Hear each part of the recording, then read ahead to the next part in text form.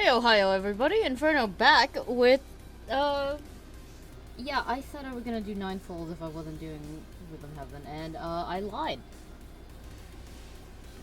Unintentionally, I didn't actually realize that Mermaid Math was coming out this week. So, that's an oops on my part, but we're gonna play Mermaid Mask because I have been very excited to play this game. I played the demo, I think, when it came out, and I don't remember when that was, I'm gonna be honest. But I had a lot of fun with it, I remember that much. And I'm probably going to do exactly the same exact thing and have the same exact reactions as I did in the demo. Because I have the memory of a rock. But yeah, once again, I will try to stream 9 Souls at some point. I just don't know. More because having a full-time job makes it a little bit harder for me to, like, actually consciously think about, like, streaming. That is to say, despite the fact that I have streamed way more than I have already when I had my part-time job, which is a little strange. But yeah, I'm just gonna do my best to, like, actually try and stream more. I don't think I'm gonna ever have, like, a consistent schedule anymore beyond I like to stream at 3 p.m. Eastern Standard Time because it's a nice time for me when I have a day off, usually. Anyway, I haven't booted up this game yet, so let's do that. Me kill the music. Alright. Where is it? Now, despite how simple the character art style is, I was surprised I was even able to make something in time. I long stopped doing the whole, I draw the thumbnail 1 hour before streaming thing, because it's a really dumb thing. Where'd the game go? There it is. Anyway.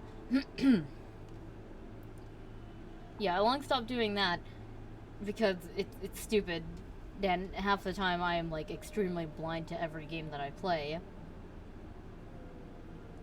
But I was able to do this one at least, even though I didn't really have a theming in general. So, am I able to use the controller? I am able to use the controller. Oh, thank God. My mouse is set up in a weird way, so I don't really want to do that. Now it's time to do some sound checking, because I don't know how loud the game is compared to me, or if I'm just very quiet right now. Let's see.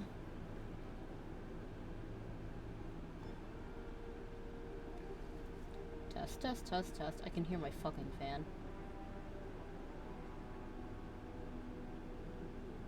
Okay, I think this audio is fine. I think it could probably be a little bit louder though. This better not be one of the. Oh my God, it is one of those games. Okay, how do I fix this? Do we do window capture instead?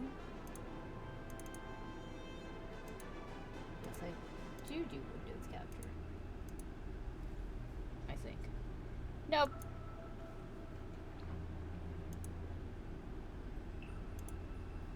No, we're just gonna use the display capture. You know, just see, like, all the bullshit on my screen constantly. Anyway, that should all be good. Without further delay, let's jump into it. New file. The beginning.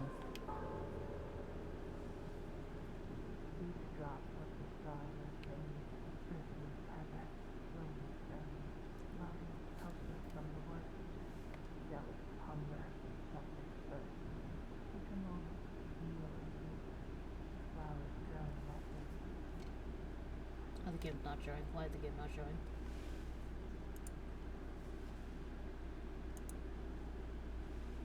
Whoops.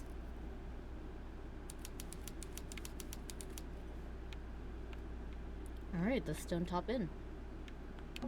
It's what remains of the Stone Top Inn. A looks like it's been closed for some time. Although I don't have any point of reference. Maybe it looked like this when it was still open. A grab. You know, just in case anyone missed the overt nautical theme. It's the case file. The reason we're here. It was left for us right here on the bar. Alright. Look at it. Whee! I love that you could do this. Anyway, for Detective Grimoire. Sorry. A rugged leather-bound folder. It was left on the bar on the Stone Top Inn. A single handwritten letter and 2 photographs.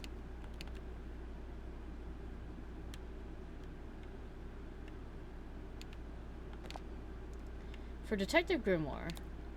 Murder victim, Captain Magnus Mortuga, age 39. Location, Illusion Theater, Mortuga Submarine.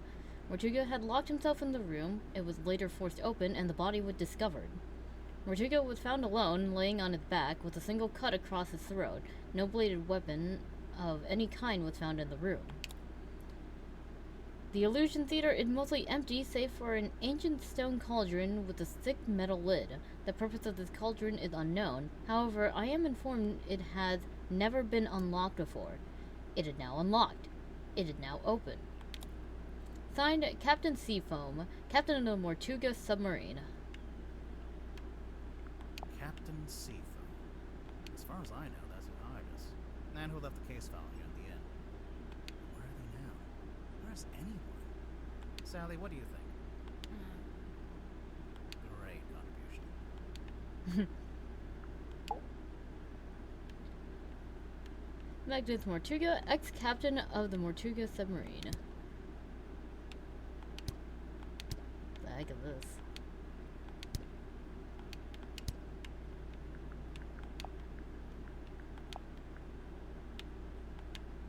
Okay. There's nothing written on the barrels.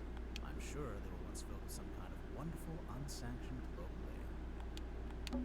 It's what remains of the Stone Top Slug, although I don't have any. Labs. They've stopped giving out light and taken up dust collecting.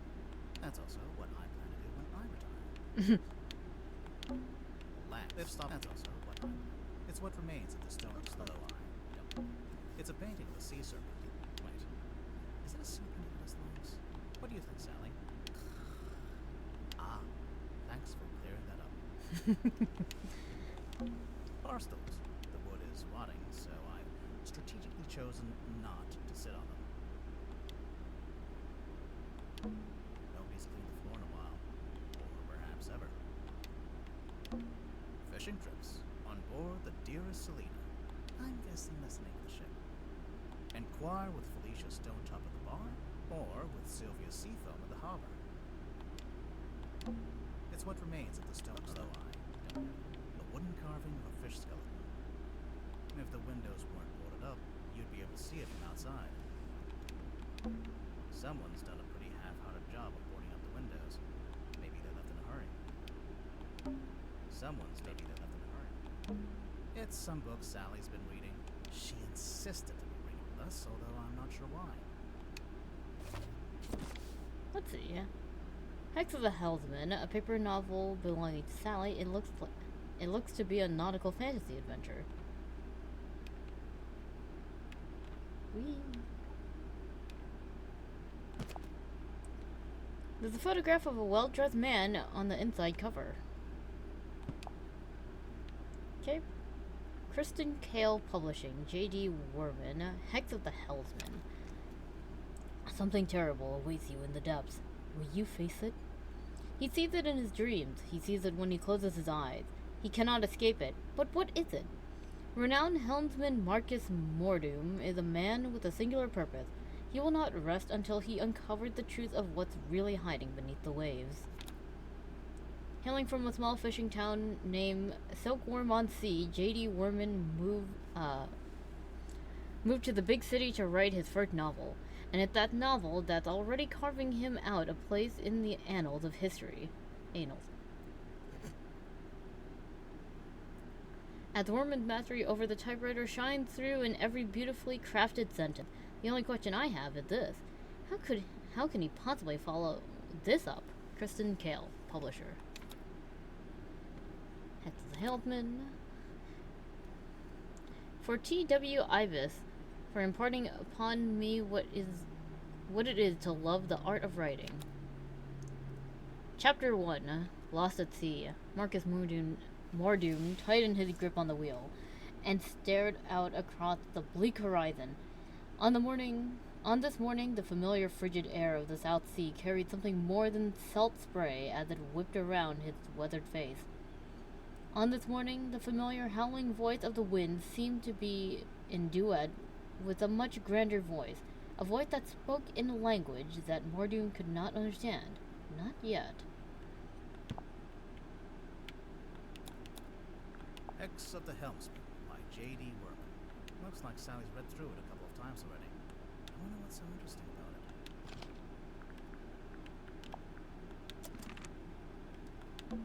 It's what remains of the stone glow eye. Okay, let's fuck her. Fuck. It's Sally. She's fast asleep. To be fair, it is 4 in the morning. I agreed to stay awake and see if anyone shows up.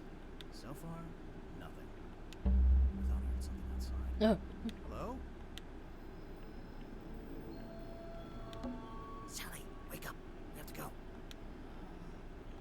Why? Because there's an eerie green light trying to lure us outside. Yeah, that's a pretty good reason. I'll get up. I think it's time to go outside. To move around, use the map button in the bottom left. To move around, use the map. I think it's time to move Okay, around. understood. Use the map.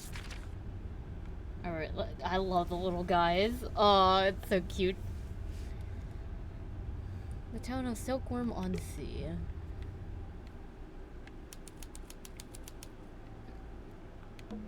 It's the stone top emblem, I guess. Looks like a snowman. It's not.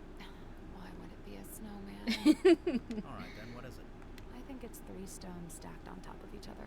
Oh, that actually does make more sense.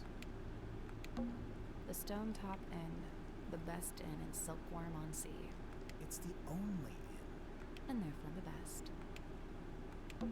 The Stone Top Inn, and therefore the best. The Stone Top, and therefore the best. It's a billboard for a theater. Baroness Fortuna presents Fortuna Hall. Performing tonight, Waylon Wolf. Oh, tonight? Yeah, we didn't come all this way to go to the theater. Also, the sign is several years old. A large stone statue on top of the fountain. It looks like a fisherman wrestling with some kind of dragon. It says right here, the Silkworm Serpent. It can't be a serpent. It has legs. Right?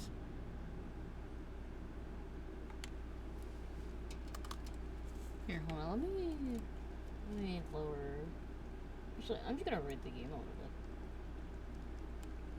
I'm gonna read the game a little bit just so that I can not deal with the fact that the audio is capturing my fucking AC on.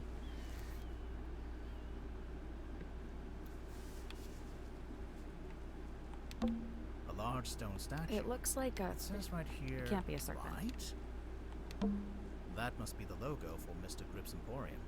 I think it's a hot air balloon. I've always wanted to go in a hot air balloon. Well then, you're in the right place. At the wrong time. Another abandoned building. Mr. Grip's Emporium. What do you think they sell? Currently, nothing. There's an old lighthouse up on the rock. Can we go up to the top? Do you have permission from the lighthouse keeper? No. Then no. I think it's almost dawn. There's an old lighthouse. Can we Do go you? no? Then no. Silkworm on Sea. It's a ghost town. A ghost town? I just meant since, you know, it's abandoned. But yeah, there might be ghosts. Another What do you abandoned think currently? Nothing. It's a signpost. Lists a bunch of places in the town. Drummond Shipyard. Seafoam Harbor. Grip's Emporium, Stone Top Inn, the Silkworm Spectator. Fortuna Hall Theater. Silkworm on Sea Town Hall. None of those places are open, so we don't have to worry about them. Good, because I've forgotten them all already. It's a small harbor with a couple of wooden jetties. This is a fishing town, right? Used to be. Poke. Are you awake? I thought I was, but maybe not. Maybe this is my dream. It's not a dream. That's exactly what Dream Grimoire would say. I think it's almost dawn. Poke. There's something in the water. What is it? I don't know. But whatever it is the source of the green light.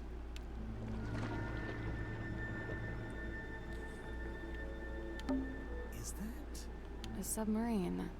I think I can see someone standing on the deck. Maybe we should go take a look. Are you awake? I It's thought not. that's exactly what Dream. Is that? A submarine. Maybe we should go take a look. Alright, let's go.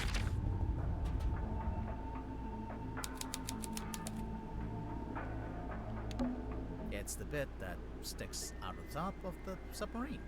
It's called the sail, or sometimes the fairwater. Wait, you know submarine words? Apparently so. Looks like it initially said seafoam, but that got crossed out and now it says Mortuga. I'm getting mutiny vibes from this. I don't know about you. It's the wrong way around. What? Take another look at the case file. Looks like it initially what? Take another look at the case file. An old rowing boat. Or Or what? it only has one oar. Oh! Oh. I can see the other end of the submarine. There's another deck back there. That one looks like it's made of wood, though. Presumably that's the aft deck, also known as the poop deck. Yeah, let's go with aft. So this is the Mortuga submarine, According to the case file, yeah. and Mortuga is... He was the captain. Now he's the murder victim. Okay, so where's the new captain? Good question. It's dawn. Looks like the sun is trying to come out. I mean, no bothered. We're not going to be around to see it. Oh no! How come? Because we're going inside the submarine. Oh yeah. The coastal rocks that curve around the bay of Silkworm on Sea. Oh wait, is it a bay or a gulf? A gulf would be deeper, more enclosed. Secret geography nerd. An old wooden boy with a face. Oh. It's chained to the deck of the Mortuga submarine. There's a faint green glow on its eyes. This is where the green light was coming from. I noticed it started to fade as soon as we stepped onto the deck. So it's a boy that doubles as a lighthouse? The opposite, really. A lighthouse warns you to stay away. But this thing lured us in.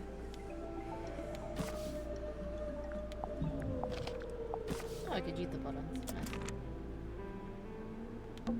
An old wooden boy with a face. There's a chain connecting the buoy to the door. So when the foredeck is underwater, the boy floats up above it? Why did he say boy and she said buoy? That explains how we saw the green light before the submarine actually surfaced. There's a chain So when that the explains how we saw it. It's the bit that It's sticks called away. apparently so. So this is the According Mortan. to you, what? Good question. There's nobody here. The door's open though. Somebody must have opened it after the submarine surfaced. Does that constitute an invitation? Tomato, tomato. There's nobody here. There's Does somebody. that constitute... Okay. Ready, Sally?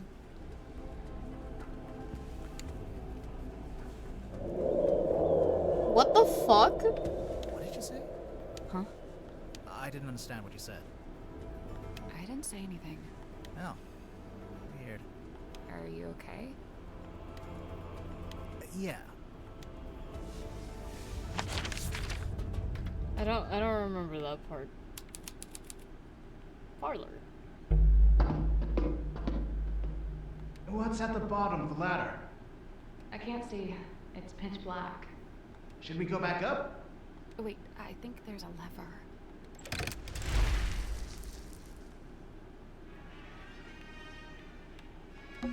The candles aren't actually lit.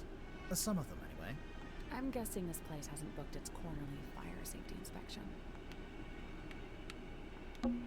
It's like an old-fashioned drawing room. I don't see any drawings. It's short for withdrawing, as in you withdraw there after dinner. I actually never knew that. Wow. What is that? Her painting. A large painting of some unknown being. It's set in an ornate wooden frame. The brass plaque displays a single word, her. Unusually, it has been set directly onto the painting. That is weird. What the hell?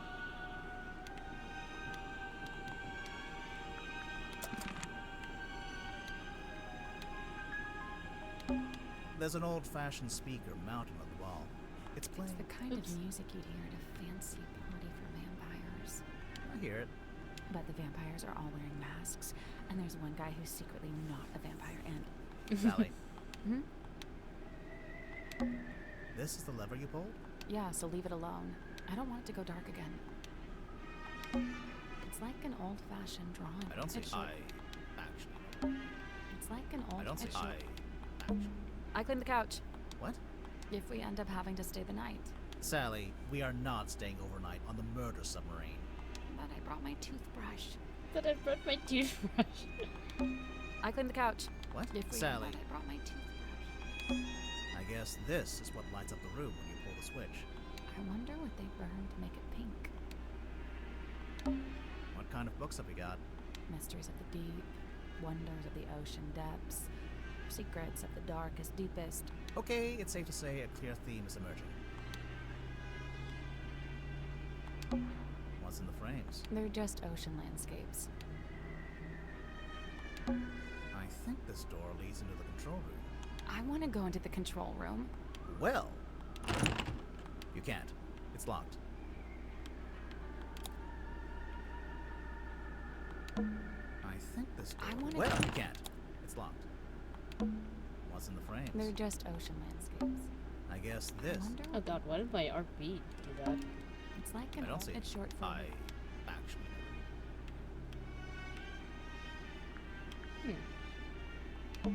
A glass of wine. ominously left half finished. Maybe the wine was corked. Ominously corked.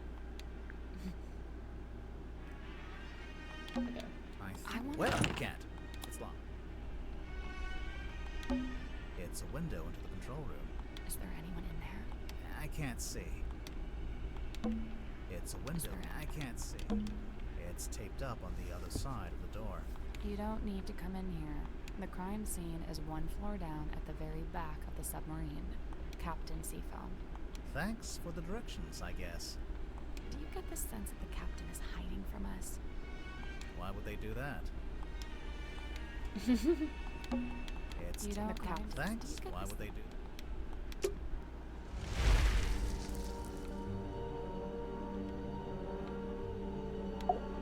This is the weirdest submarine I've ever been on. And the first? And the first. Well, let's head to the crime scene first. Let's go to the Let's head to the crime scene. Let's head to the crime scene. Let's go to the crime scene before we do anything else. No! No, you could go back up here, though.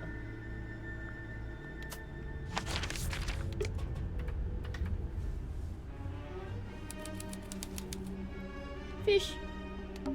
Pufferfish lamp. A timeless classic. This looks like dead coral. Is coral ever alive? Coral are marine animals, dude. What? A wooden chandelier. There's a metal sculpture of a serpent curving around the room. Better not touch it. It's probably a load-bearing serpent. Wait, are these windows or lights? Both. It's a good idea, since you'd never get any natural light down here. 3 tables, arranged into a Z shape. It's actually more like an S from this angle. Oh, maybe they were trying to write my name, but they ran out of tables. Pots and pans for cooking. Hey, it's a kitchen. We didn't have one of those last time. What? Nothing. I guess this is the mess hall. It is kind of a mess, yeah. A picture of a fish. Delightful. I guess this is the mess. It is kind of a mess, yeah. I guess this is It is kind of a mess, yeah. Playing cards. Looks like someone got dealt a bad hand. Oh, really? I have no idea. I just thought that would sound cool. 3 tables. Only It's a me. A little pot with a red crayon and a blue crayon. You're not going to pick it up? No? $10 says this turns out to be an important clue. Oh, You're on. 3 tables. Only It's a me. I guess this is the It is kind of a mess, yeah. The ladder leading back up to the parlor. It's a big metal statue of a serpent. There is a cabinet built into it, but I think it's locked. oh, puzzle.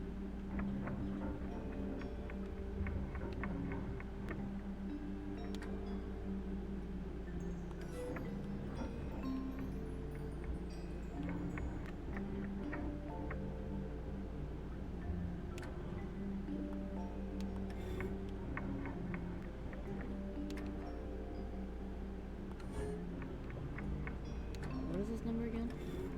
9.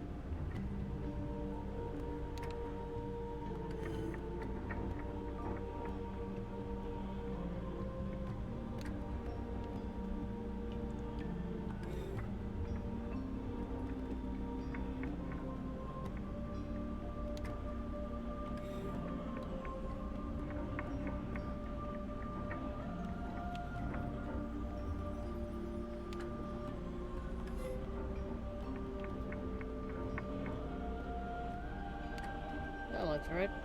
There we go. Nice! The little cabinet opened. Anything in there? Sun tablets, a brown glass bottle containing 3 variants of tablets.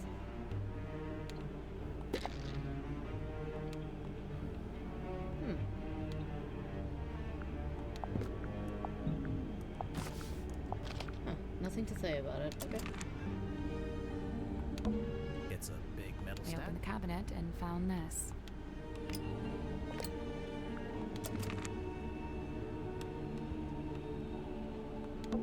I guess this is the It is kind of a mess, yeah. Oh wow. Let's head to the crime scene first. Let's head to the crime scene first. Let's go to the crime. Let's head to the crime. Let's head to the crime. Come on. Let's head to the crime scene first.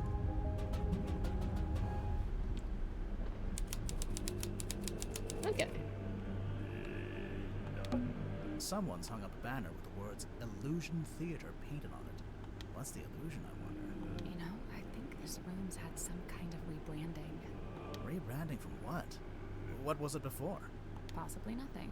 A small room like this wouldn't normally have a name at all.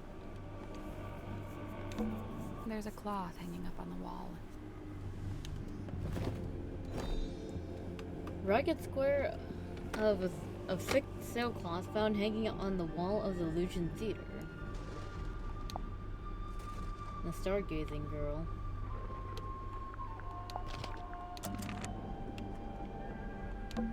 So this is the Illusion Theater. It's very small for a theater. It's basically just the end of a corridor, separated from the rest of the corridor by a door. It's a heavy bulk, There's actually a wheel on both sides of the door.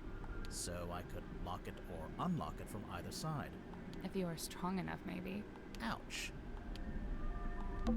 It's a heavy bulkhead door. Seems like you lock it by turning that big wheel. There's actually a wheel. So, If you ouch. It's a heavy bulkhead, There's so active use. ouch. It's a little window. It looks out into the endless, dark void of the ocean. Why did you phrase it like that? I don't know. There's a wooden panel on the wall here. Can you see anything through that little hole? No, it's too dark. So this is the Illusion Theater. It's basically just someone's taped a drawing to the wall, although it's upside down for some reason. I think it's supposed to be a poster. A hand-drawn poster taped to the pipe on the wall in the Illusion Theater. For some reason, it's displayed upside down. Title here, Illusion Theater.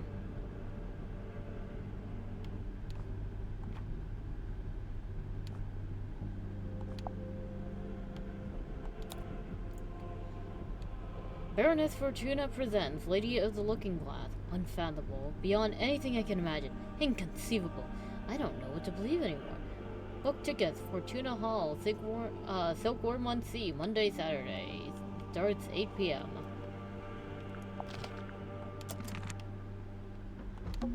The stool's been knocked over. Doesn't it look familiar to you? Sally, it's a standard wooden stool. I don't... It looks exactly like the bar stools in the Stone Top Inn. The stool's been knocked over. It looks exactly like the bar stools in the Stone Top. A trail of blood. Looks like it came from the wound in Mortuga's neck. It runs straight down the room towards the back of the submarine.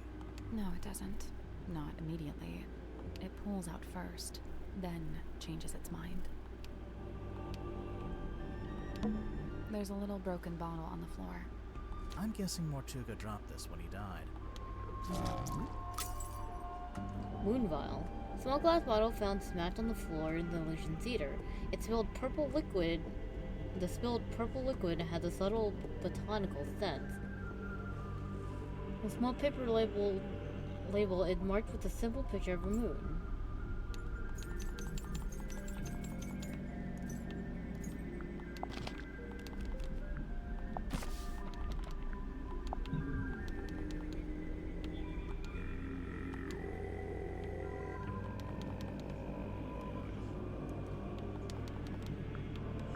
They all have different sound effects. That's kind of cute. Very subtle.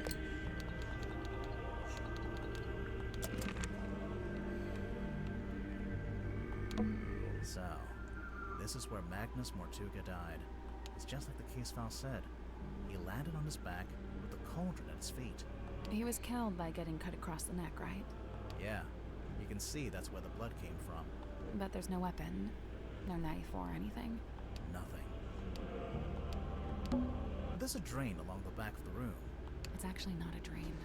Not right now. It's closed up. But the blood.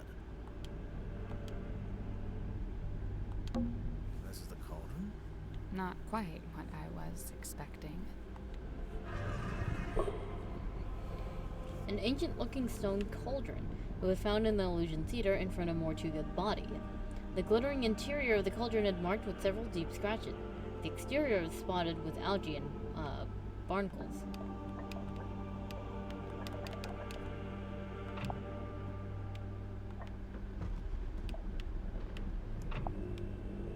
The case file said it had never been unlocked before.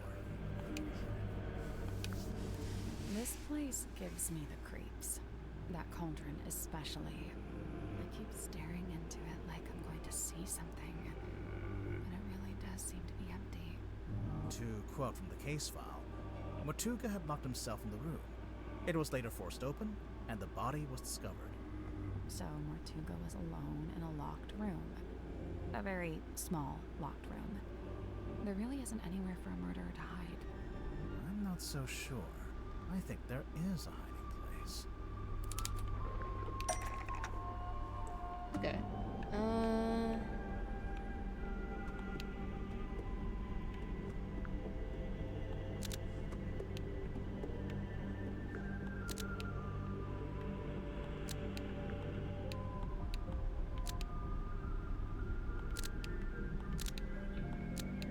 Let's see.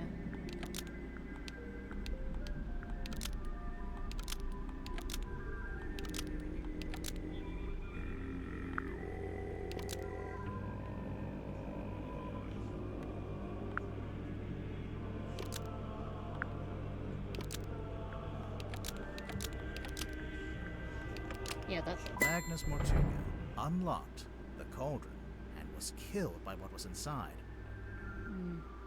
I really don't think a person would fit in that cauldron. And didn't they say it had never been unlocked before?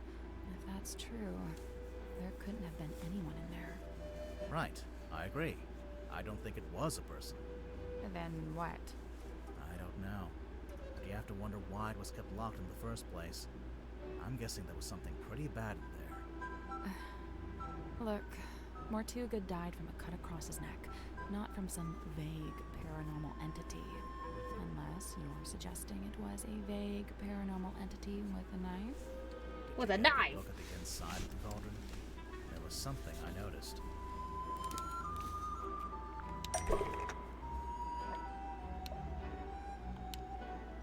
Scratch marks.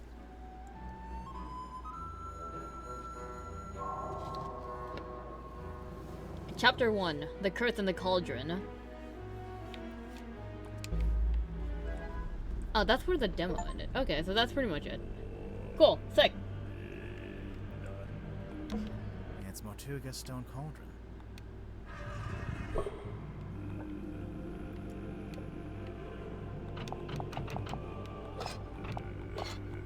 Sorry.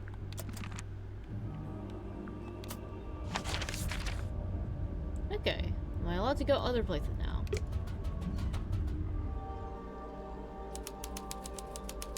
What the fuck? Child's room. Fish hanging from the ceiling. It's like we're underwater. We are underwater. Oh, yeah. Anyone important in those photos? I don't think so. Good. Good. Anyone important in those? No. Good. It's a model submarine. I think it's a doll's house. It's a model I think it's a doll's house. The lamp fell over. Wow, you really are a detective. An old-fashioned child's room with an ocean theme. Currently being used as a magician's workshop. Hey look, Sally. It's a giant dice. Die. Die. What did I do? Magician boxes. A page ripped out of a newspaper. Single page from a newspaper found in the child's room. Lady of the Looking Glass enchants audience. Theater review by James Dusk. The young illusionist, who goes by Symmetry Silk Moth, because why not, begins the show with her signature act, in which she somehow holds parlance with her own reflection in a large antique mirror. The two symmetries, who seem to be moving independently of one another, speak upon their morbid anxieties and intrusive thoughts, which, it transpired, form the themes of the show at large. Even though I have my theories about how the trick is achieved, to a less cynical eye, it would present a thoroughly convincing spectacle. The mysterious Miss Silkmoth rounds off her performance with a surprisingly comedic set piece in which she attempts to communicate with her departed Uncle Gregory, who appears as an apparition within a crystal ball. However, it doesn't go to plan, and the audience laughs at Symmetry it put on hold in her disastrous attempt to telephone the afterlife. Overall, the show was a triumph, a brush with mysticism that stays with you long after the final blow. Gorda grips nautical and astronomical precision measurement and navigational instruments. Drummond shipyards, rigging, reefing, restoring repairs. The Stone Top Inn. Ales, wine, food. Daily fishing trips. Speak to Harbor Master Sylvia Seafoam. The Silkworm Spectre editor, Mr. T.W. Ibis. Catch of the day. Mysterious sea serpent hauled ashore. 3 a.m., the witching hour, and the moon is out. Dear Selena creaks into port. Its once cheerful frame now seems burdened, heavy. It has a secret. A moment passes. What's this? Something is hauled up onto the slime-sleek rocks beneath the old silkworm harbor. A body. A creature. Its eyes are closed. No, wait. Look again. It has no eyes. A serpent of sorts. But it has arms. So a dragon? No, that doesn't seem right. Serpent in his den. Full story on pages 4 and 5.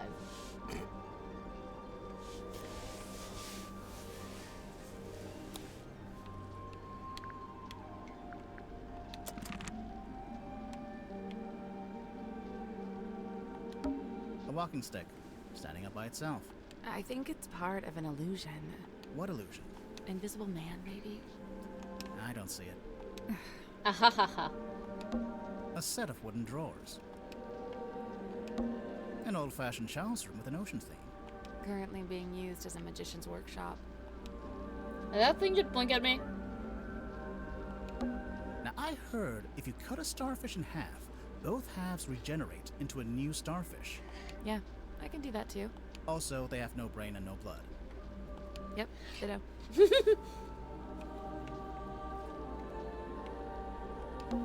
An old-fashioned child's room with an ocean theme. Currently being used as...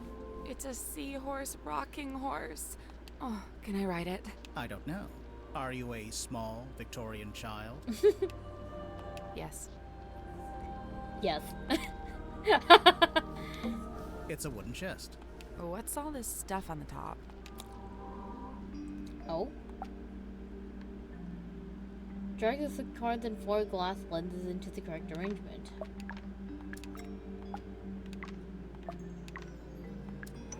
Jennifer and Margaret gaze jealously at Patricia, who dolled neither too large nor too small.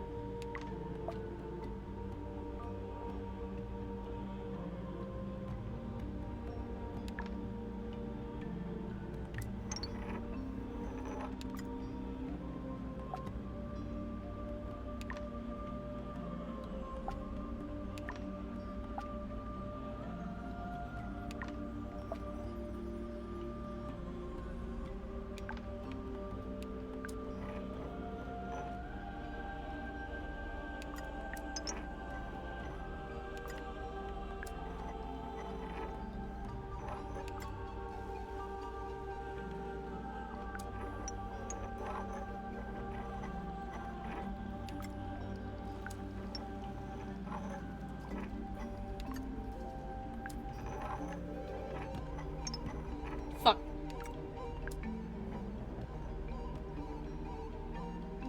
Did that work? Oh, that was it. Oh, sick. I think it's kind of funny making them go, ugh. Nice work. It opened. What's in there? Oh, a glass eyeball. A strange glass eye found in the child's room. It smelled musty and unpleasant. There's a key in here. Or something. There's definitely a key. We already solved it. It's a magic vanishing cabinet. I think it's just a wardrobe. Let's take a look inside. Oh, it's empty. Vanished. Vanished. It's a magic vanishing I cabinet. think it's empty. Vanished. An old-fashioned child's room with an ocean theme. Currently being used as... Juggling balls. Grimoire, you look like the kind of guy who can juggle. Why did that feel like an insult? I don't hear you denying it. Plastic cups. For magic tricks? Presumably. Is this your card? No. Ah. Is this your card? No. Ah. An eerie painting of a girl standing in the woods. It is just a painting, right? Sure. Maybe. No. Maybe. It's blinking! An eerie painting. It is. Sure. Maybe. No. Maybe. Now I heard if you Yeah. also Yep. they- Ditto.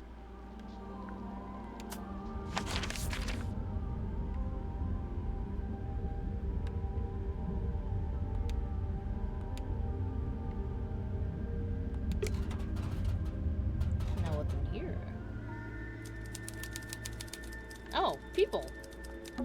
It's a punching bag. looks like it's been recently punched. What? One good thing about living in a submarine. Every window has an ocean view. It's a cheap light bulb. No shade. I guess the submarine doesn't have a laundry room. Notes stuck to the wall. Title ideas. Curse of the Captain. Scourge of the Sailor. Bane of the Bosun.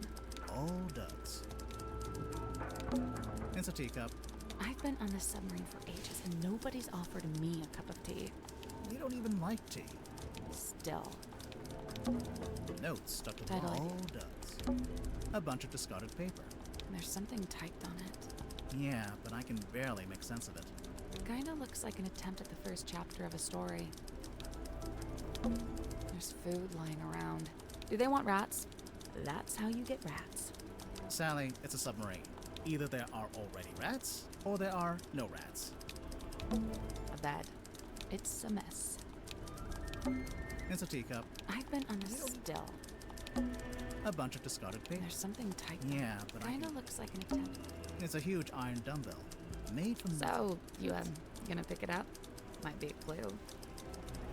I doubt it. Big, blunt object like that. Could be a weapon. I'd say it looks pretty suspicious. Worth investigating. I disagree. It's a suitcase. Clothes are neatly folded inside. It smells like men's aftershave.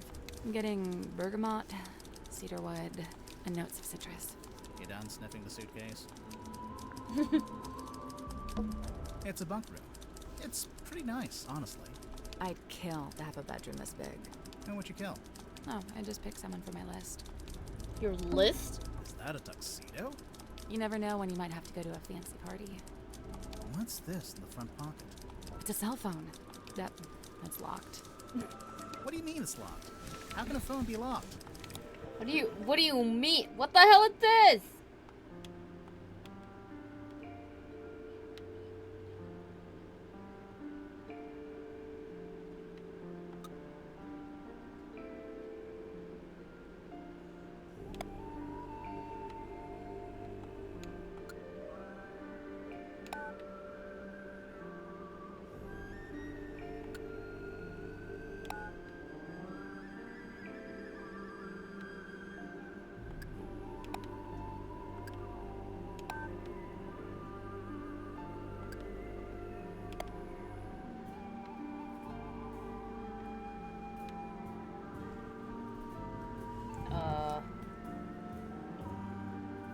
Oh.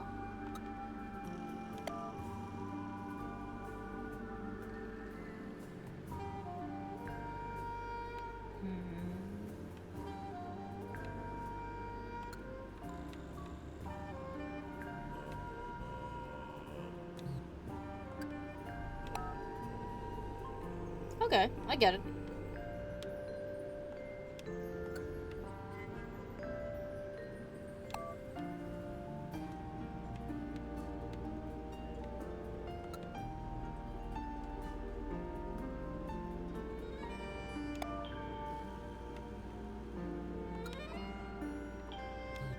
Come on.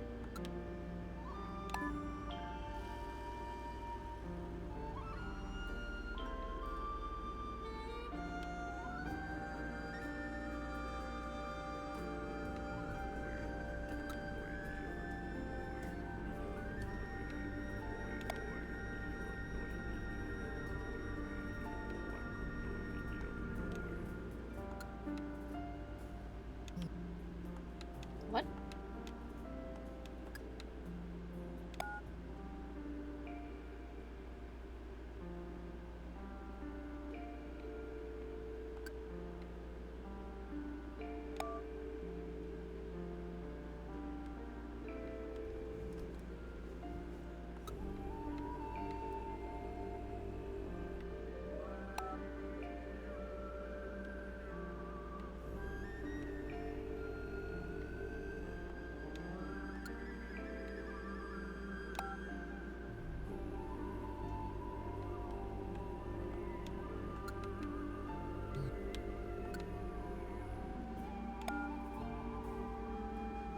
That looks right. Hey, I did it. I'm impressed. It's unlocked. So now we can look at it? Cell phone. A cell phone with a lid that flips open. It was found in the pocket of a tuxedo in the bunk room. Turns out, it turns on, but there's no signal, and the battery could do with charging.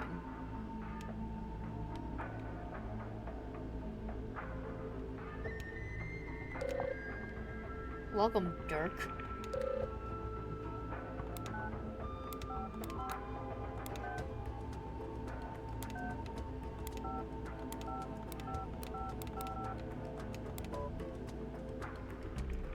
To Van Der Peer, he's still struggling.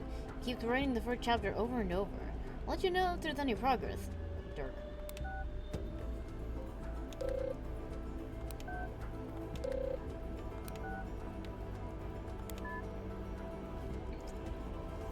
Let's see, from Big Reel Studio. The offer's still on the table. 500,000 with no multi-picture deal. Sci-fi lasers explosions. It's gonna be big. Call me, Steve. From Jimmy B. Hi Dirk, my name is Jimmy. I am a big fan. I have lots of ideas for movies you could do and you could use them for free, but please put me in the credits, okay? Thanks, okay, please write back. From Julie. Hey Dansome. Where'd you run off to? They said you went on a work trip? What the fuck? Thanks for inviting me. From Marsha Mims. Steve admitted he emailed you again. This is a reminder that you are not free to take his offer. All in good time.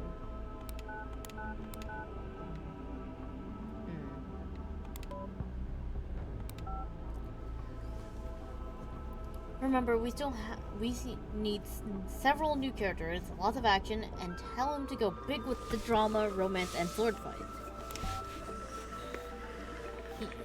He is writing something, but I don't think it's going very well. He seems very easily distracted.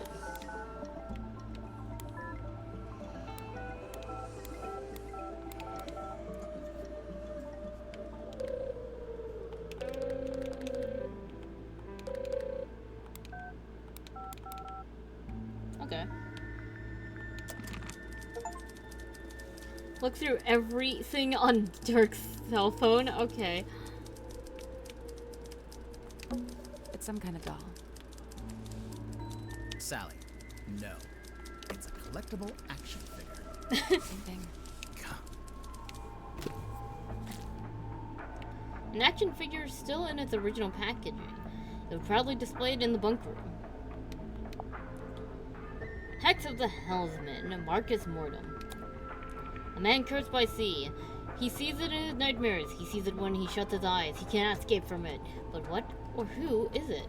Renowned helmsman Marcus Mortem is a man of a singular mission. He won't rest until he discovers the truth of what really hidden beneath the stormy sea. Series 1.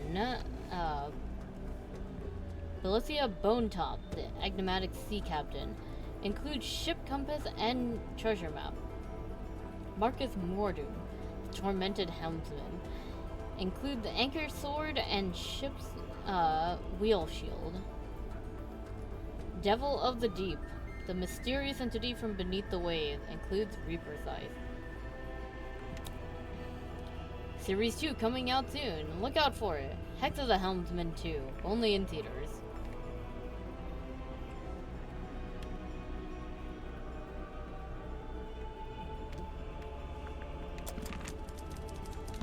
It's a bunk room. It's pretty nice, honestly. I'd kill to have a bedroom this big. And what'd you kill? Oh, I just picked someone for my list. There's a sink here with its own little mirror. Looks like someone's been using it to shave. There's a sink here with its own little mirror. Looks like someone's been using it to shave. There's a sink here with its own. Looks like someone's been using it. There's a sink here with its Looks own. like someone's been using it. There's a sink here with its own. Looks like someone's been using it. A bed. It's neat as a pin. A bed. It's neat as a pin. Okay. Mark? Sir, if you have a minute, I'm Detective Grimoire, and this is Sal. Two detectives, one short, one tall. Tried and true. Hey, I'm really not that much shorter than Grit. But which of you is the funny one? I'd say it goes back and forth. You still haven't told us who you are. The name's Werman. J.D. Werman. He's an author. Author, journalist, let's see, what else? Famous, successful, some kind of genius, even. Oh, sure, that's why I got myself trapped in the murder submarine. I know who you are, Mr. Worman. I've read your book. Oh joy, your fans. Of all the places. I never said I liked the book. Maybe I hated it. There's no way you hate it. The arcs are too tight. Each chapter leads to the next, beginning, middle, end, and bang, not a line wasted. Damn, he's right. That's funny. So, Mr. Werman, you're a famous author. That's what they tell me. How did you end up on a submarine? I came of my own volition. Why? I wanted somewhere quiet to work on my next novel. Minimal distractions. Not saying it's worked, but You're writing a sequel? trying to. Hang on. A sequel to what? Grimoire, are you not paying attention?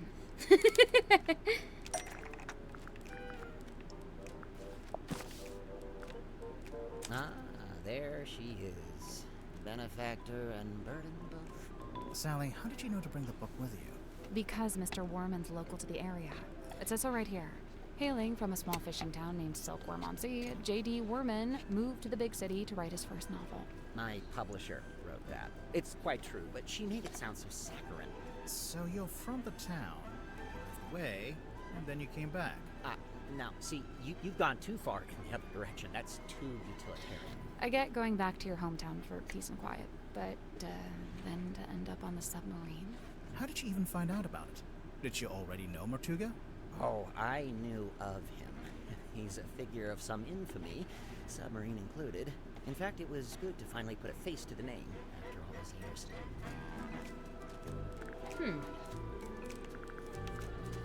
So, how'd you like living on the Mortuga submarine? I will say, as a writer, it's a boon to be aboard this thing. And the whole place is dripping. And the narrative story's practically leaking out of the walls. It's also a lot noisier than I thought it'd be. I couldn't have guessed Mortuga would basically be running a bed and breakfast down here. It was already busy when you arrived? Before the arrival of Mariana Moon, Dirk and I were the last two to join the game. It's kind of surprising there was still a bunk room free at that point. Well, I wouldn't look a gift horse in the mouth. What's it like sharing a room with Dirk? Oh, we get on like a house on fire, 2 peas in a pod, that's us. And what about everyone else? It's a fascinating little microcosm, utterly discordant and yet somehow harmonious. At least that's how it felt before the captain was murdered. Night rolls around and I can't sleep, as usual. I say night. I'm referring to the indistinctive block of time we on the submarine have agreed to collectively refer to as night. Anyway, I'm wide awake, Whoa! so I started to get some writing done. I don't want to deprive Dirk of his beauty sleep, so I took my typewriter out into the mess hall. Was anyone else in there? Godric came up a few minutes later, brought some kind of busy work with him. So there we were, whiling away until I look up and see this woman, Mariana Moon, apparently. Good name. Probably fake, but good. Probably fake. She got straight to work trying to extract my entire life story, but then Mortuga shows up and we all get quiet. The guy looked miserable, and he passed straight through the room like a ghost. But before he leaves, he asks us to show Mariana around the submarine. I really didn't have the energy, so I made an excuse and left. I slept for barely an hour before a big jerk wakes me up. I'm not talking about Dirk. I mean, the submarine, it moved, tilted. Oh. Anyway, I tried to get back to sleep, but no. Now there's a scream. Dirk and I follow the sound all the way down the corridor. Symmetry's frozen in place in the doorway at the end. And behind her, Mortuga, dead, laying in front of some ancient stone cauldron. The lid of the thing flung open, like something had just burst out of it. The whole scene was otherworldly, like a painting. Then Madame Tadpole arrived, with just about everyone else trailing behind her. Tadpole. Tadpole brought everyone with her. So, she already knew about the murder. From what I gather, she discovered the body and then left to go get everybody else. And you know, I really didn't want to get in her way, so I returned to my room to await further instruction. Did you go back to sleep? No, I couldn't. I went back to work. Figured I'd be better off keeping busy, you know.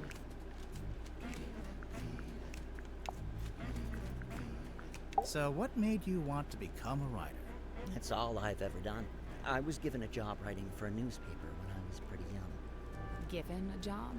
Yeah, friends in high places, you know. Like who? My father was the mayor. Ah, Mhm. that'll do it. Did you enjoy writing for the newspaper? Sometimes. Other times it was painfully dull. I've got a tendency to lean towards hyperbole, and the everyday goings-on in Silkworm weren't always enough to satiate me. For every rumor of a cursed man disappearing into the ocean, you'd have 10 elderly couple file complaint over garbage collection. I should realize he has 5 fingers. Rumor of a cursed man? Wait, you wrote an article about Mortuga? Oh no, I quit before that. I left town and went off to the city to be an author. And the result? Hex of the Helmsman. 50 national bestseller lists. As we speak, it's being translated into 5, 6, 7, 8 more languages. Must be nice. Your first book, and it's a big hit. I'm not complaining. Yeah, I can see why you'd be writing a sequel. I really don't have a choice, do I? This is how things go. If you get a success, you have to keep it going. Cuts quite a figure, doesn't he? Like something from myth. He was real, of course. Flesh and blood. I imagine you must have been curious to meet him. As anyone would be. Did you get to know him at all? It's funny. Going in, I heard he was, you know, the strong and silent type. But I didn't find that to be the case. So he was friendly with you? In his own way. The day I first arrived, he invited me into his cabin, just to talk, apparently. What did you talk about? He asked me about my home life, my family, my father. Not to be Father. rude, but why would Mortuga care about any of that? To this day, I'm not quite sure. I think maybe he was after some kind of information about the outside world, and thought I might be a good source.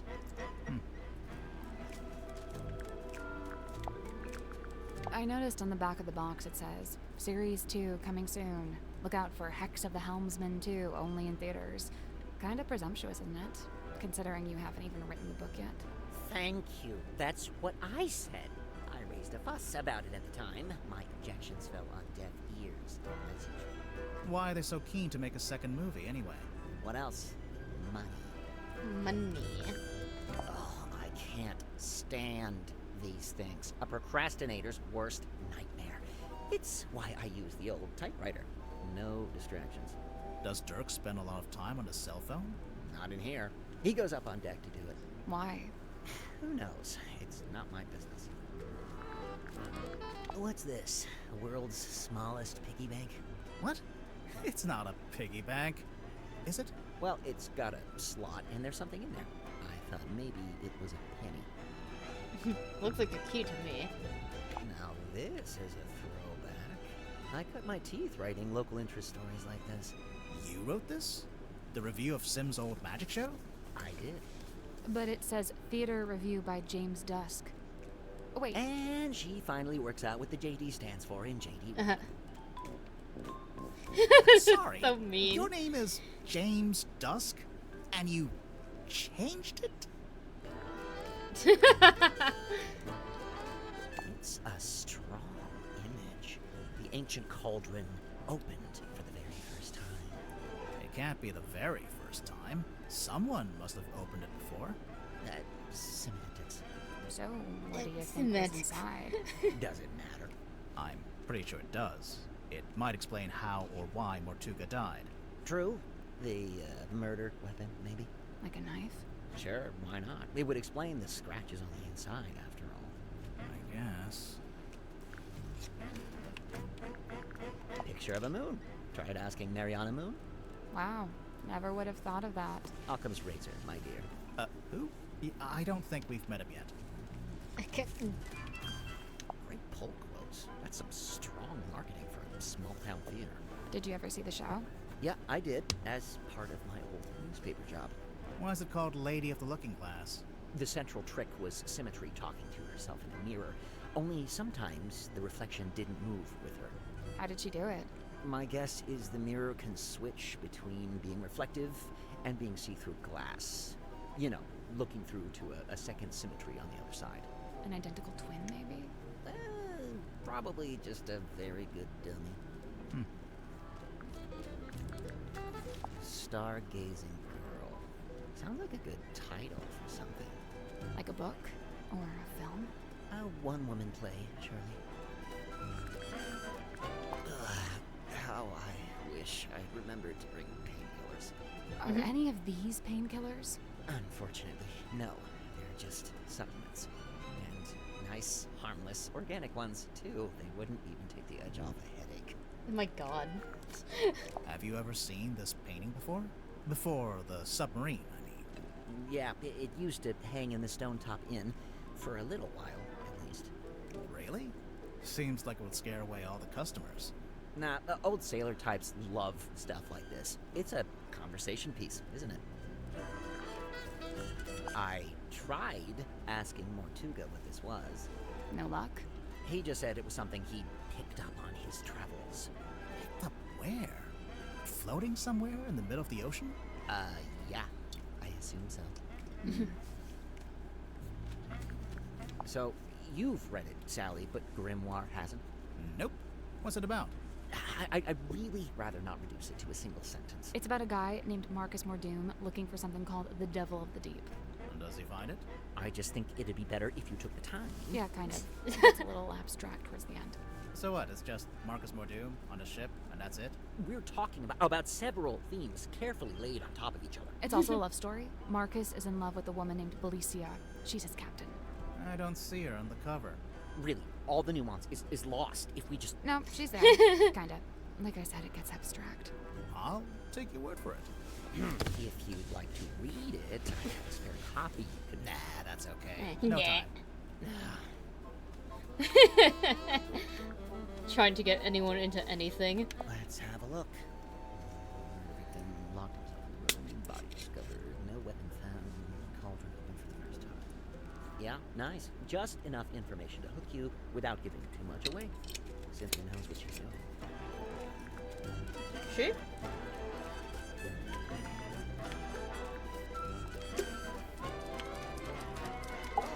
Oh! Hey, what's up? How's it going? Oh. It's going good, I think. Awesome. Yeah. I'm Dirk, by the way. Who are you guys? Oh, he's cute. Grimoire, and this is Sally. Oh, cool. So you're the detectives? Yeah, we're here to investigate the murder of Magnus Mortuga. Oh, yeah. It's a major bummer, honestly. He was a pretty stand-up guy. I mean, sure, kind of an oddball, but like in a good way, I mean, he was different. Dirk, you didn't tell us your surname. Oh, right. Sorry. Dirk Dansom, actor. So, yeah, anyway, Oh. hi. And, what can I do for you folks? He's adorable. He's adorable. No, you'd forget to feed him. I would, yeah. I will.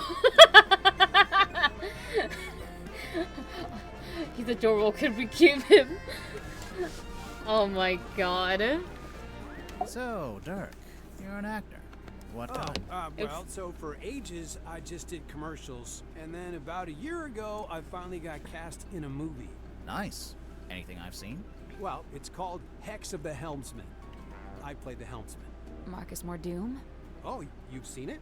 No, but I read the book. Oh man, the book is gnarly. I mean, Gnarly. I'm not usually one for reading, but I actually finished it. Yeah, the whole thing.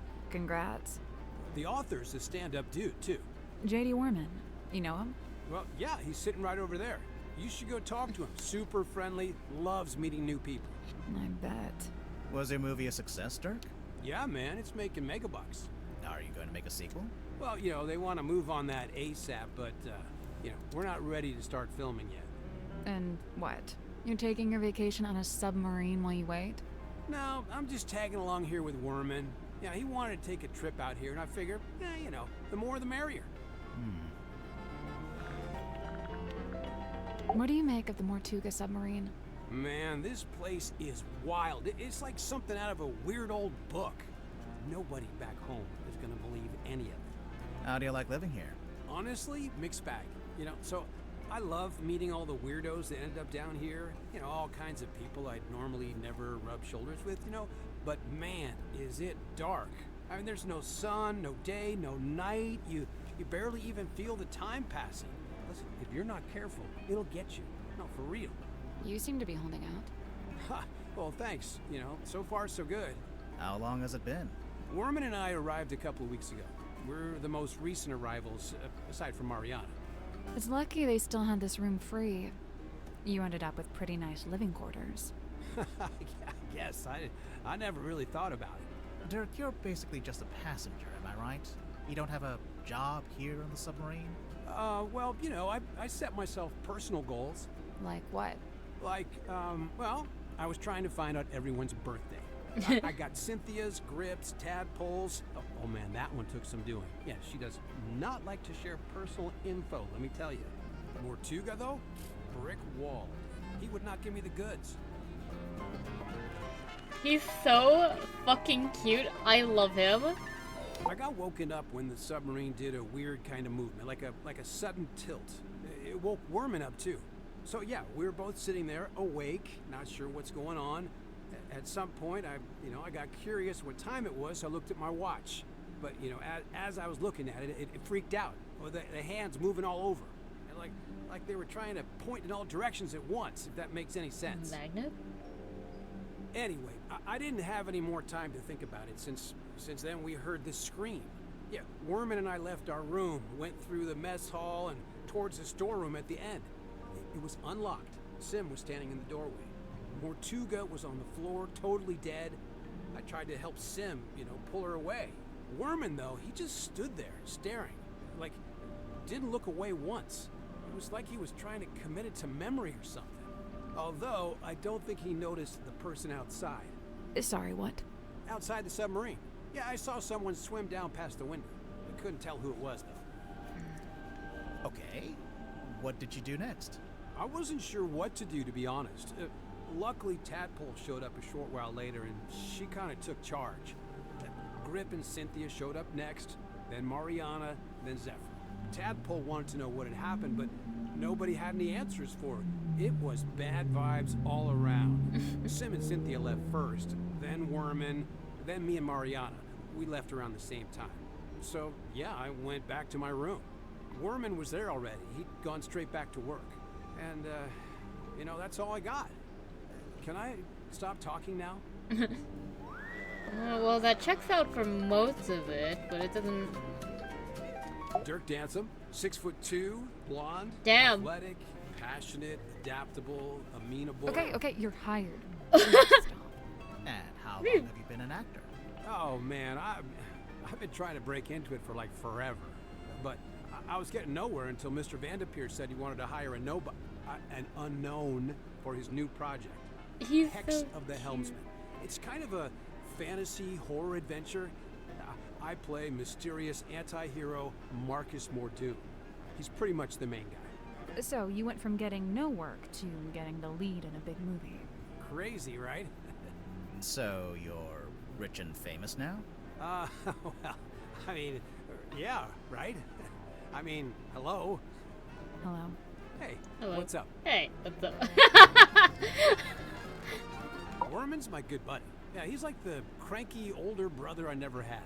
How did you become friends? Oh, it was mandated by the film studio. What? Well, I played the lead in the movie version of Worman's book, so the studio figured we needed to be friends. And now he's writing his next book, a sequel. Yeah, dude, Hex of the Helmsman 2, The Revenge Unleashed, or whatever. I don't think he actually has a title for it yet, or a story outline, or actually anything. I kind of feel bad for him, honestly. It's a lot of pressure, you know? Dirk, your work and Worman's work, they're kind of intertwined, aren't they? How do you mean?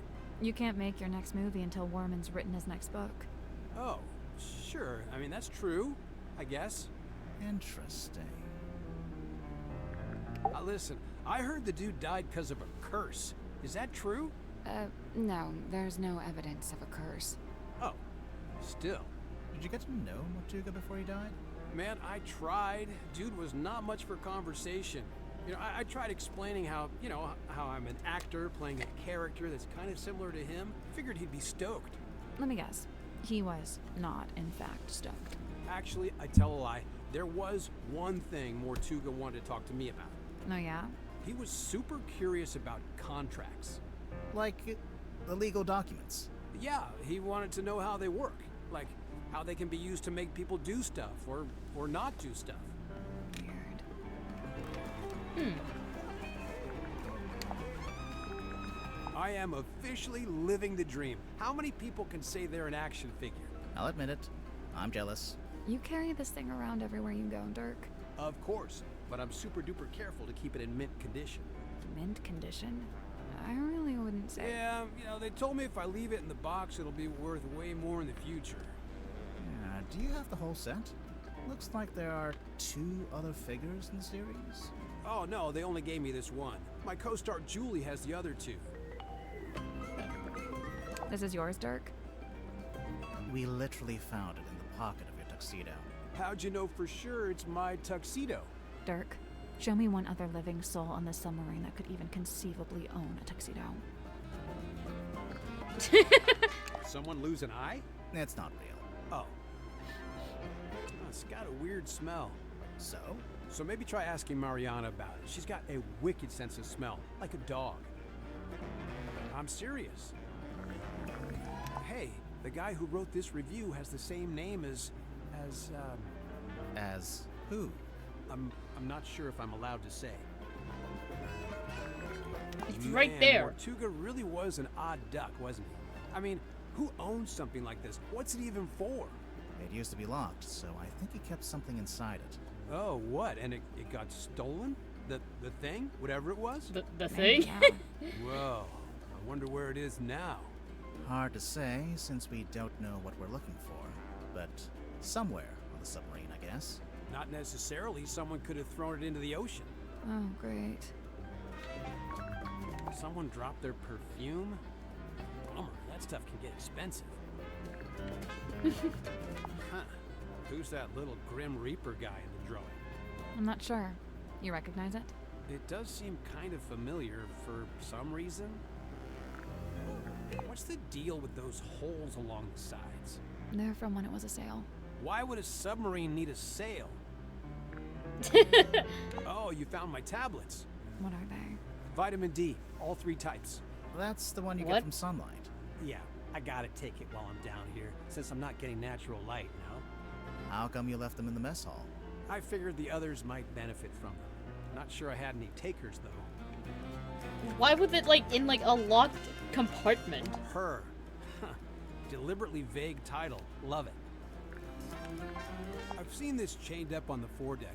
It's kind of intimidating, huh? It's a boy. For real? Huh. It has long hair, so I always figured it was a girl. Oh my god. Whoa, this is a first edition. Yeah, whose is this? It's mine. You gonna get Wormo to sign it? No, I hadn't planned on it. He'd do it if you asked. I bet he'd even do a little doodle on the inside cover. Okay, maybe I do want that. I Okay, assume maybe I do you- want that. Of course, dude. First thing I did when I landed the part in the movie. What did you think? Loved it. I never thought about the sea so much in my whole life. It's almost like the ocean in the book. It represents something bigger, you know? So, Cynthia hired you to solve the murder, huh? Pretty much. How much do you charge? Is it like a day rate or what?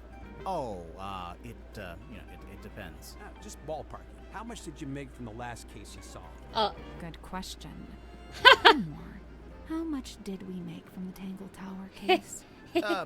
Well, extenuating circumstances, being what they were. You never secured the payment, huh? How much did we make from the Tangled Tower?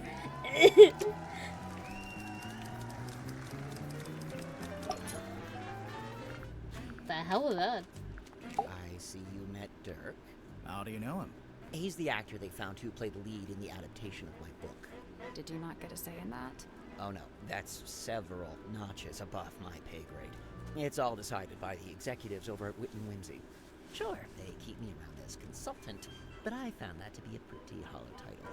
Do you think he's a good actor at least? Dirk? He was a good fit for the kind of film they ended up making. How's that? So, how come you two traveled to the submarine together? I traveled to the submarine. Dirk's just taken to following me around for some reason. Maybe he just wants to be your friend. He's got plenty of friends back home. Alright, that was cool. It's locked. It's locked. Locked. Locked. It's locked. Locked. It's locked. Dang. Okay. Let's check here. And then we'll check the bottom area. What the fuck? That guy is staring at us. He sure is. I think we'd better talk to him before we touch any of his stuff. Dream chamber. That guy is staring at He us. sure Not gonna lie though, I did misread this. I only saw the D and then chamber, and I thought it's a Danny chamber that I got confused. That guy is staring at He us. sure fine. Understood.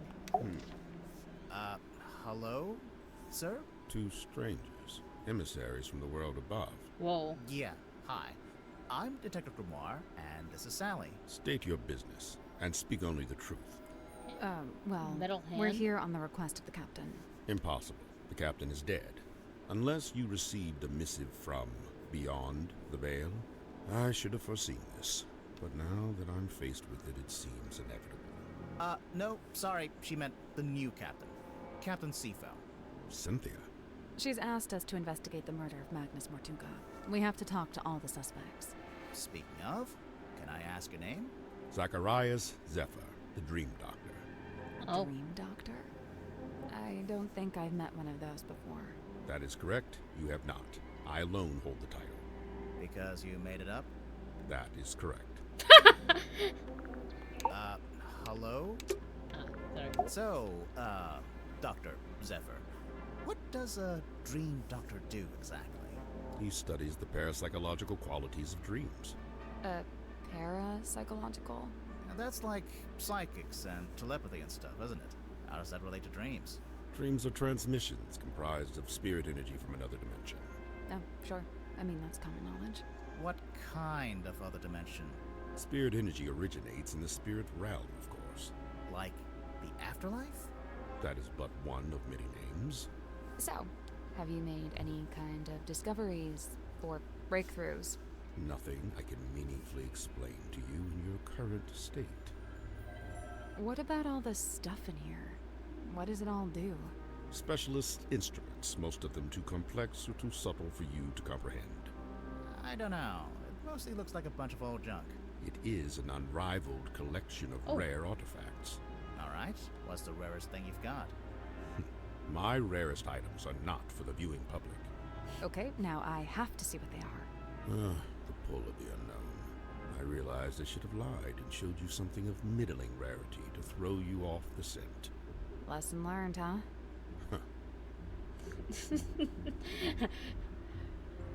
You're not strong enough for my strongest potions. How come there's a room like this in the submarine anyway? When I arrived, it was but a simple infirmary. After I set up my equipment, we renamed it the Dream Chamber. And how long have you been here? I was the first person to be invited on board. I joined Magnus here shortly before the submarine's maiden voyage. So, presumably, you know why Mortuga became a submarine captain? Why? Yeah, like, where was he going? What was he doing? He simply told me he'd acquired a submarine and would be living in it for an undisclosed amount of time. That's all he told you? Yet surely there was more to it. I don't doubt it. He was a man of secrets, every bit as much as I. So when you started off, it was just the two of you. But now it's, what, 8 people? We were 9 souls, now 8. I'm not counting either of you. Yeah, I'm not counting. Why did either of you. Mortuga want so many people on the submarine? Only a few of them were invited on board by Magnus like I was.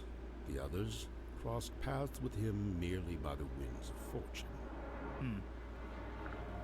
The last dream before waking. A single phase, non-lucid, focus is soft but heavy. All is dark, the endless void. A low voice speaking a forbidden language, emerging from the beshroudal of the night black sea. A face, larger than I had known a face could be. I awake. The room is bathed I in awake. green light. the green light? Like from the wooden boy? Not dissimilar, but 1,000 times more potent. I leave my chambers, heading for the airlock in which I have some business. I meet Cynthia in the parlor as she emerges from the control room. I notice she is clutching the ship's compass. She also appears visibly upset. Like me, Cynthia is on her way to the lowest deck. She departs and I follow behind. I wait as Cynthia converses with Madame Tadpole at the base of the second ladder. Madame Tadpole ascends the ladder. She is moving with haste and purpose. She requests that I go immediately to the storeroom at the end of the corridor. Did you go? As soon as I concluded my business. Which was? Nothing of great import, merely something I needed to collect from the airlock. So you went to the airlock, and then you went to the storeroom?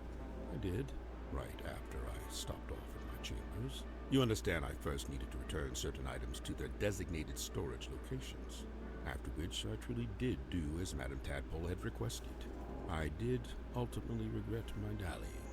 As it transpired, she had wished to inform me of Magnus Mortuga's death, and there his body lay, in the shadow of his stone cauldron, his blood pooling beneath him. A potent unease was already germinating amongst the group. Doubts were beginning to be sown, and fingers were beginning to point. Magnus Mortuga was a man of great will and great strength. It is hard, still, to accept that he has left us. So, Dr. Zephyr, I'm guessing you don't have an actual doctorate. Correct. I walk not the path of formal academic recognition, not for lack of trying, you understand. 8 separate institutions turned me away, asserting that my ideas were, quote, incompatible with our modern world. They forget, of course, that the modern world is a fleeting and ever-changing thing. Indeed, all of history's greatest scientists battled with such short-sighted stubbornness. So, you want to be one of history's greatest scientists and fundamentally change how we view the world? Is that so much to ask? I mean, yeah, it might be. So then how did you end up studying dreams? It was the result of acquiring a particular specimen. It opened up new ways to study the subconscious mind. A specimen? Like what? An animal? Yeah, I'm picturing like a lizard floating in a jar of formaldehyde. Something like that. So, what are you working on now? Here in your dream chamber? I'm studying subconscious spirit transmissions, analyzing their meaning, their intention. Do you need to be in a submarine to do that? Of course not. However, positioning myself here affords me other opportunities. Like what? The possibility of studying the most important specimen of all. Death? If her transmission could be analyzed, interpreted, it would be an unparalleled discovery. Her? She is all that stirs in the minds of men that they should never know. A being known only as the Mermaid. A person? I've told you all I know. Then apparently you don't know much at all. Correct. Correct. I noticed Mr. Dansom was quite determined to hold conversation with Magnus. What did Dirk want to talk to Mortuga about? Nothing. It was the act of conversation itself he was after. First-hand experience of Mortuga's mannerisms, affectations, and vocabulary. When I inquired as to why Mr. Dansom held fascination for such things, he said simply, research. How did you meet Mortuga? It was on my first visit to Silkworm many years ago. I was merely passing through, so I stayed at the inn where Magnus was working at the time. So Mortuga was just an innkeeper at this point? Not even. The innkeeper was a woman named Felicia Stonetop. Magnus merely worked under her charge. The two of them split their time between running the inn and running a small sailing ship. Sounds like quite a nice life. I have a curious observation about Mr. Worman. Unfortunately, I haven't had the time to perform an analysis, let alone propose a hypothesis. That's okay. Just tell us anyway.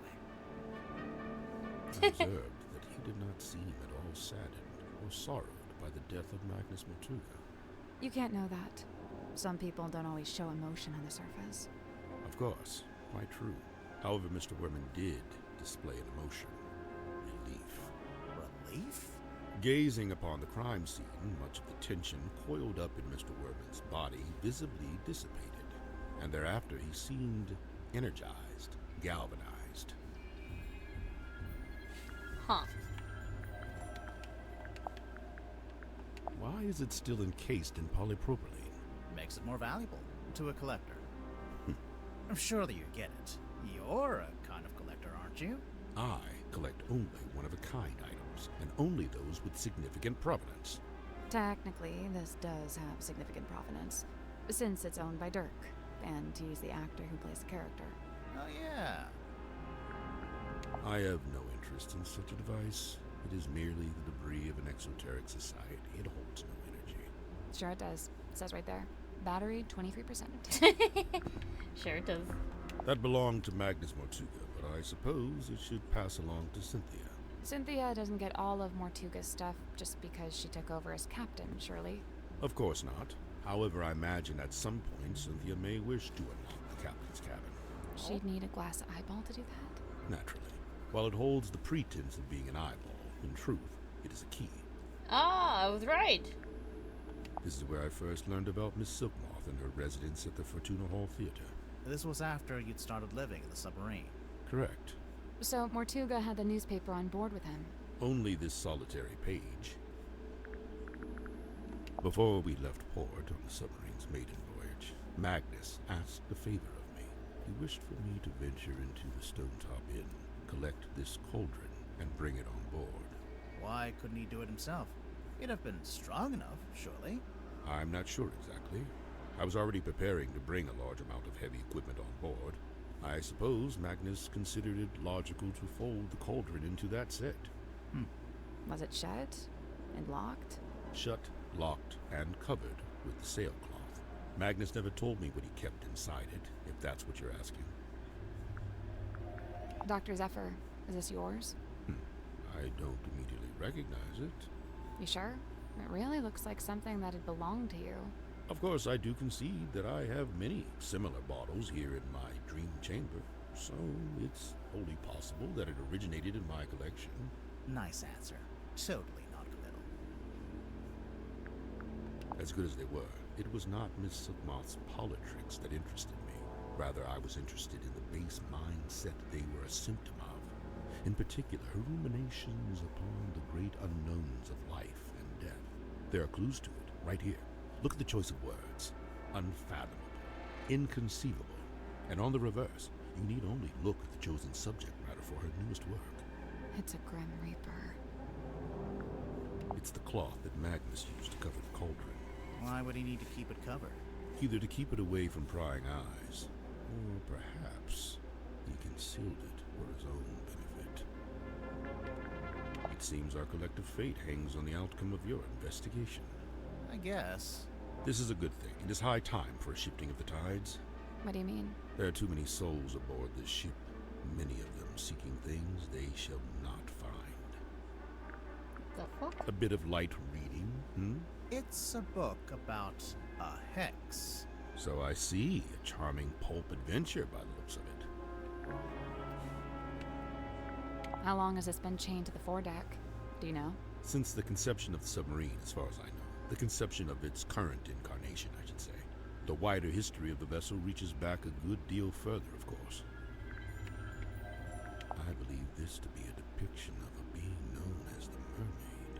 However, I have nothing to compare it with, as it's the only depiction I know of. It doesn't look much like a mermaid. It doesn't look much like anything, really. Except for the fact it's got a face. At least, I think that's a face. Stories alluding to such a being were the reason I traveled to Silkworm in the first place. However, I was disappointed to discover that nobody in town seemed to know what I was talking about. It seems to be a secret held by only a very select few. Bottled sunlight. It appears somebody's looking to protect themselves from vampires. There's no vampire on board, is there? Is there? Of course not. What about Mortuga? I'll admit, it was a rumor for a time. Okay.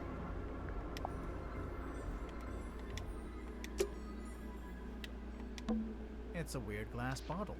It is the Hex bottle. Yeah, I knew that. Oh. Bottle with a strange object floating inside. It was found in the dream chamber. A subtle floral smell is gently emanating from within the bottle. Oh.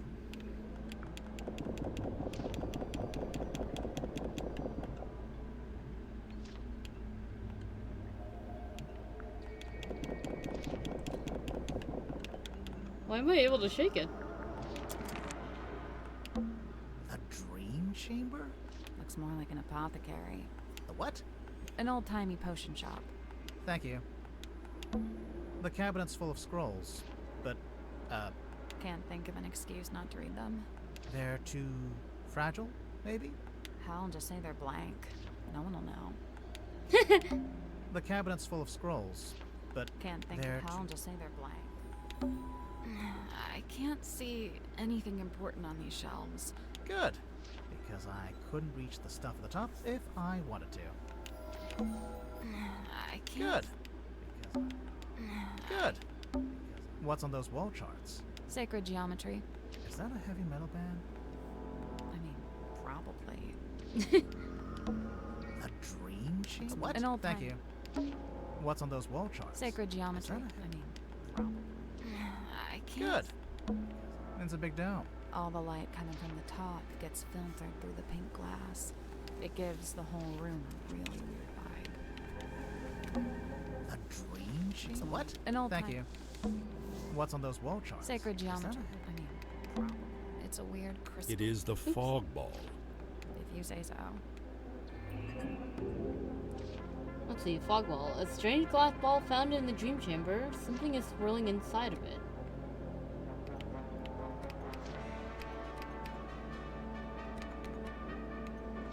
There's a battery at the bottom.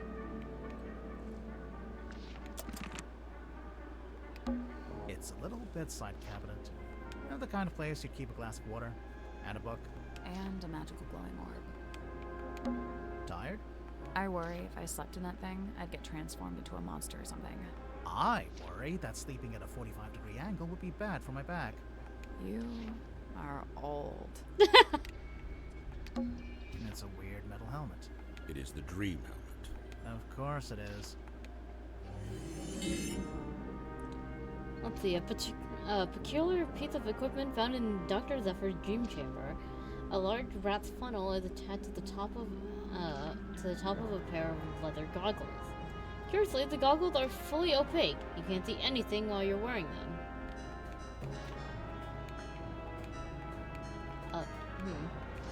That sound makes me think of Dome Keeper. These books are kept behind glass. I guess they're extra rare. Or extra dangerous. A set of small glass bottles. Poison? Might just be perfume. I'll meet you in the middle at poisoned perfume. What's this? Drag the bottle caps, swabs them to the crop dropper. A crimson hue upon the label. Let's see. Aerated with effervescence, whatever that means. Exhales a curious vapor.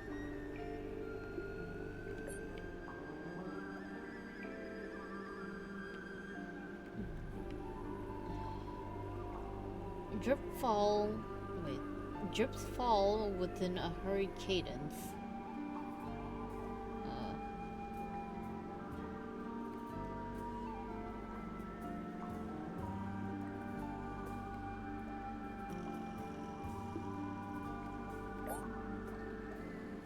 A gluttonous viscosity.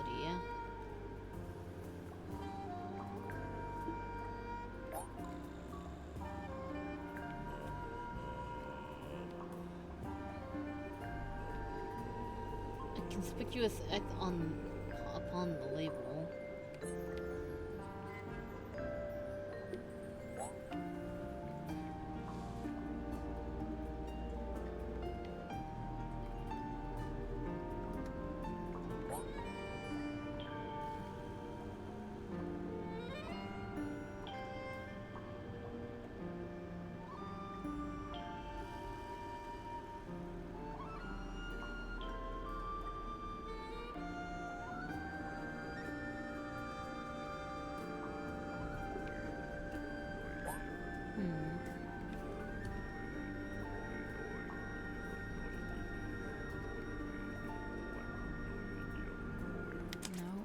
6 bottles, each with a dropper and a cap on top of that dropper. I guess each bottle has a specific cap that matches it. Dude, I don't know. Curious vapor.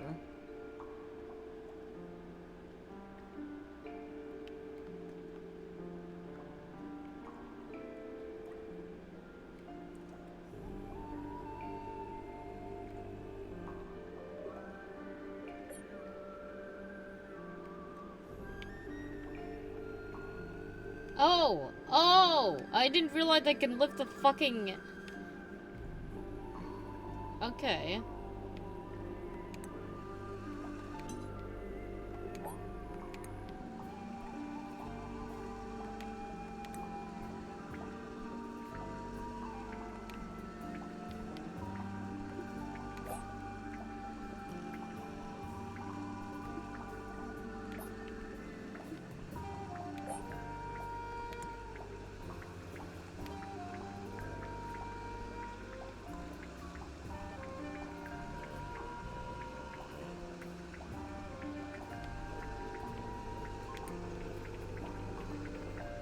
Okay, well, I just have that, like, right for server then.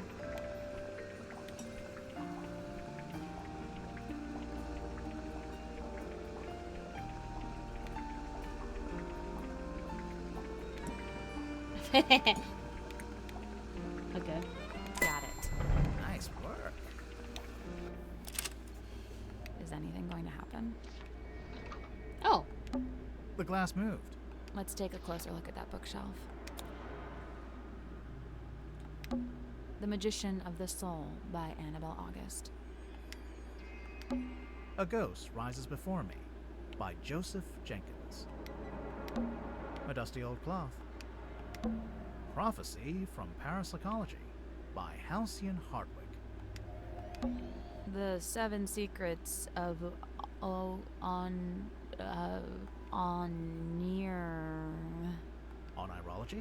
The Seven Secrets of Onirology by Edward Edmonton. It is Speaking If You Are Listening by Carl Cavendish. Divine Exolinguistics by Mary Morala. This one's not really a book. Looks more like a magazine. let's see. A small booklet found in the bookcase in the dream chamber.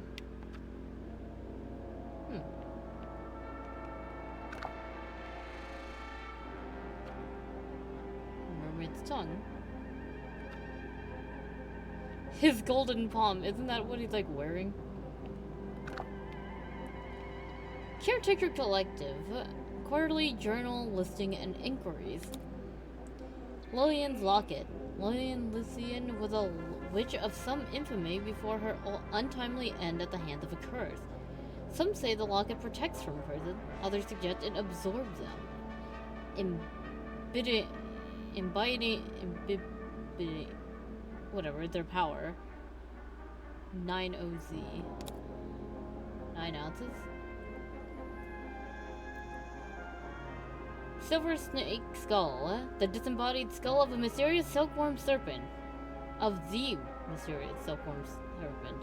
Notably, it had no eye socket. Use discretion as several high-quality fakes are in circulation. 17 ounces. His golden palm, made by an unknown material 90% similar to gold, the hand is said to be able to touch ghosts. 23 ounces. Dyslexia. The Mermaid's tongue, said to facilitate communication with she who lied beyond the veil. Requires a special key to operate. Both the key and the mermaid tongue itself are rumored to be lost at sea. Name or price. Huh. Alright. Elephant in the room. I think I can see a face in there. That's probably just pareidolia. Who? The human habit of seeing faces where there aren't... Okay, no, I just saw it too. Nope, I just thought you. I think I can see. That's probably the human habit. Okay, no, I just saw it too. Let's see. Who's there? Examine the dark hole in Dr. Zephyrd's bookcase. I'll just take a look in this cabinet. Watch out for spiders. Yeah, I don't think there are any spiders. We're on a submarine, remember? I do seem to need constant reminding. A dream Schmore. What? An old Thank time. you. What's on those walls? Sacred. then? I can't see. Good. Big glass bell jars with creepy things inside.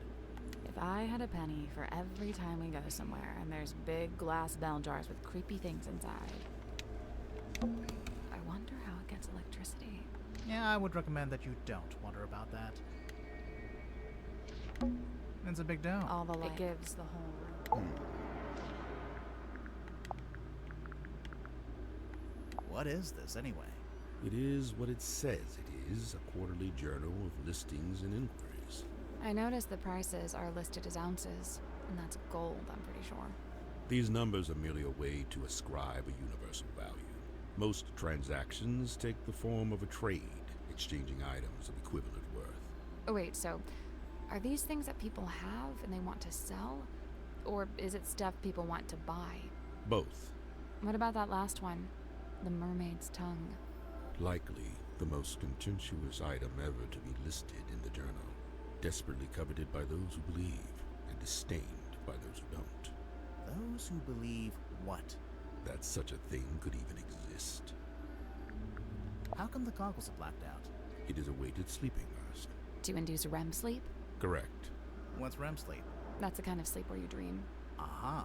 So, what's the big funnel on top? It is an energy filter. So it filters the dreams as they come out of your head? The opposite. It filters the dreams on their way into your head? Correct. Oh yeah, dreams are transmissions from another dimension. I forgot. But what's the point of filtering them? What does it do? To study the transmission, it is first necessary to change the format of the energy signature. Oh, like when you change a WAV to an MP3. This is a syntax WAV. with which I am not familiar. Where do you get this from? It is on loan from Miss Silkmoth. So it's for some kind of magic trick. I thought it was a crystal ball, like a fortune teller would use. Indeed, it is a divining orb of a sort. However, I am not using it to see into the future, for such a pursuit is not but folly and nonsense. Right, but I'm sure whatever you're using it for is totally rational and sensible. Do not question the orb. I'm always telling him that. Okay, I'll bite. What's a hex bottle? It is a glass container with a hex inside. A hex like a magic spell? I've been forthcoming thus far, unusually so for a man of my nature.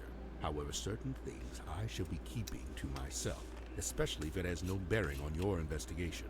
What if we can prove it's got something to do with the murder or the crime scene? Ah, well then you'd have forced my hand, wouldn't you?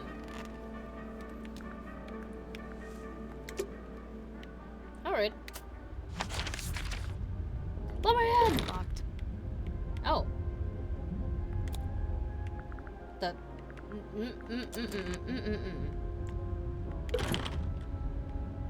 Locked.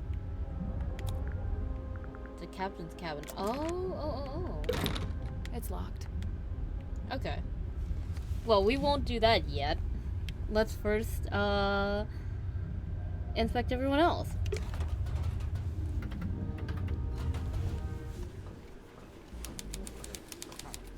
What the hell? Hello? Is anyone there? I think there's someone in that basket. Oh. Who are these guys? Just some of my satisfied customers. If I turn this wheel, you have to turn the other one. Why? Because one good turn deserves another. Greasy, rattling, spewing hot steam. Yep, it's an engine. I thought you were talking about me. What's this bit? Oh, that's the wiggler. What does it do? It wiggles. Sail on now. Can I buy something with my wages? We don't get paid until we solve the mystery. What if we don't solve it? Do I still get paid? Grimoire? Grimoire. A selection of some of my more unusual compasses. Please peruse at your leisure. Sure. This compass tried to point all the way from the others.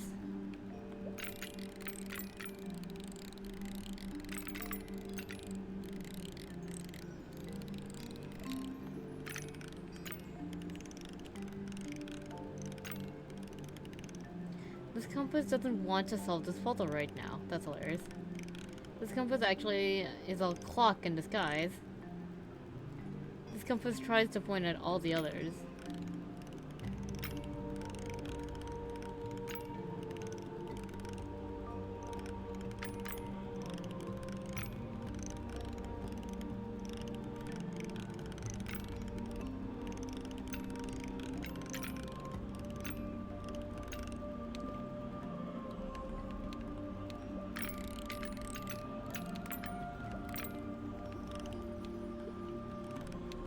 Yeah, I think it's this one.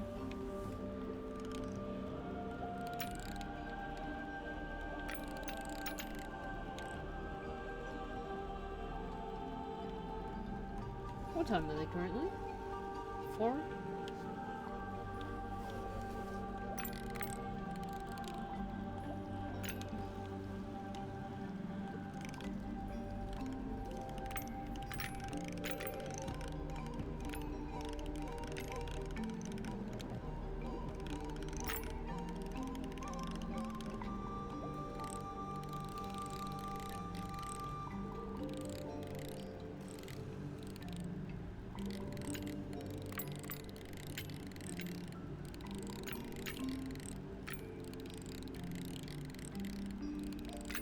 Hmm.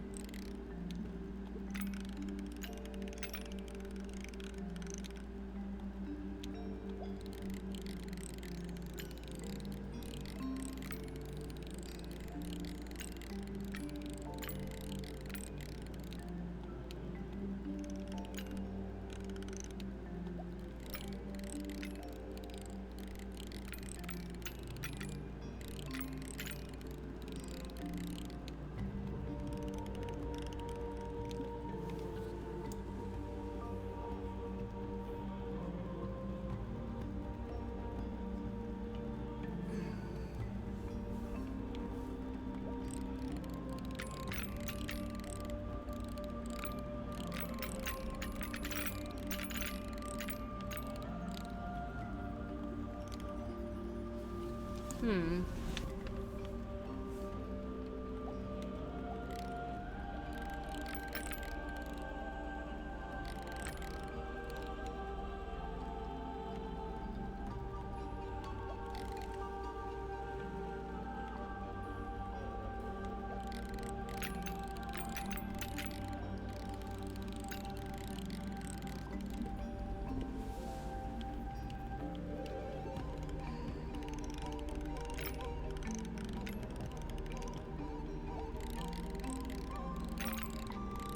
Oh.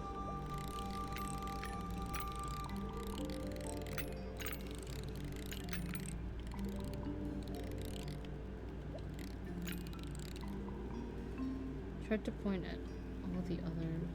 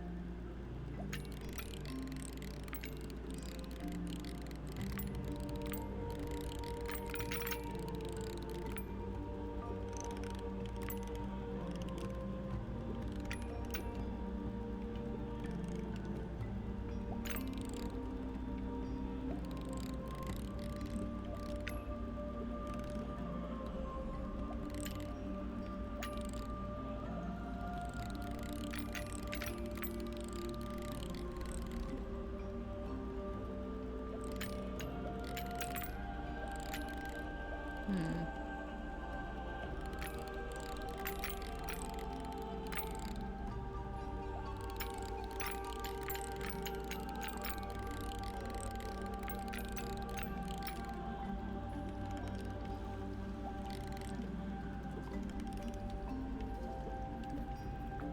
Nope.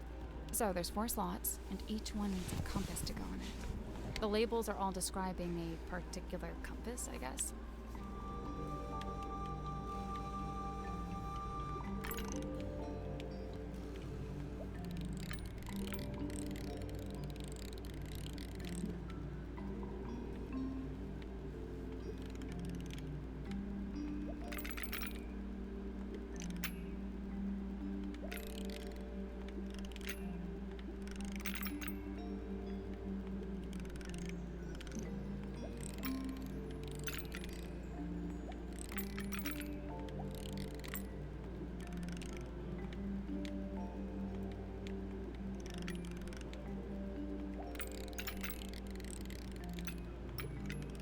These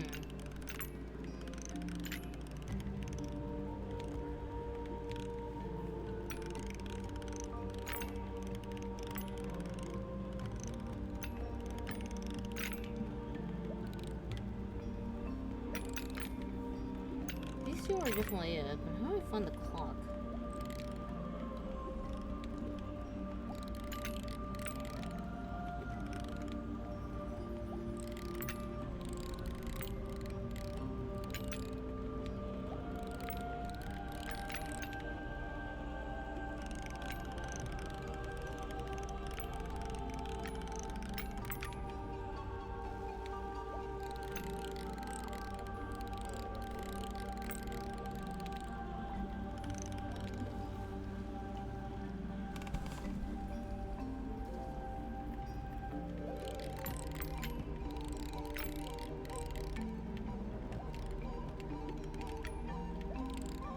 Probably this one then.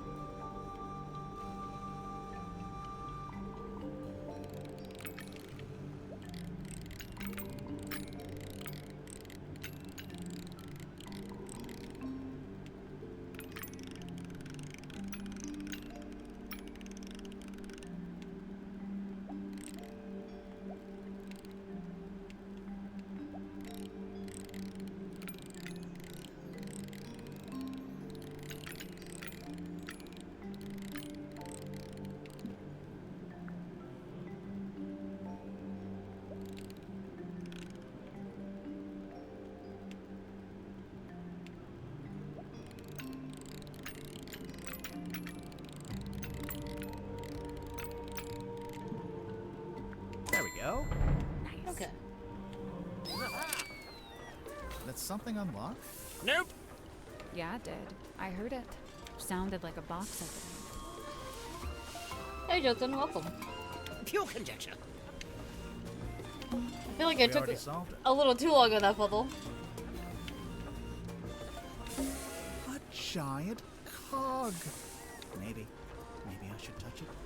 Grimoire, what did I tell you when we first met? But if I ever get stuck in a giant cog, you wouldn't pull me out. What? We already solved it. Oh. It's open. What is that? Some kind of scroll. That is not for sale. Please don't touch it. Too late. Sorry. Yeah. Touch. An old scroll hidden in the engine room. It unrolled to reveal a map. A red X is marked somewhere on the ocean. In the ocean. Service record. Map coordinates. Approximately 2 miles from Silkworm Coast. Map interpreted by Godric Grip. For customer Magnus Mortuga. Cost waived. Mr. Grip's Emporium. Silkworm on Sea. What's that? It's a big compass. A broken compass that is in the process of being fixed. It was on display in Grip's shop. Kinda fuck up. Who are these guys? Just some of my satisfied customers. Greasy, rattling. Yep. I thought you were talking. If I turn this Why? because what? How many mystery writers does it take to change a light bulb? 2.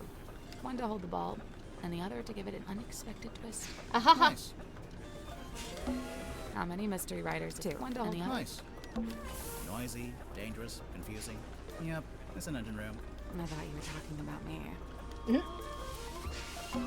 It's a basket for a hot air balloon. Do you think there's anything in there? I can see what's in there. It's a human man. Right. Let's talk to him first. What on earth are you doing? Aha! Customers. Come in, and welcome to Mr. Grip's Emporium. Wait, what? I guess he's Mr. Grip. What's that? You'd like a succinct yet exhaustive rundown of our operational philosophy? I don't think I said that. Here at Mr. Grip's, we plot the unplottable, chart the unchartable, and measure the unmeasurable. No sea too vast, no night too dark, no fog too thick. With the right contraption in your pocket, even the great unknown may be quantified and calculated. So fret not, noble navigator, as we stock all the essentials. What the fuck? I don't think I want to click that button. What the hell? I'm sorry, you can't afford this item. I don't want it. I'm afraid you don't have enough money. I know! I'm not trying to buy anything! Apologies, you can't afford that one. Mr. Grip, we're not customers. We're detectives. We need to talk to you. Oh my. Why didn't you say so? Now, what is it you wanted to know? What the fuck? What on earth are you doing? Ah! Come I guess he's... I don't think. here at Mr. With the right contraption. So fret not. I'm sorry, you I can't. don't want it. I'm afraid you don't have enough money. I know! I'm not trying to buy it. Apologies. Mr. Grip, we need to talk. Why didn't you say so? What is it you wanted? Actually, I do What wonder. on earth are you... Ah! Wait. Come I guess he's... I don't... here at Mr. With the right. So fret. Grimoire, you don't have any money? I don't have any gold coins, no. Grimoire, you don't have any... I don't have any gold coins. Hey, hey. Hey!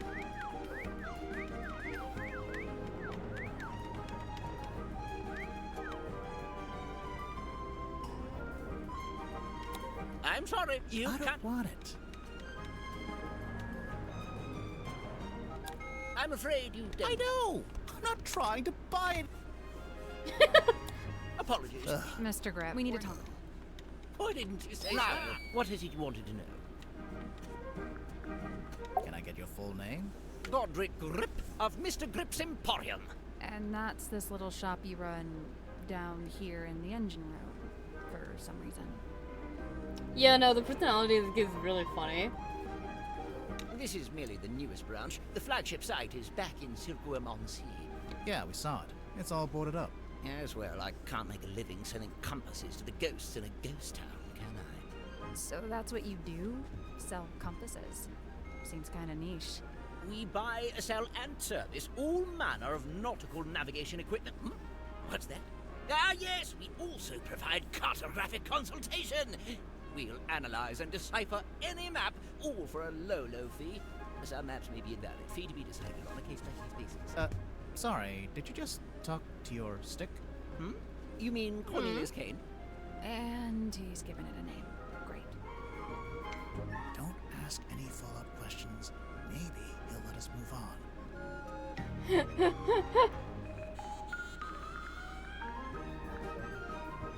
How'd you wind up here? I crashed my hot air balloon into the ocean. Whole thing came down. Dreadful. And of course, I've never been a swimmer, don't have the body strength. How'd you crash your balloon? A rather spirited disagreement with a flock of migratory pelicans led to an abrupt Sure, okay. Bird attack. And the actual reason? storm. There we go. Wait, so Storm. you're an aeronaut? I thought you were a shopkeeper. Yes, well, you're quite right, of course. But I've been inspired to leave my shop behind and head out on a journey of discovery into the great unknown. That was the plan, at least. As you can see, I didn't make it very far at all. So there's a storm, the balloon crashes, you fall into the ocean, then what? Enter Captain Mortuga. He finds me adrift, fishes me out of the water, and promptly places me here. In the engine room? Was every other room taken? On the contrary, only Mortuga and Zephyr were living here when I arrived, so I rather had the run of the place. Cornelius and I just agreed this would be the best place to set up shop, as it were. Why did you set up your shop again? You just said you'd been inspired to leave it behind. I had to make myself useful somehow, didn't I? See the fucking 1,000-yard stare. Let's see. I'd taken Cornelius up to the mess hall. Poor fellow needed a little repair work, you see. Were you alone up there? Aside from Cornelius, I mean.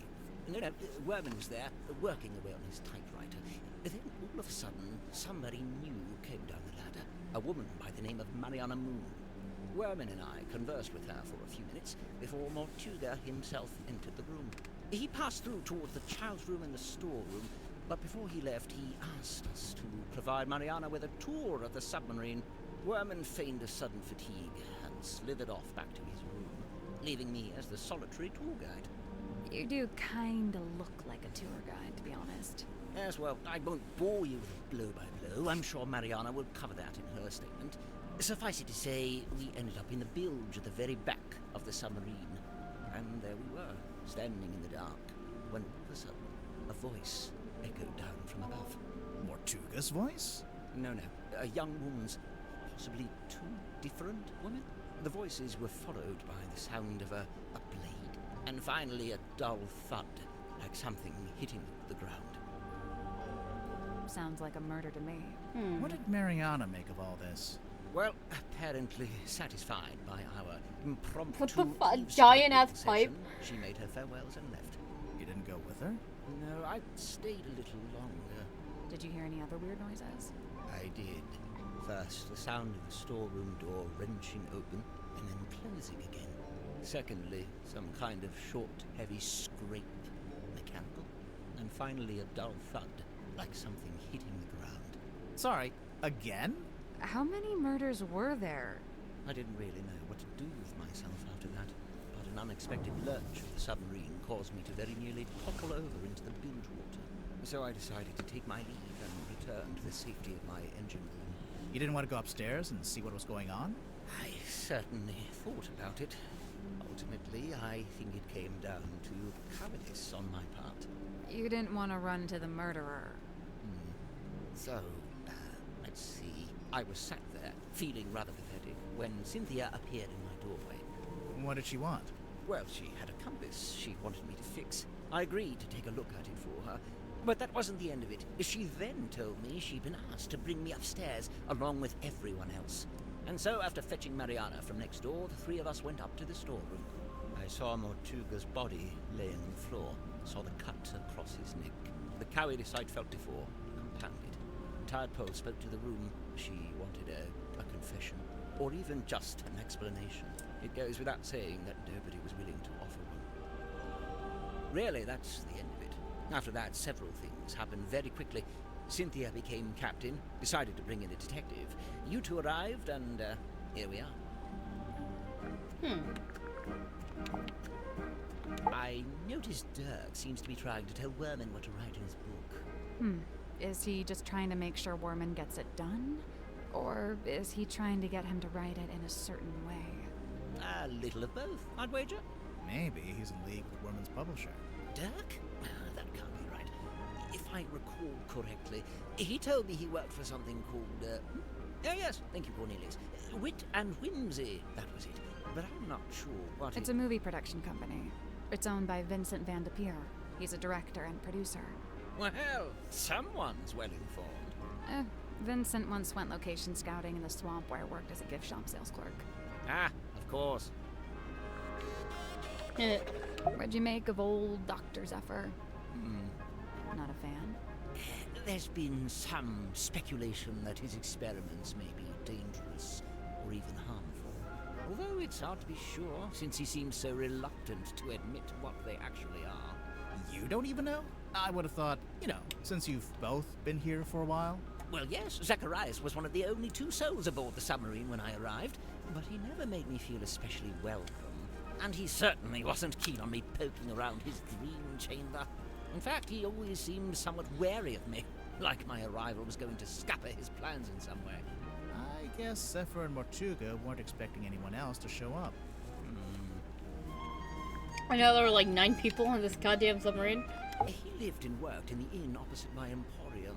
I'd see him when I offered my custom at the inn, and in return, he'd come by my shop. As a sailor, Mortuga shared in my interest of nautical navigation. He even hired me for a job once. Did he tell you he was planning to go live on a submarine? I don't think he told anybody. After his disappearance, all I had was several largely unsatisfactory rumors. They said he disappeared into the sea, whatever that was supposed to mean.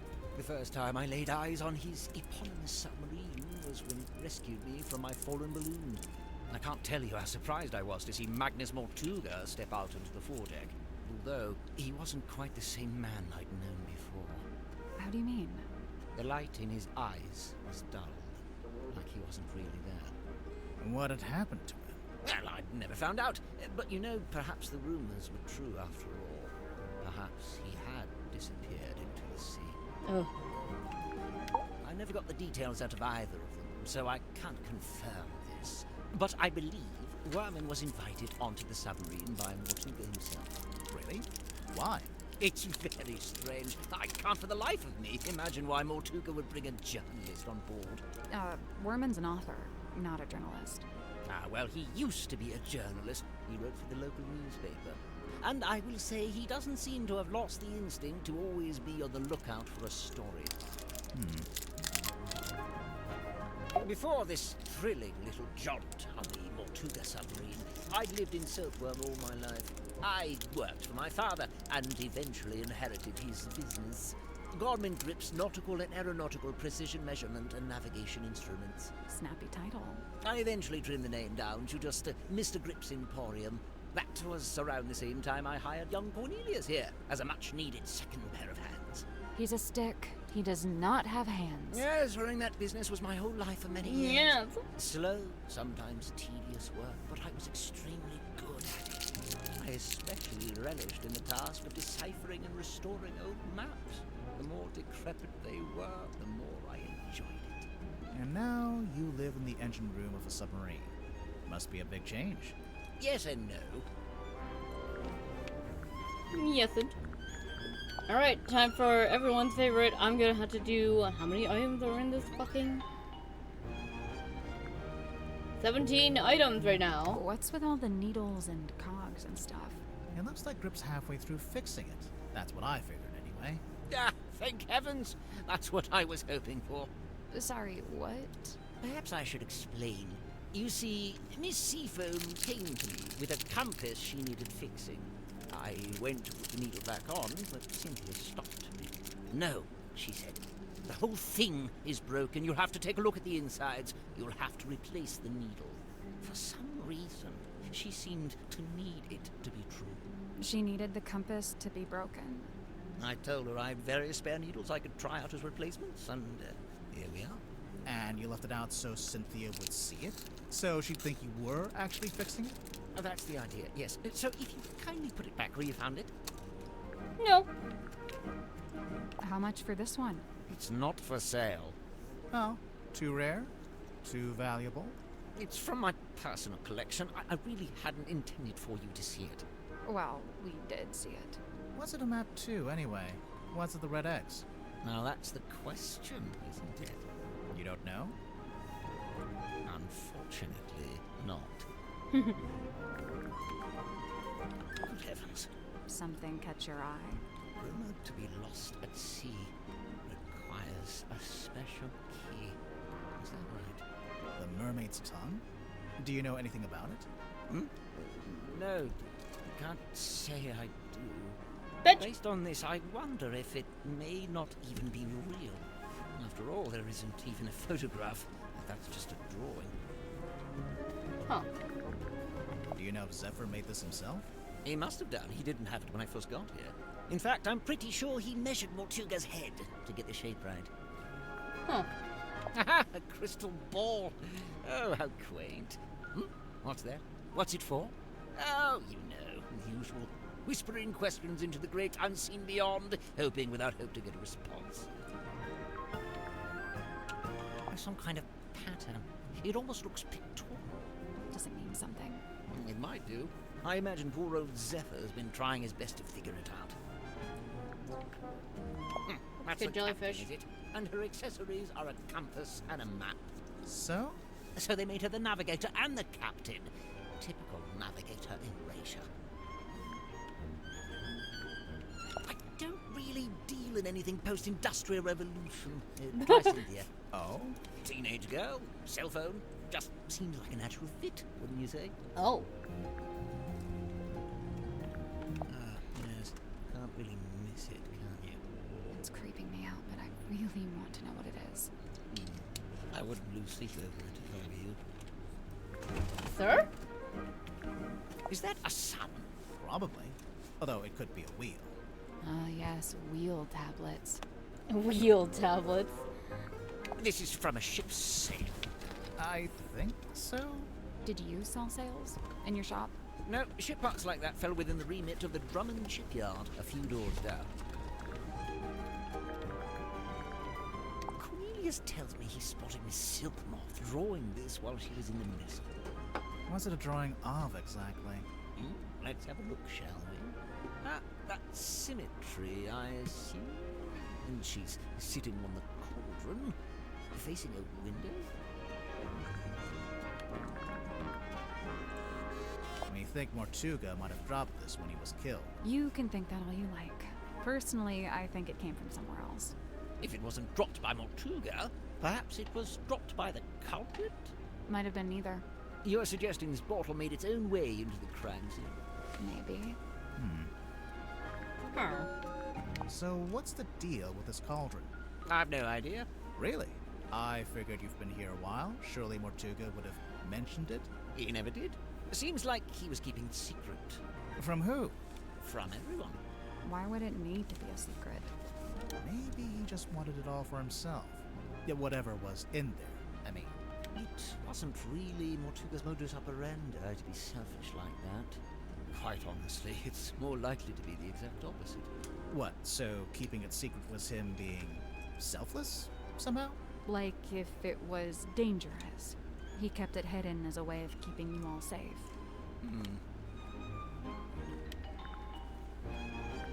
Godric grips nautical and aeronautical precision measurement and navigation instruments. Great name. As well, this was shortly before the rebrand. Why'd you decide to rebrand the shop?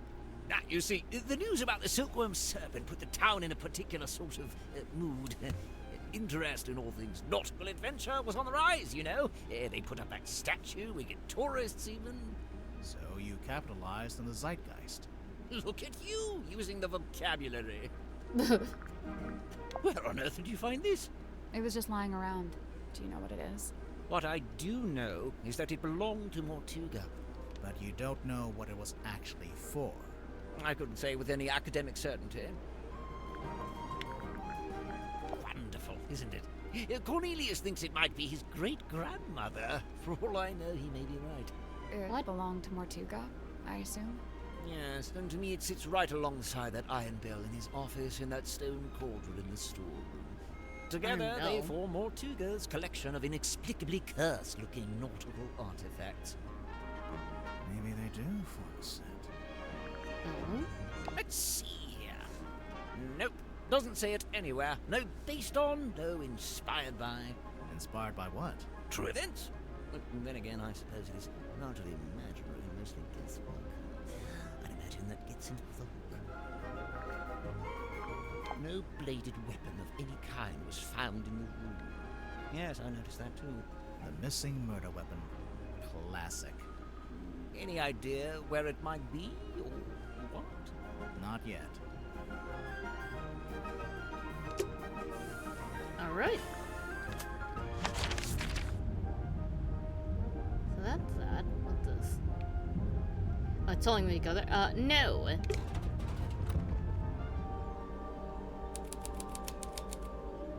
Oh. This is actually a pretty good place to hang laundry. Assuming you want your clothes to smell like the cargo hold of a submarine. What's in these old wooden crates? I don't know. I can't get them open. What did I tell you? Always bring the crowbar. The crowbar. It's a big traveler's backpack. It smells like soil and grass. When you're done smelling it, there's something in the pouch I think we should take a look at. Oh. Silkworm map. A square of parchment found in the cargo hold. It's been folded up and tied with string. Oh.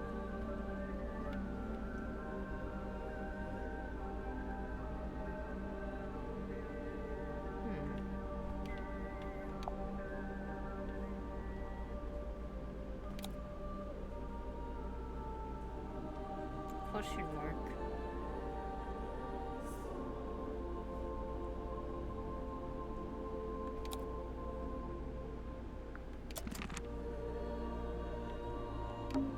What's in these old wooden crates? What did I Always. It's a big traveler's backpack. There's something in the pouch I think we should take a look at. This is. Assuming it's a tent. It's a piece of fabric draped over a rope. Yeah, a tent. Hold on there, bucko. That's private, all right? I enjoyed that she called you Bucko. That's a fire hazard. This whole room is a fire hazard. A submarine can't burn down. It's underwater. It's the cargo hold. Died by carbon It's monoxide. made entirely out of wood. And And we're in a submarine, aren't we? it's a little mirror. It could do with a polish. You could do with the polish. Wow. I assumed it was tea, but actually it smells like coffee. It's unfiltered too. And there's no milk. Hardcore. It's a pizza oven. No, it's a furnace. For heating the submarine. Right. But you could put a pizza in there. It's a pizza oven. No. Right. But you could put a pizza. This is actually a pretty good place to hang. Assuming you... Is that soil? I thought it was coal. You know, for the furnace. I can barely move these barrels. Oh, they must be full of something heavy. Actually, I think they're empty. Oh. Well, wood is heavy. I can barely... Actually- No. Wood is heavy. What's in these old wooden crates? I What don't- always What's in these old always It's the cargo hold. It's made And what's in these old wooden always A pinboard? I assume it belongs to that woman over there. Right. We'd better talk to her first. Oh, look at the board first. Oh, Ew. weary travelers. Take a seat by the fire, shake out your boots. We're not weary travelers. Then why do you both look so haggard and trail-worn? Ouch. There goes my self-esteem for the rest of the day. We're detectives. I'm Grimoire, and this is Sally. We're here investigating the murder of Magnus Mortuga, your previous captain. My captain? Never. My captain is the moonlight as it shimmers across the lake. My captain is the wind as it whispers through the valley. Who is this woman? No idea. Kind of like her though. My name is Moon. Mariana Moon. Aha. And what do you do? I do not do. I simply am. Okay. So, what, you're just some random traveler? A traveler, yes, but random, never. I'm here because I chose to be. I've been searching for the Mortuga submarine for some time, you know. How come? How come? This thing is the motherlode The motherlode of what? of whispered half-truth, of murky rumor, of stories unspoken. That was an Go interesting like detail. urban myths and stuff. Right. Urban myths and stuff. So, you're a historian. Historian, storyteller, rambler, ambler, fireside gambler. How long have you been Oh. here? Well, let's see. I arrived a few hours before the captain was murdered. Oh, dang. Really? Quite the story, isn't it? But you're just on the submarine because you find it interesting. Would that be such a crime? No. Murder's a crime, I'm pretty sure. A merciless wind rattles the rotting wood of the old silkworm harbor. The shadow of a vessel lurking low in the night black water. A mysterious Well. stranger steps onto her foredeck. Cloaked in darkness, she slips inside the submarine. Who is she? What is her dark purpose? It's you. We get it. A mysterious stranger, I said. She descends into an ornate parlor, empty, save for a lone figure standing by the fire. So, not empty. He turns, his face still half hidden in flickering shadow. It is Captain Magnus Mortuga. What was he like? Nice guy, stoic but polite, kind. He tells me to wait in the control room and then disappears off towards the back of the ship. After a little while, he comes back. But now, he's a slightly different man. What do you mean? The light is gone from his eyes. He seems sad, angry. He avoids my gaze as he crosses the room to take hold of the wheel. He tells me to head down the ladder towards the mess hall. Doing so, I encounter two gentlemen named Mr. Werman and Mr. Grip. Neither of them look like sailors, so I know they can't be crew. I assume they must be guests like me. And true enough, it transpires that Mr. Werman is a writer and Mr. Grip is, some kind of watch repairman. Captain Mortuga reappears, descending the ladder. He asks the two men to show me around the submarine and introduce me to the others. Then he disappears through the rear corridor. It's the last time I see him alive.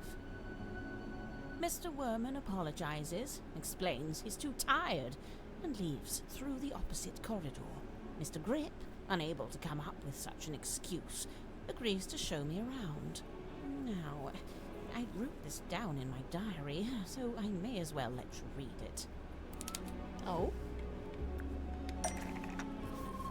Imagine my excitement to finally get a good look around the Mortuga submarine.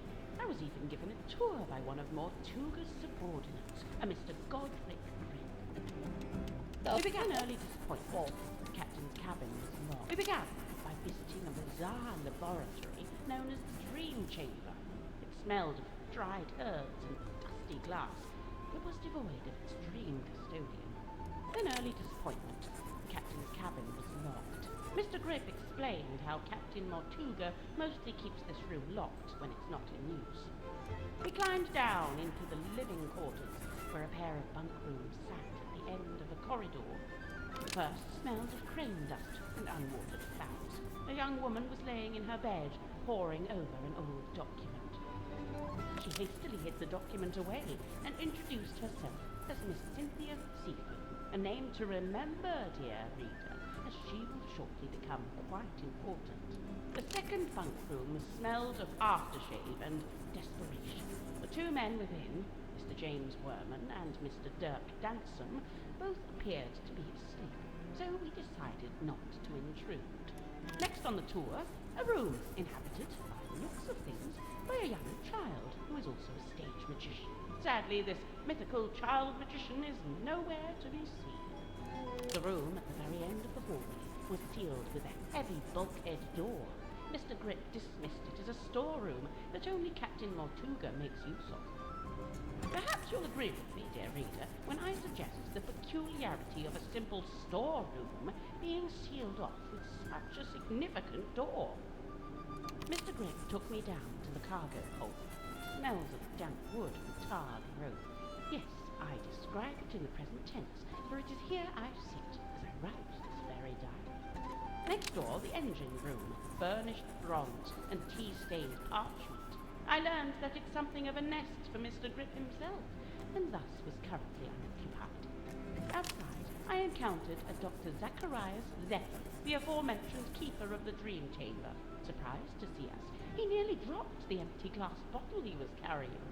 Clearly wishing to remove himself from the situation, the good doctor muttered something inaudible and disappeared up the ladder.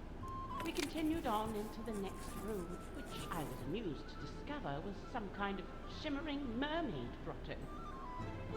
I smelled her before I saw her, the unmistakable mix of salt, seaweed, and sequined spandex. It can only be Madame Tadpole, a name which may be familiar to long-time readers of this diary. Tadpole and I caught up, while Mr. Grip skulked in the doorway, clearly hoping this would mark the end of the tour, but it did not, dear reader. It did not. Right, so, yes, I can see there's one more room to visit. Mr. Grip insists it's just the bilge, a dark, dank and smelly place, ill-frequented by humankind. I tell him he couldn't have sold it to me better if he'd tried. Okay. We enter the bilge, but it's too dark to see anything. Mr. Grip, who is clearly tiring of my company by this point, opens the vent in the ceiling to let in a little light. Moments later, a voice is heard, echoing down from above. Whose voice? A young woman, and then an older woman. I can't remember exactly what was said, but I remember thinking it sounded a little like poetry. I like this detail, where it's like, this part in particular sounds like she's chewing on something. What happened next? The sound of a scream, then a dull thud. Oh. Yeah, that sounds like a murder. But which murder? Anyway, by this point, I've used up all my patience. So I decide to take my leave. I used up I all my thank Mr. weed. Grip for the tour and return to my new lodgings in the cargo hold. I have to put up my tent twice, as on the first attempt, a sudden movement of the submarine undoes my progress. After some time, Mr. Grip and the young Miss Seafoam appear in my doorway. It seems they've come to fetch me for some kind of official submarine business. We head back towards the mess hall, Mr. Grip and Miss Seafoam heading up the ladder before me. I spot Dr. Zephyr emerging from the airlock. He has a glass bottle in one hand and what looks like an old leather bag in the other. I update him with what little information I have and attempt to catch up with the others. Laying on the floor is the body of Captain Magnus Mortuga. Amongst the living, mutterings are breaking out. Murder and mutiny, cauldrons and curses. But with Zephyr finally in attendance, Tadpole calls for order, demanding justice for her slain captain. But nobody really seems to know what to say. The next morning, it's announced that Miss Seafoam has taken over as captain. And, well, here we are.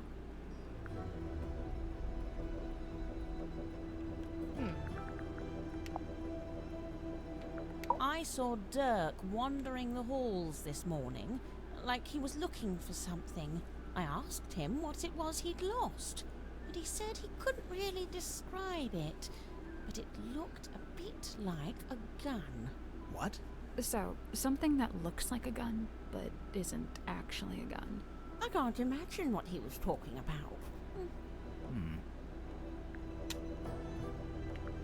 I didn't expect to find a fellow herbologist on board.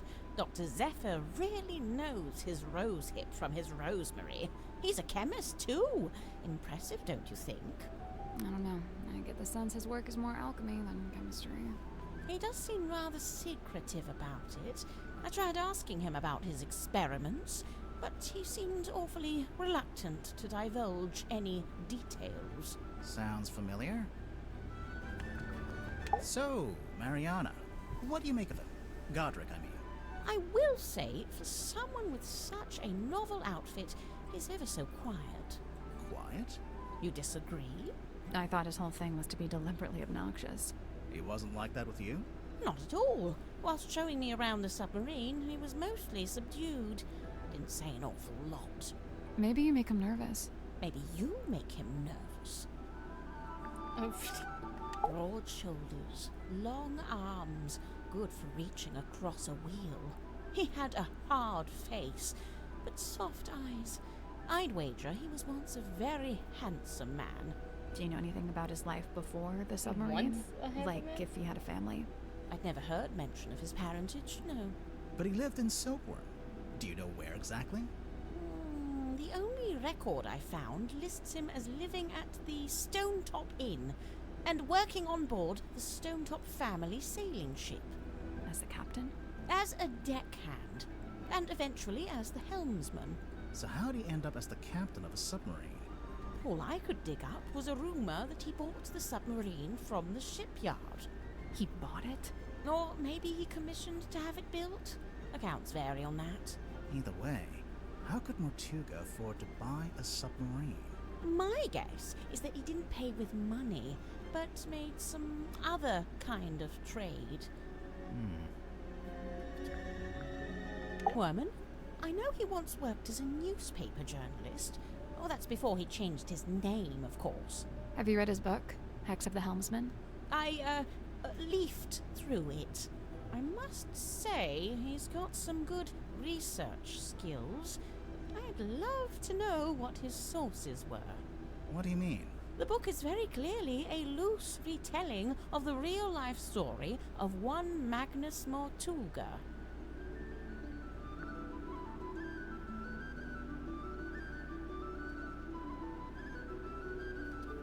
So, Mariana, where are you from? No fixed address. That's the way it's been for some time. Oh, I see. But you came to Silkworm looking for the Mortuga submarine. How come? I go wherever I please, which usually amounts to wherever has the most interesting rumors.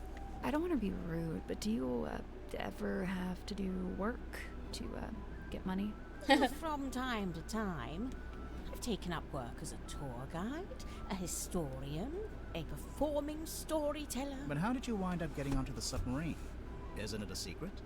Well, if it's such a secret, how did you do it? I got a phone call from Cynthia Seafoam, and she told us to come to Silkworm. And then the submarine came up to the harbor so we could get on. Well, there we are. Perhaps that's how I did it, too. Alright. A million things. I see you've been enjoying my map. It's barely a map. It's closer to a list. What about the family tree on the back? Most of my research into Silkworm has been focused on these two family lines, the Fellows and the Stone Tops. Seems like you haven't worked out how Mortuga fits into it. His name is just floating out there by itself. I'm not sure if he does fit into it, to be honest. Mariana, you've got a question mark there. Someone you don't know the name of. Ah, yes. Quite the mystery, you see. I'd heard about... We know her name. It's Freya. I never needed a compass. I prefer old-fashioned methods of navigation. I'm pretty sure compass is the old-fashioned method. Not as old as the sun and stars, and unlike this compass, they never break and need repairing. I'm not sure it is broken, actually. As much as I love an old map, I wouldn't know where to start with these. I prefer maps that show some sort of land. Or, you know, some sort of anything. Now, where did you find this? Zephyr had it. Get it now. Lillian's locket, silver snake, golden palm, mermaid... The mermaid's tongue. You've heard of it? Only the name, and only when people were telling me it doesn't exist. Maybe it doesn't. But there's a photo. It's a photo of a drawing. What's it supposed to do, anyway? The description in the book here is pretty vague. And they say it allows humans to commune directly with God while they're still alive. What? God? In here it says, said to facilitate communication with she who lies beyond the veil. She who lies beyond the veil, God, other dimensions, aliens, the afterlife. You know, it varies. But the sentiment is the same. Though it's a wretched thing, really. An echo of man's desperate, futile desire to wring answers from a silent universe. I can see why people would say it doesn't exist. But Zephyr's trying to get hold of it. Well, he may be. It depends. On what? The strength of his will. Huh. Mariana, I was wondering if you could tell us who's worn this. How's she supposed to do that? You know, by the smell. Oh. Gross. Very well. Let's see. I'm getting wind-battered mahogany, ice-cold sea spray, and mostly melted candle wax. Great, thanks. If I'm not mistaken, this little part at the front is actually a microphone.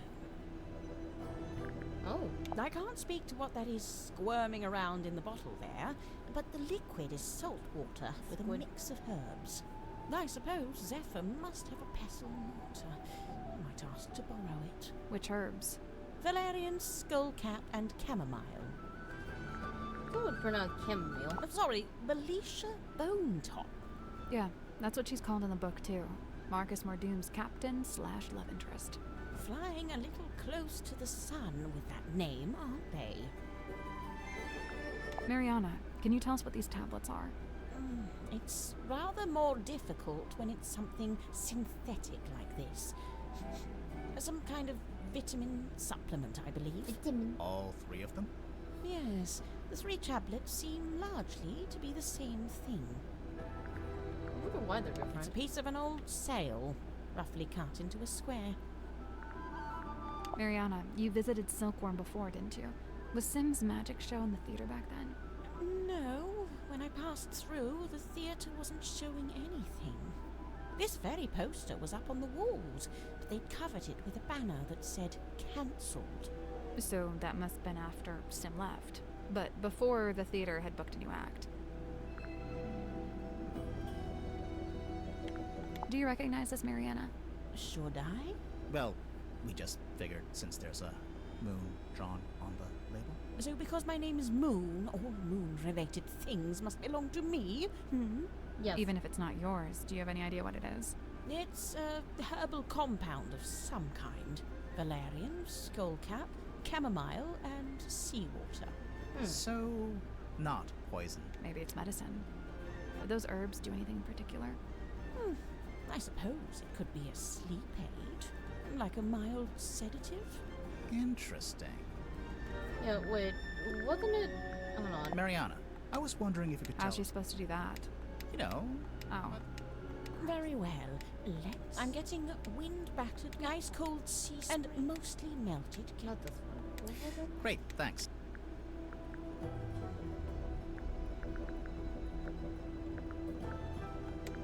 This is the heck I one? can't speak to what that is, but the liquid is salt water with a mix of herbs. I suppose Zephyr. Which herbs? Valerian, skullcap, and chamomile. Yeah. Huh. These 2 things are related? There's only one thing more mysterious than a locked box, and that's an unlocked box that's been emptied of its contents. Did you ever come across the cauldron in your research? No, it really does seem to be something Mortuga's been keeping to himself. What do you make of those scratch marks? I'm not sure. They don't really look like anything made by an animal. That's a relief. Wait, is it? This marks a pivotal moment in Silkworm's history, the day the silver snake was discovered. It also shows the 2 women who found it. Felicia Stonetop, that's her on the left, and Sylvia Seafoam on the right. Oh. Hang on. We saw a statue about this in the town square, but on the statue, the serpent was shown being wrestled by a male fisherman. Yes, well, that's history for you. It carries something of the cadaver about it. Might be the smell, rust and cadaver. stagnant seawater. Perhaps it came from the ocean. Have you asked Madame Tadpole about it? A ZX5. Nice piece of kit. Polycarbonate shell, tactile interface, unusually good battery life. I mean, it's a cell phone. Nokia. Whose is it? Dirk Danson. I suppose that makes the most sense. After all, Mortuga really didn't seem like the cell phone type. Ah, now we're getting to it. The reason all of us are here, really. How so? The Silver Snake, the Mortuga submarine. Did you ever stop and wonder, why here? Why this particular part of the coast? It all stems from a single truth. There's something hiding in the water. Something big. Always makes me think of Now, Star Wars for some it reason. wasn't my intent to cause you any lasting unease. Look, we 3, we're merely tourists here, passers-by. Take my advice.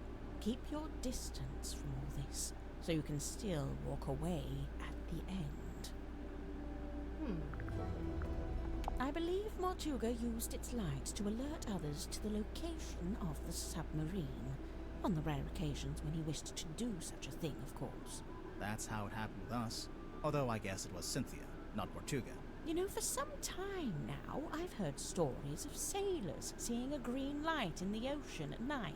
Well, I guess you have your explanation. The problem is, several of the stories predate the Mortuga submarine.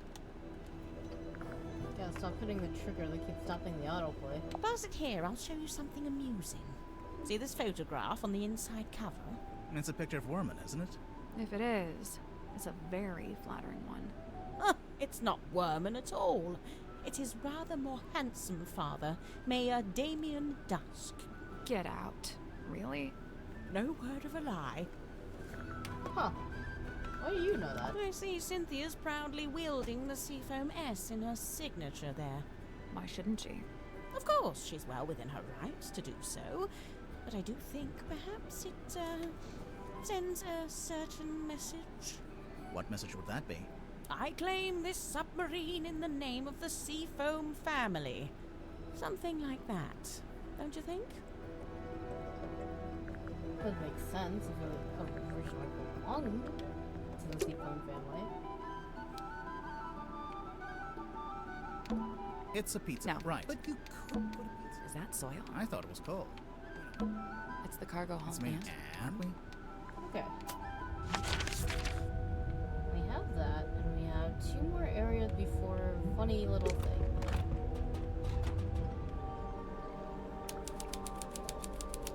The airlock grotto. Looks like a jellyfish.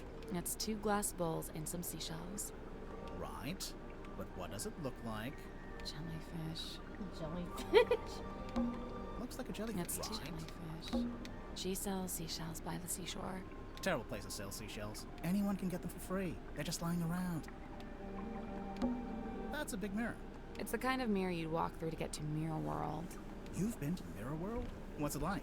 On reflection, it's not that great. Ahaha. Old glass bottles. Looks like they've all been salvaged from the ocean. Hey, this one has a message inside. Ooh. A glass bottle messily sealed with wax. A sheet of paper is rolled up inside. Gimme. Curse in the cauldron. The curse in the cauldron. A small room within the bowels of the ship. Her lifeless body lies in the shadow of an ancient stone cauldron. The cauldron's heavy iron lid had never been unlocked. It had never been opened. His? Who's his? For all his strength, he ultimately proved powerless against the lure of the unknown. On this morning, the cauldron had been unlocked. On this morning, it is wide open. What the fuck?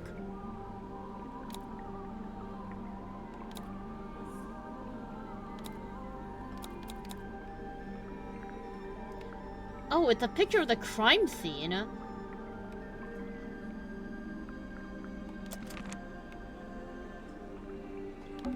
Old. Looks Hey, like- this one has a message inside. It's a diving helmet. One of those old, heavy ones.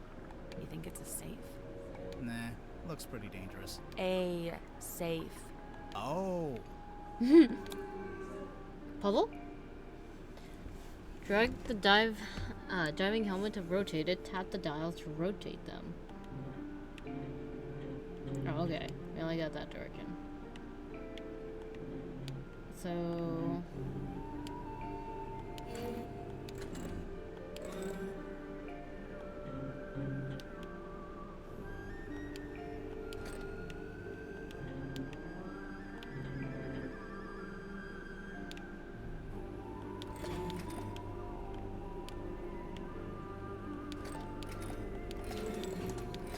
Let's see, I'm just under the assumption it's like that.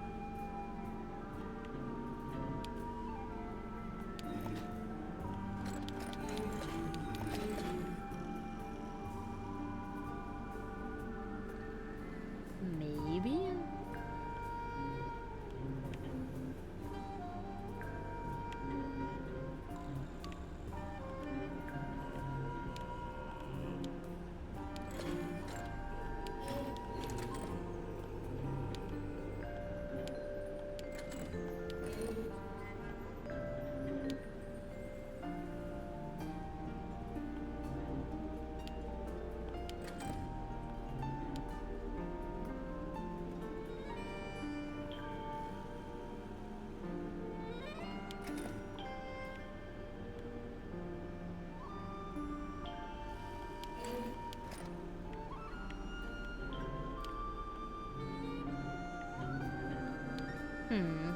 That's not it. There are 9 dials placed around the diving helmet, and each one can be set to one of 4 different angles.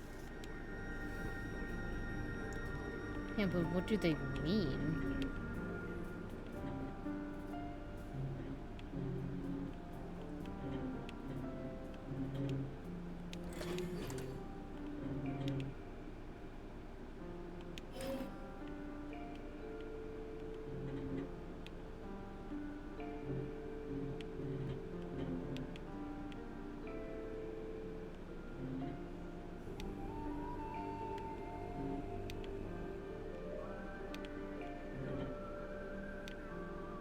I guess that's wrong. The dials are connected by little pipes along the surface of the diving helmet. Specifically, the pipes attach to one of the 4 quadrants of each dial, each of which is bearing a... Yeah, but that's not really telling me anything.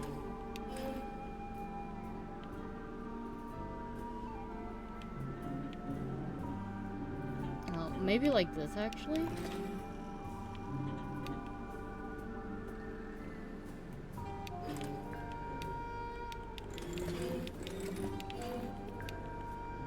Maybe we just gotta match them?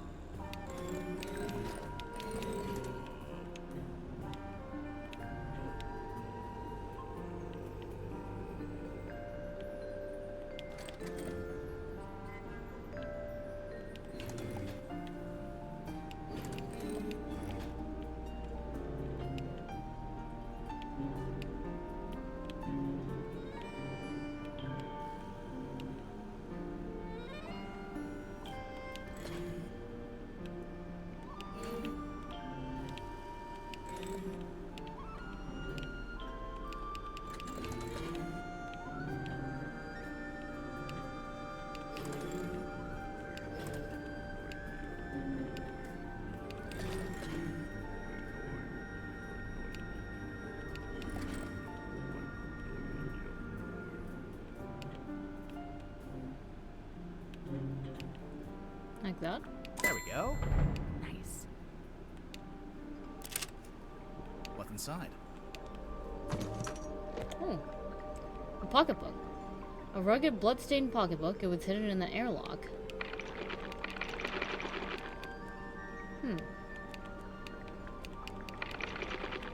Open. What?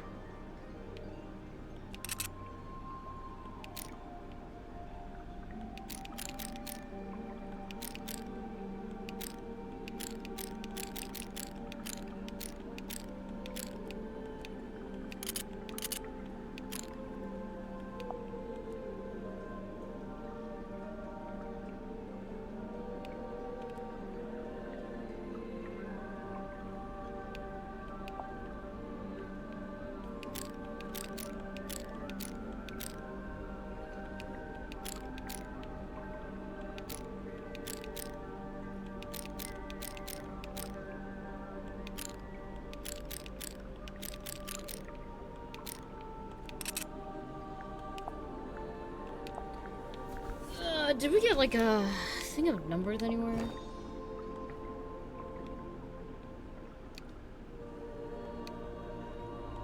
Oh, hey, that's cool.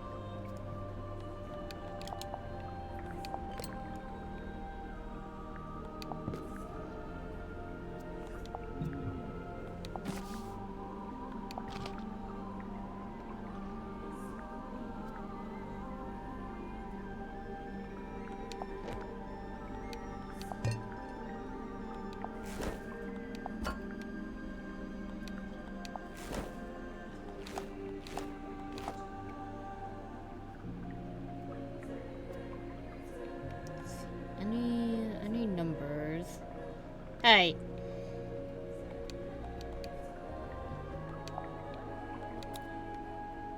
Who did that? Who did that here?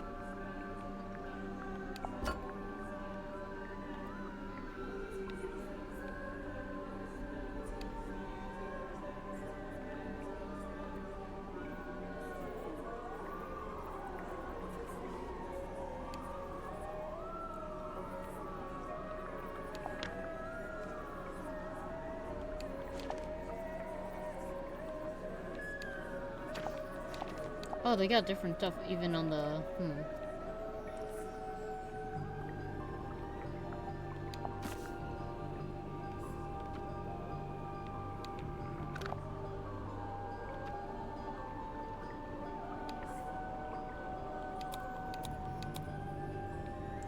Oh, that's interesting.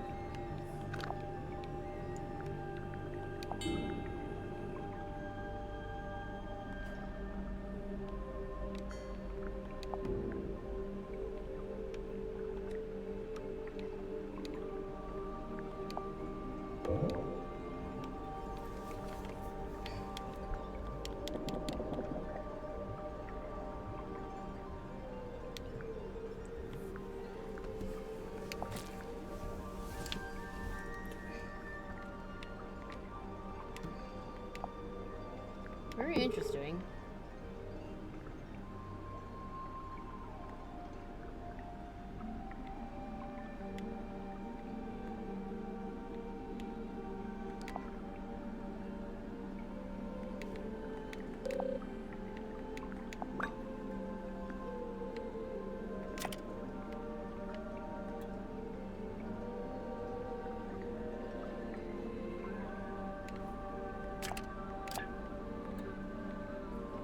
Very interesting.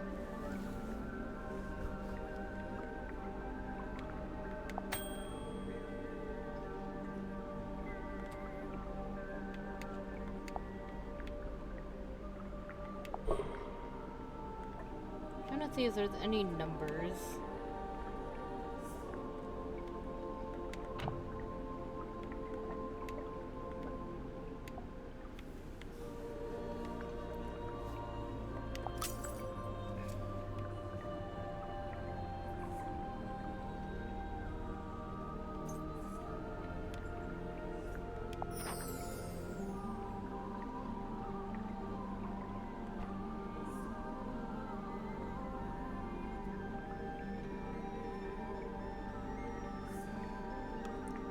Is there anything I can get from reading it upside down? Nope.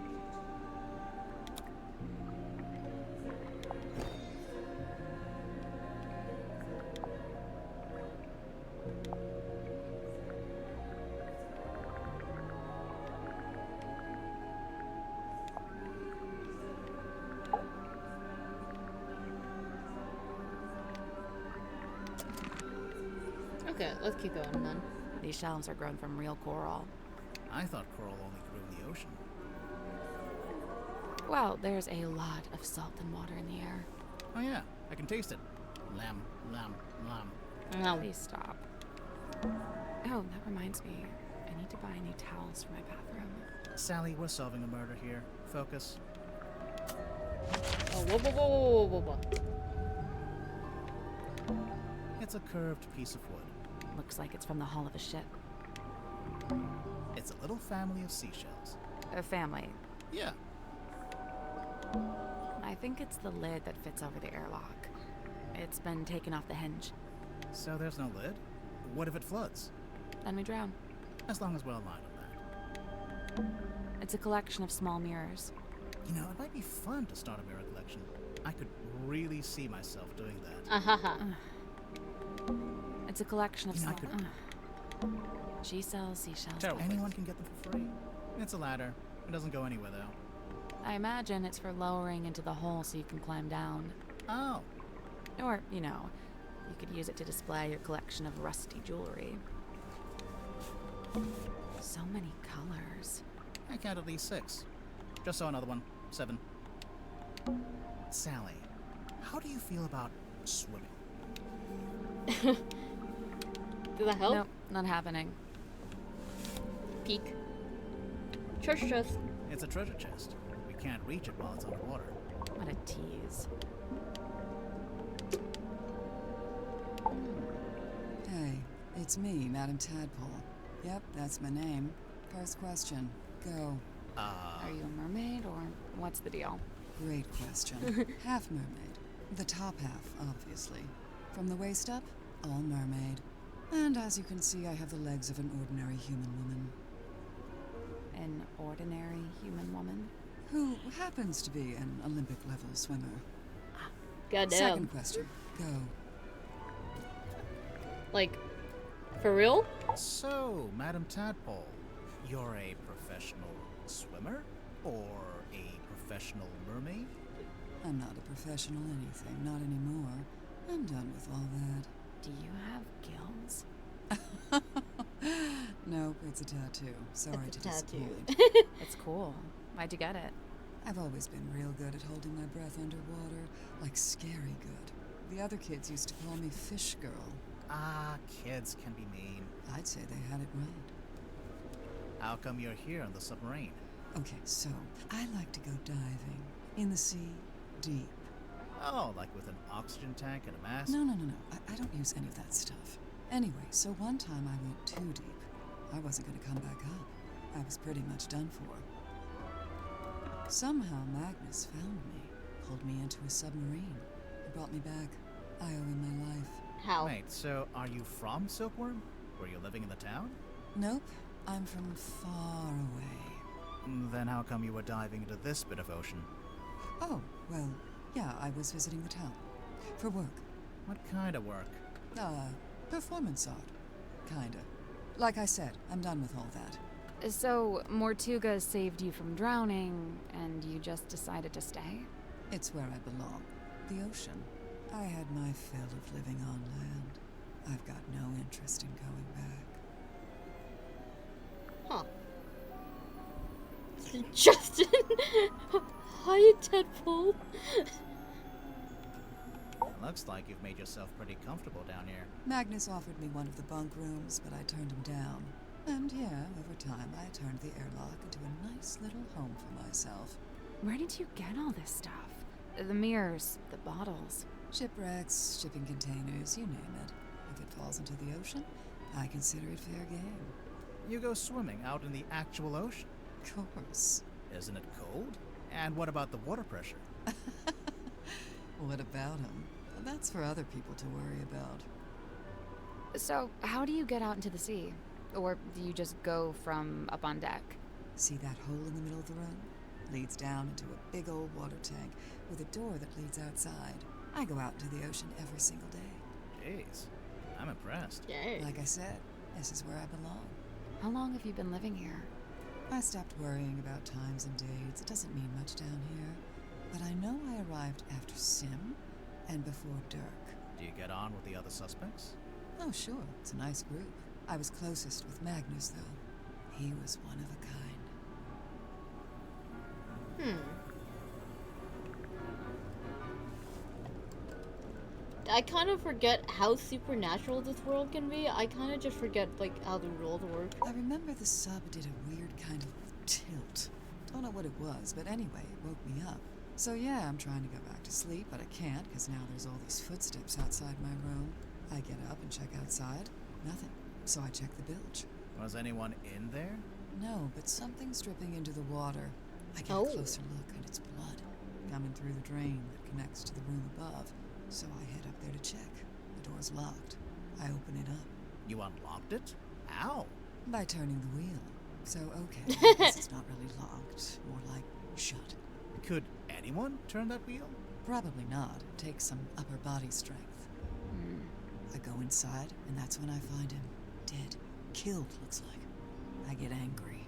I'm out for revenge. I gotta find the guy who did it. So I run to the mess hall. Nobody. Climb up to the parlor. Nobody. Then I notice the hatch up to the foredeck was left open. Someone's making an escape, I think. Cowardly. I go up on deck. Nobody. I look across to the aft deck. Let me guess. Nobody. Nah, there was a demon. Glowing eyes, single horn coming out of the head. What? Like an antler, kind of. Was it a person? I don't know, maybe. It was dark. I could only really make out the eyes, and it wasn't looking at me. It was looking out to the side, at the ocean, I guess. Then it starts talking. What did it say? No idea. Alien language. What? Okay, even I'm making notes now. This is the best demon we ever got. Oh yeah, there was this big green light. Not sure where it was coming from, though. It can't be anything good, I figure. Better put a stop to it. So I took one of the oars off the old rowing boat and threw it. Hard. Direct hit. Its head came off, I'm pretty sure. I saw it fall into the ocean. Suspect vanquishes demon with improvised javelin. After that, the green glow went away, so now it's too dark to see anything. I want to be sure, so I jump off the side and swim over to the aft deck. But nope, nothing. Then I dive down past the back of the sub to take a look around. With God. Did you see anyone? No. Not... Oh. No. Oh, that it would probably How hurt to should I pass through put the this? the I'm pretty window. sure I was being watched. Like I could feel something was out there with me. I don't know. Sorry.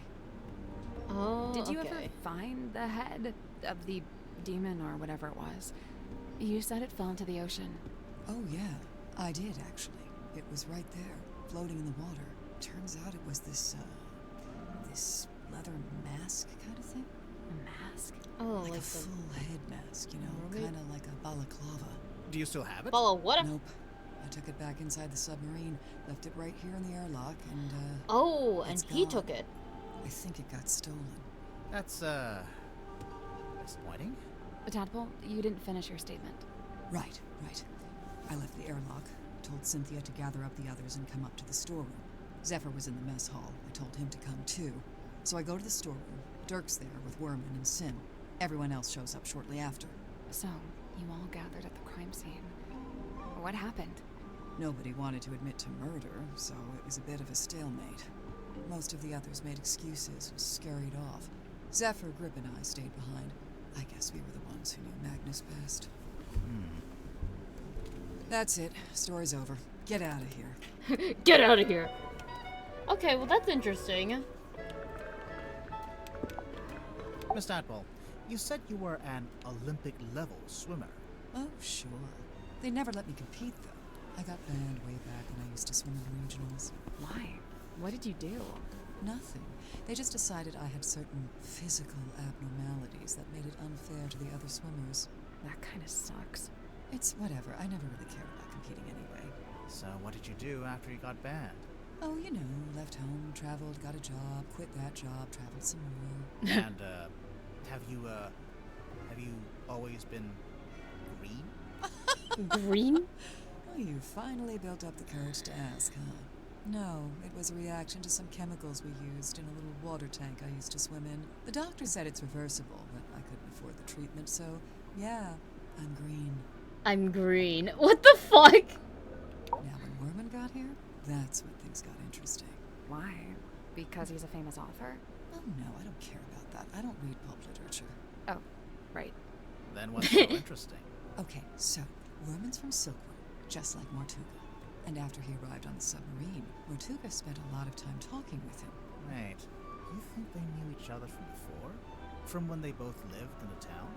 No, but I do think they share a connection. Like, maybe they have a mutual friend or something? Something like that. Then it seems like Mortuga would have wanted Werman on the submarine if he had something to gain from it, even if it was just information. What information, though? What was Mortuga trying to find out? I couldn't believe it when she showed up. I swear this submarine is like some kind of giant sink strainer. You know Mariana Moon from before? Yeah, we've crossed paths. We very briefly both worked for the same guy. What guy? Doing what? Performance art. Mariana's act was storytelling. What about? The show I saw was about the history of Silkworm on Sea, with a focus on all the rumors and urban myths. This was before I'd even been there myself. She even mentioned the rumor of the Mortuga submarine, how she'd been in Silkworm looking for it. What was the rumor? Just that there was supposed to be this haunted submarine with a captain who got cursed to live underwater forever. Sounds made up. I know, right? I really liked him. He wasn't like anyone else I've met. What did you like about him? He was this great combination of super introverted and super proactive. Like you'd be complaining that you had a headache or whatever, and he wouldn't say a word. But then the next morning you'd wake up and find painkillers beside your bed. No. Kind of creepy, sneaking into your room at night. Where are the painkillers on a submarine? The point is, What the he fuck? actually cared about other people. Really, the only person he was hard on was himself. Go on. Well, for one, he never let himself leave the submarine, even if he wanted to. Did he want to? I think so. Then what was stopping him? I wish I could say. Dirk's got a little crush on me, pretty sure. Cute. He's a good egg, but he's not my type. I don't go in for the Boy Scout look. Now, if he grew a beard, then I'd be open for negotiation. Goddamn. Sure, I could see that. Sorry, could we maybe talk about something more relevant? Yeah, Zephyr and I had a little falling out. Over what? Something to do with his experiments? In theory, I really don't care what he does in his lab. I just didn't like that he dragged Sim into it. What do you mean? When I first got here, Sim was working for Zephyr in the Dream Chamber. What were they working on? Researching dreams, I guess? Well, sure, that was part of it.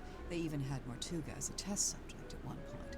They were researching Mortuga's dreams? Look, it's not the dreams that were the problem. It's the communicating with spirits from the other world stuff.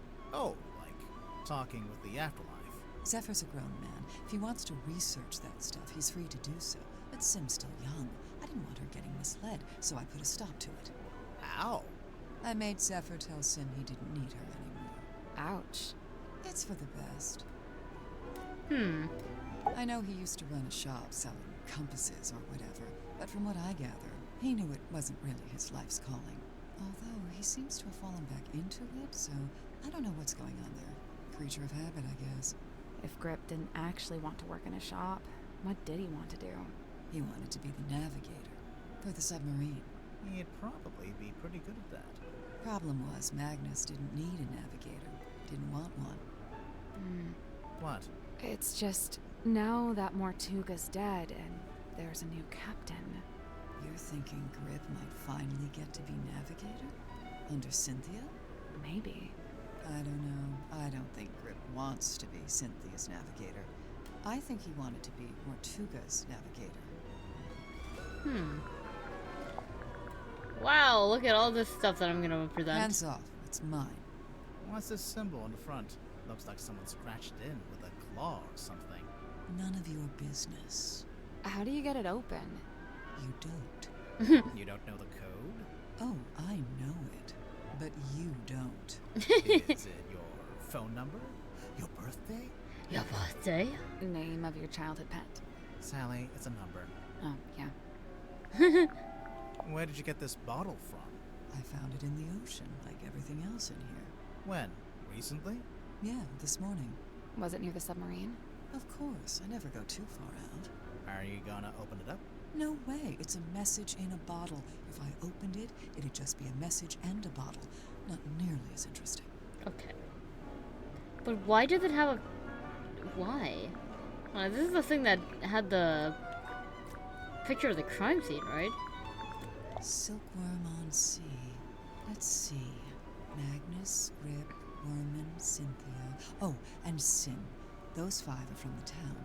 Or they lived there for a while at least. You think they all knew each other from before the submarine? Magnus and Grip knew each other, I think.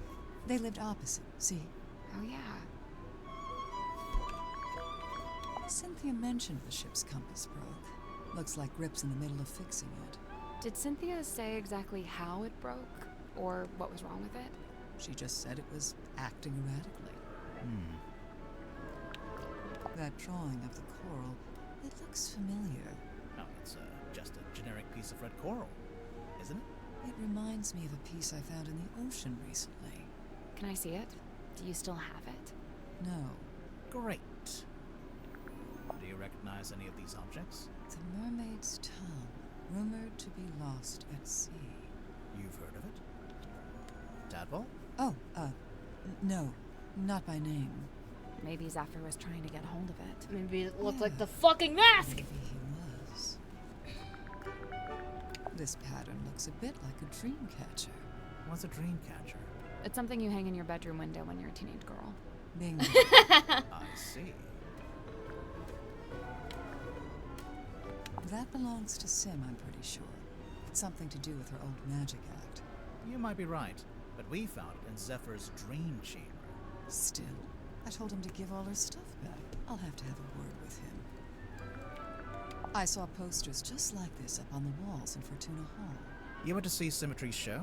No, by the time I came through the town, she'd already left. But her posters were still up. Yeah, the owner was scrambling to find something new. I don't think she wanted to admit she'd lost her star act. The theater owner. That's Baroness Fortuna? That's her. And did she ever find a new show? No. It didn't work out. This was on the floor of the crime scene. Do you know what it is? Poison, maybe? We don't know that. We don't know what it is. Doesn't make any sense Or for it to be mixture. poisoned. Magnus was killed with a blade. Something sharp. Right. But there wasn't anything like that at the crime scene. Well, then it must be somewhere else. I wonder if he drank it or like was forced to drink it and he All fell I can say asleep or for something. sure is that at one before time getting this murdered. cauldron spent several years underwater. Not just underwater, but in the ocean. I can tell by the growth of the barnacles and algae. There's no growth on the inside, though. Or on the lid. Yeah, I noticed that too. Where did you find this? Symmetry had it. Does it not belong to her? No, it belongs to Magnus. Just the front page? Or did he have the whole newspaper? Just this one page. Why is he so interested in Sim's old magic act? He's not. Where did you find that? Yeah, it was in Sim's... Oh, we just found it lying around in a corridor. What is it? It's Magnus's key. It unlocks his cabin. Really? Yeah, you just gotta push the iris, and the key pops out the back, see? That feels kind of violent. So, you need this to lock or unlock the captain's cabin. Uh-huh. Magnus only locked that door on rare occasions, but whenever he did, he used this key. And, the cabin is? Down the hall from the parlor, at the very back of the submarine. I kinda wish Dirk hadn't brought that onto the submarine. Why? Feels like it breaks some unspoken rule, having contact with the outside world. You know, I think I'd make a pretty good action figure. Maybe a bath toy with little legs that kick when you wind me up. I'll buy it. Aw. Any idea what Zephyr's keeping in this bottle? Whatever it is, he dumps it into the ocean every single night. What? What do you mean? Every evening, he comes by the airlock and empties the bottle into the water tank below. And the water tank leads out into the ocean. Yeah, and then each morning he comes by with the empty bottle and fills it back up again. Why? What's he doing? I've never managed to work it out. Salt water and like the other stuff. I mean, is it like a jellyfish in there? I'm pretty sure Magnus kept this in the storeroom. He had it covering the cauldron, I guess? It seems likely. Just to protect it from dust? Or maybe he was specifically keeping it hidden. Dirk tried to get me to take these. He's convinced we've all got a vitamin D deficiency. He said that's why everyone on the submarine is, in his words, moody and weird. Oh? What? I feel like I know what this is. The thing in the painting. You've seen it? Not seen it, more like felt it. I'm pretty sure it's out there. Maybe even right now. Should we be Oh. worried about this? That's up to you. Magnus wouldn't bring this inside the submarine, but he didn't seem to want to get rid of it either. So, it must have some kind of purpose. We already know what it does. We saw it on the way in. It shines a big green light so you know where to go to find the submarine. So the main character is inspired by Magnus Mortuga? I think so. But Werman changed his name to Marcus Mordu. Nice. Real subtle. Cynthia had to ask my help with writing this up. She wanted to put Magnus's age, but she didn't know it. How come you did? He and I were friends. I was really trying to get to know him. Sounds like that might have been kind of an uphill struggle. Yeah, he didn't really like to talk about himself. Alright. Tadpole didn't give us the code for the pocketbook. I noticed. So, what now? Maybe someone else will know it. Yeah, I doubt it. How about this? If we ask everyone and nobody knows it, we can break it open. Ooh! I knew that would cheer you up. I do kind of want to see what's on that piece of paper. You can read it just fine. But what if there's something on the back? Huh. So, what? You want to break it open? Maybe, yeah. Hey, I don't go around breaking your stuff. Very interesting. It's like double things that games like, hey, I want to do this kind of thing. Okay. Oh, what the fuck? Oh, the... We can't get in there right now.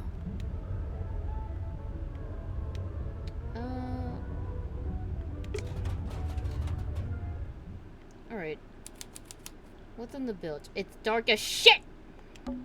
It's almost pitch black in here. I'm guessing you didn't bring a flashlight.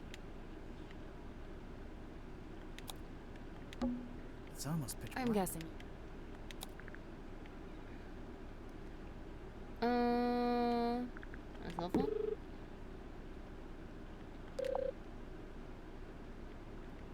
We can use Dirk's cell phone. Do you think he'll mind? Probably not. Oh, hey, look at that. Point it here. Here? You're not pointing it at anything. Well, where should I point it? You're not Well, pointing where should I point? No, not there. Over here. Like this? You're doing it wrong. Point it over here. What the fuck Over is here? this? What is this segment? A switch. See? I knew what I was doing. Dumb luck. It looks like some kind of dial. Oh, hello. Rotate the two outer dials and the two inner dial glass.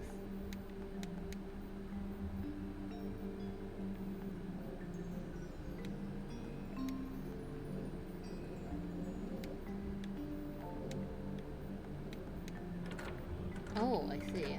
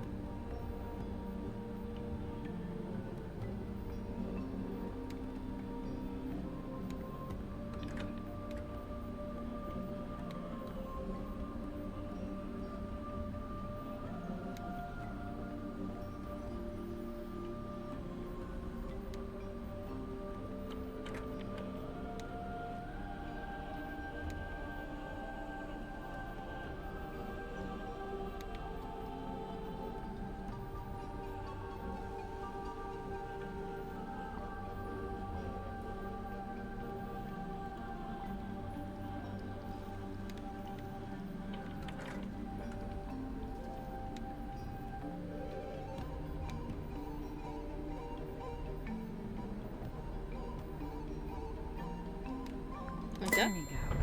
Nice. Oh, there we go. Oh, this thing is wet. What is that? I have no idea. It's some kind of strange device. What should we call it? A gun!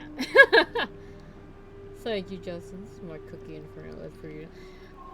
Yeah, I wonder how long or fast I'm like solving these puzzles. An unidentified device found floating in the bilge water.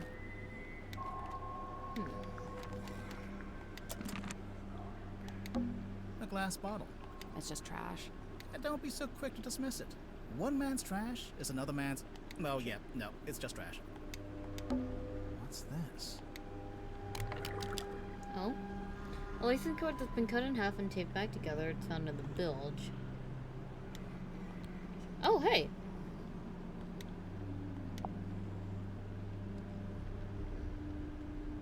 Ocean Rescue Divers Association, ORDA. Let's see. Driver's license number 0852437. Tanya Tadpole, specialist free diving, deep diving, reduced visibility, high pressure. Tanya Tadpole, the Ocean Rescue Diver Association. Interesting.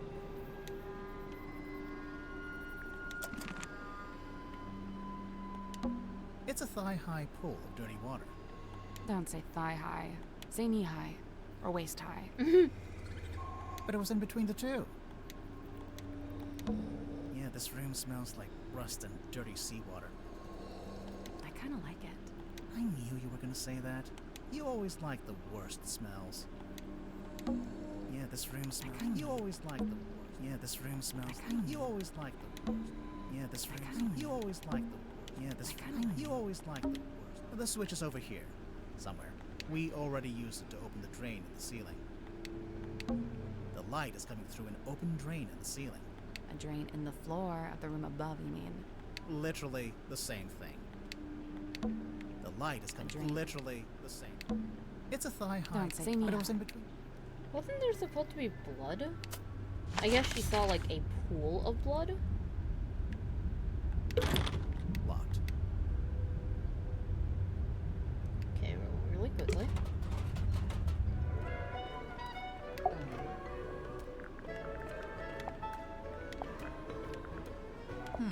Looks broken. Does it? How can you tell? I just assumed it was waterlogged from the bilge water. How did you know we found it in the bilge? Because it smells, and it's still wet. Oh yeah. And it's still wet. Sally, you take Ew. it. I don't want it. Ugh, you keep it.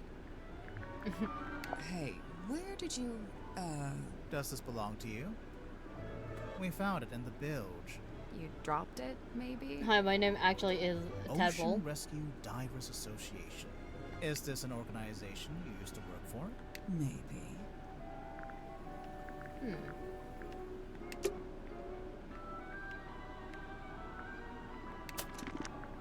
Let's see, can I open it? Order? So maybe 0... Well, I don't know.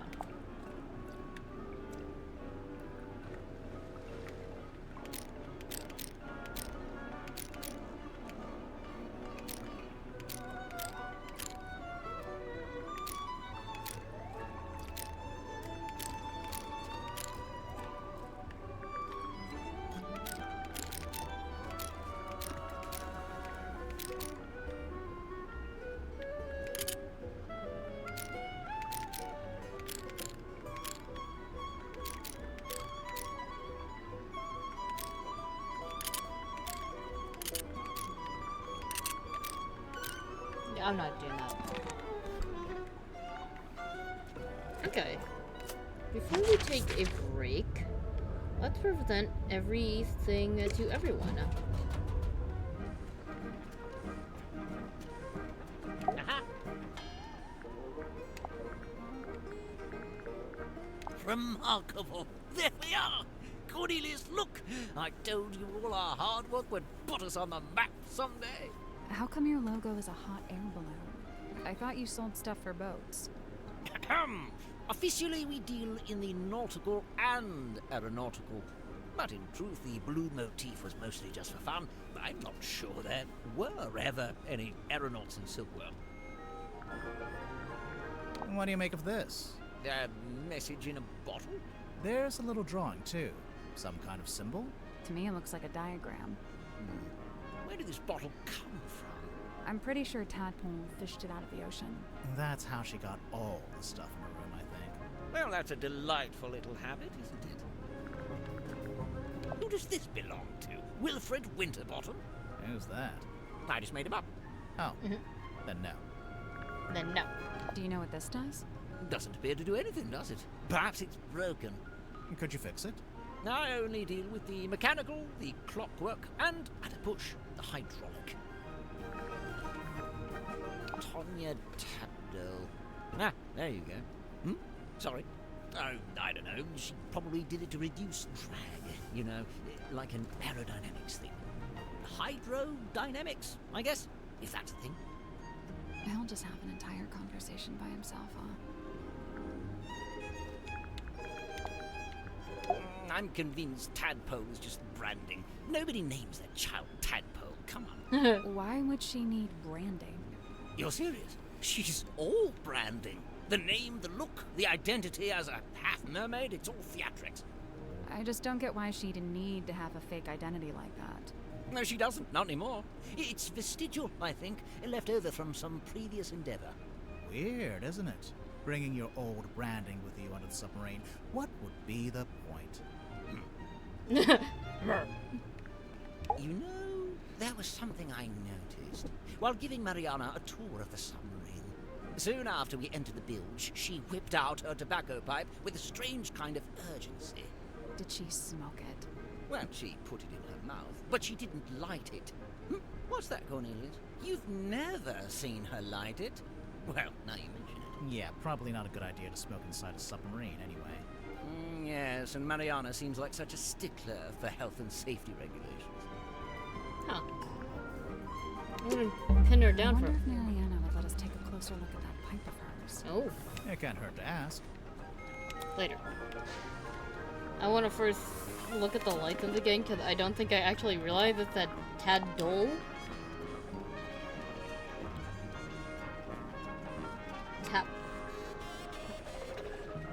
Tad Dole. Yeah, Tap Dole. I didn't notice that. I feel a little dyslexic now.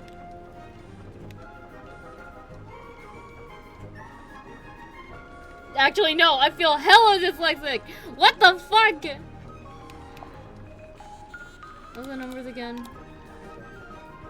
24 is 35. The biggest problem is I just had too many numbers. 2, 4, 35.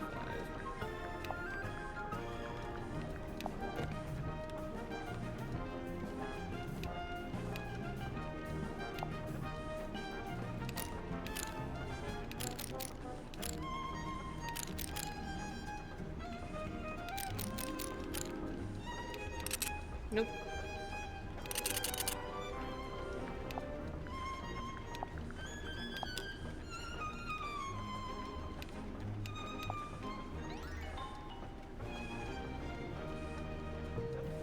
I was hoping there were, like, the Orda thing would have, like, certain letters that I can, like, make in, like, lead speak, but O and D are slightly interchangeable unless you use 6. I don't know what you would use for R, but I know what you'd use for A.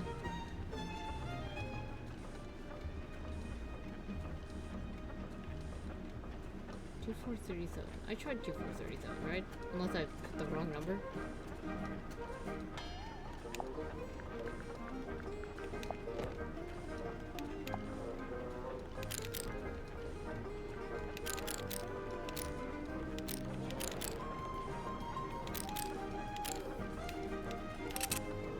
Yeah. Okay.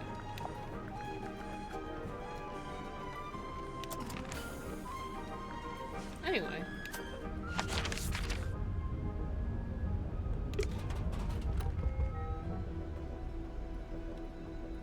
Oh?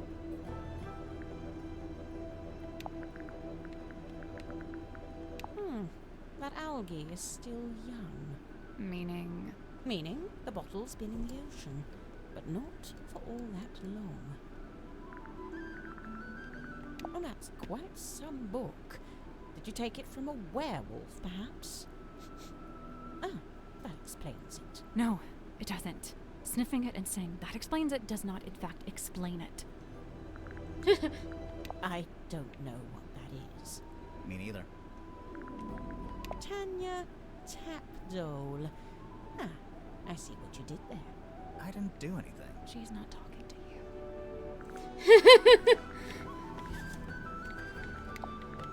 I first met Tadpole when she was on the road, travelling with a group of performers.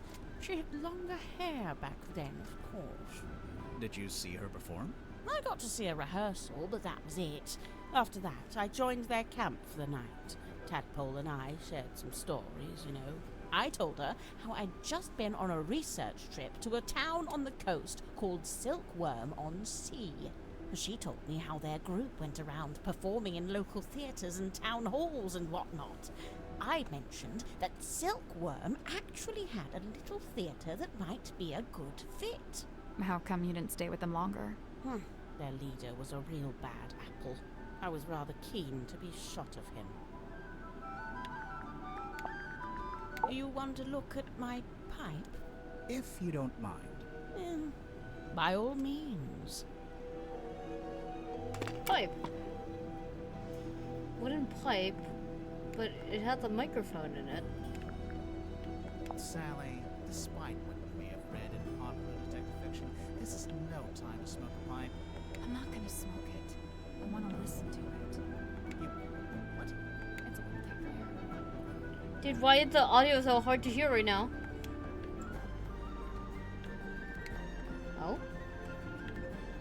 Do not tell me it's 1, 2, 3, 4.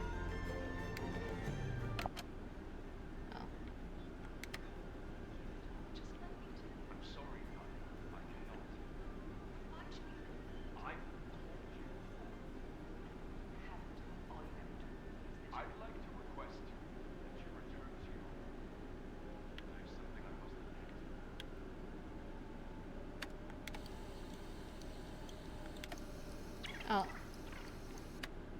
Oh, I thought I was gonna play backwards. Hey, listen, why don't we just kill him? Now that helps both of us. If he dies, we're both free, right? Come on. I know you don't have any better ideas. Probably talking about the story. That sounds hella misleading. Stargazing girl stares into the ink-black void. Upon her trembling lips, a question pours. A forbidden query of what may be and what may not be.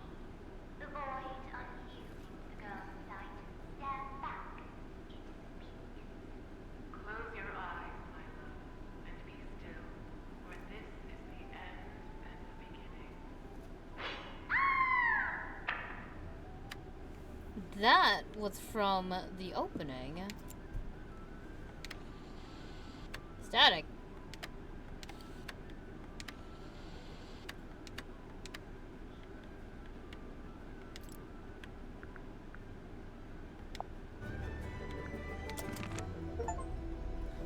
Discover Marina's moon secret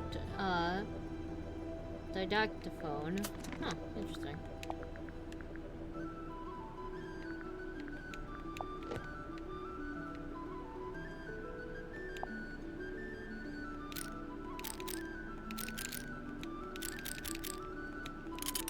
Oh, tempting, okay. Ah. What do you think of the pipe? Fine craftsmanship, wouldn't you say? It's not a pipe at all. It's a secret dictaphone. That's not a secret. You're clearly recording people without their permission. So? So it's immoral. Well, if you're going to kick up a fuss, I'll just take it back, shall I? No, hang on. It might be useful. Aha! I knew it. Tut at me all you like, but you can't deny the value of hard evidence.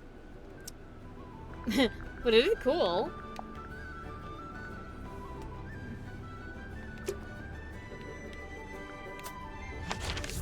Oh wait. It's a pinboard. Oh, what the hell? In the correct positions. Correct positions of what?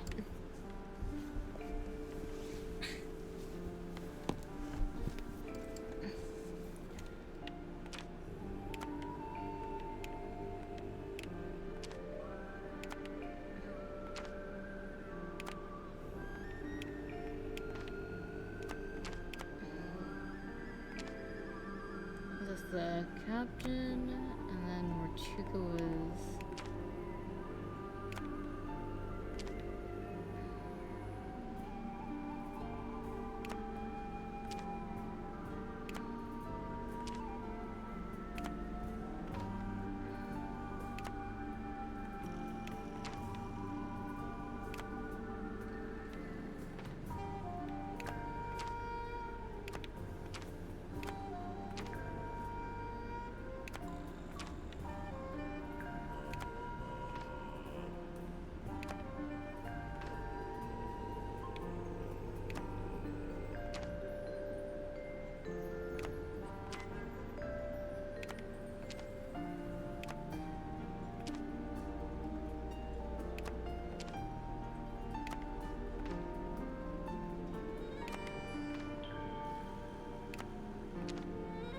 like this, maybe?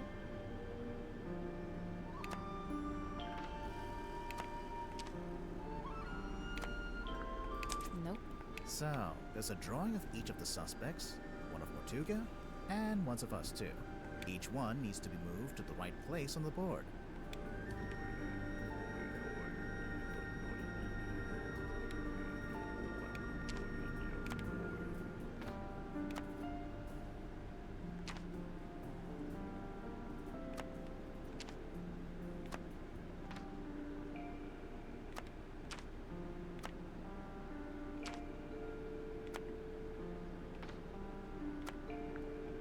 That's not it. Looks like the board's been divided into segments. The shape looks familiar. Is it some kind of diagram? Of course. Remember Mariana's diary? I don't, specifically. We'll come back later.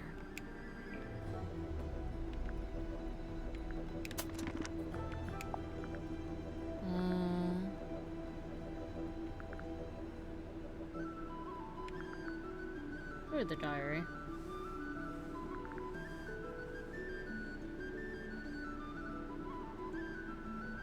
What diary?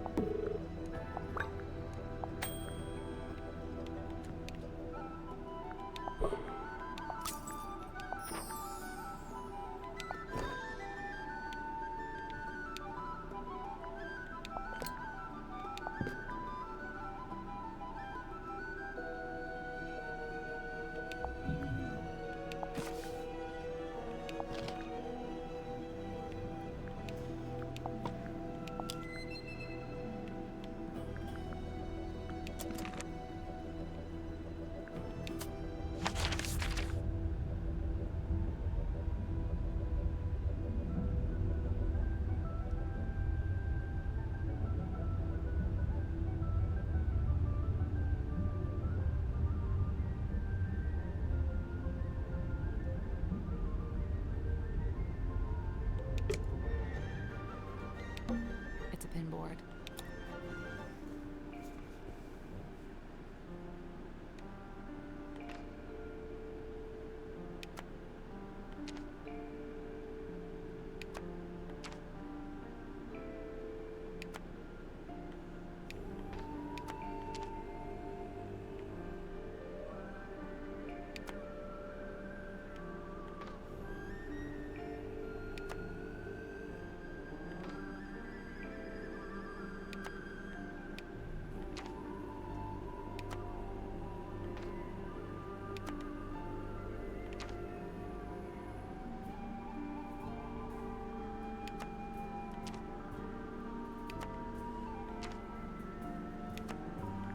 Nope. So, there's a drawing of each one needs to be moved to the right place.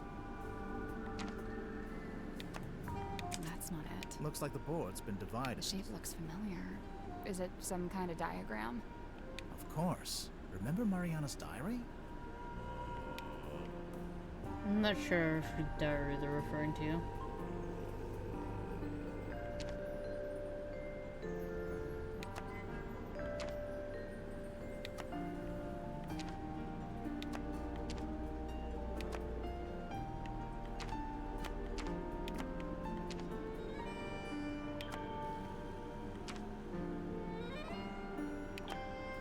Nothing. I'd say me, you, and Mariana all need to be in the same segment. Oh, and Mortuga probably shouldn't be in any of the segments.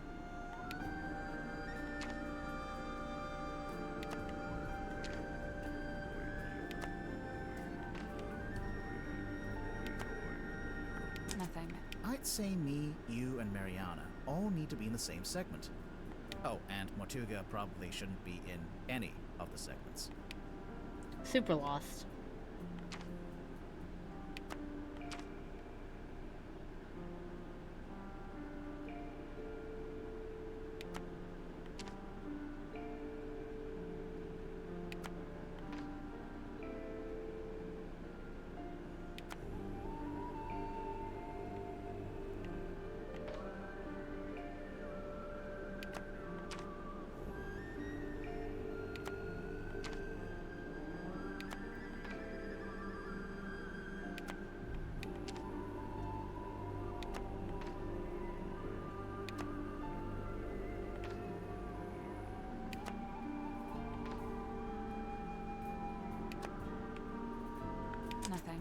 Oh, and Mortuga probably.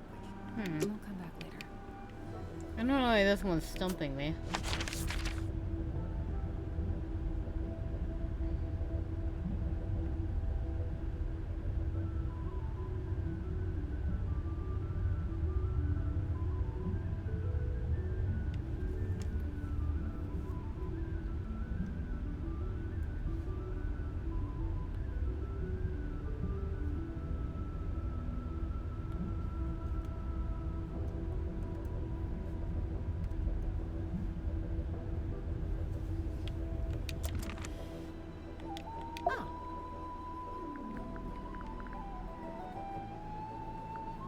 A merciless wind, shadow of a vengeance, cloaked. It's you. We get it. How mysterious! She descends into an orb. So, not. He turns. It is. What was he like? Nice guy. He tells me after a little while, he What do you mean? The light is gone. He seems. He tells me to head down. So. Neither of them look. And Captain Mortis. He asks. Then he disses the love. Mr. Worm. Mr. Grim now. Imagine my excitement. We begin a next clearly continued on. I smelled her. Motherfucker. While Mr. Grip skulked in the doorway, clearly hoping this would mark the end of the tour. We can clearly wishing outside. Next door, perhaps you'll agree with me, dear reader, when I suggest that the room next on the tour, a room inhabited. By the looks of things, the second bunk room smells. Okay, no, I'm definitely doing this correctly. Next door, clearly I has stolen out. Right. So, yes. It's a pinboard. I can. Oh, Actually. wood is. It's a pinboard.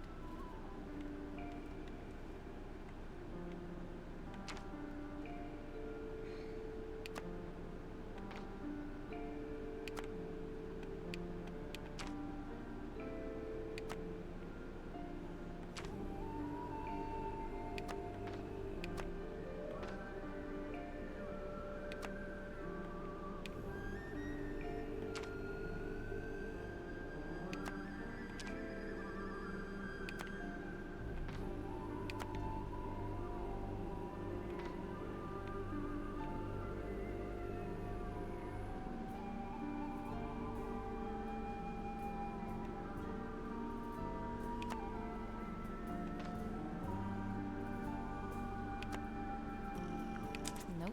So, each one needs to be moved.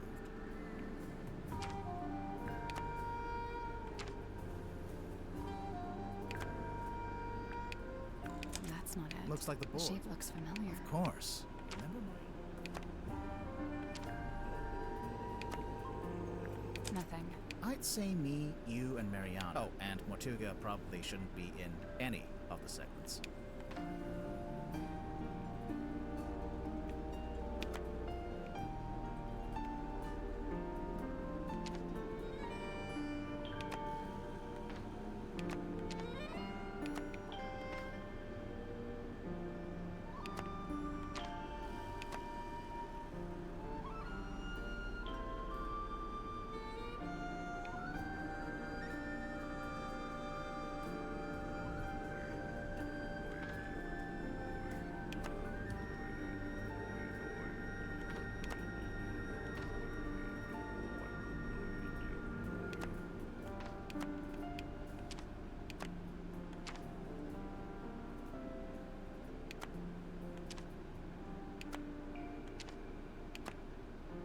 Got it. Fuck you. I definitely did this. Nice work. Nothing happened. What were you expecting? Normally, when we complete a puzzle, something unlocks and we get a new clue. Yeah, we've been conditioned to expect that. If it's a clue you want, take a look on the back of the pinboard. But What's this? oh, what the hell?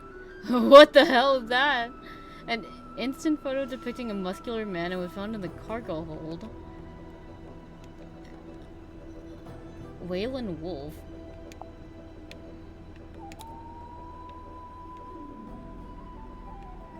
Are there numbers on here?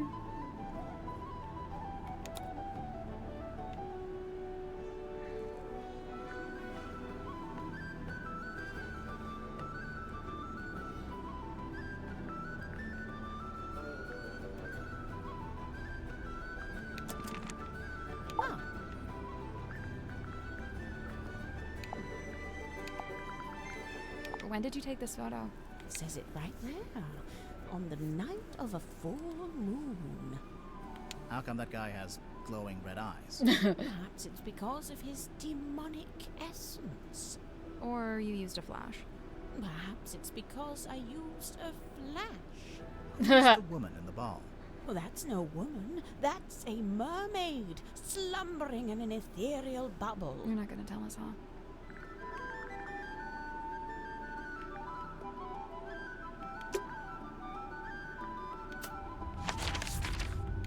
Okay, well now we have this thing to show to everyone. Aha. That's it! Mariana's pipe! She let you see it. She did. And? Did you discover anything? We did. Well, all right then. End of conversation, apparently. Okay. Aha! This must be where Madame Tadpole got her stage name. You think? She's not called Madame Mermaid Orb.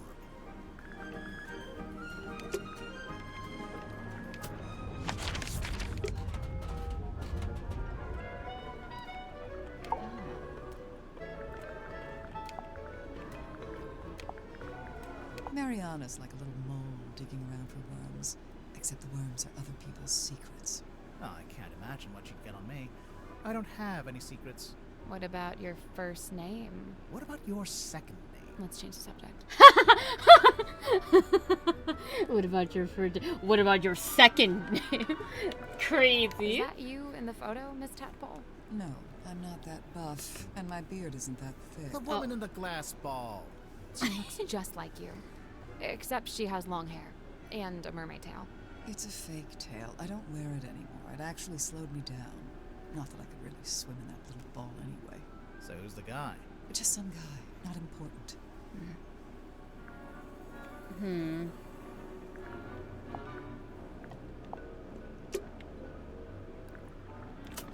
I really don't have like the information for this.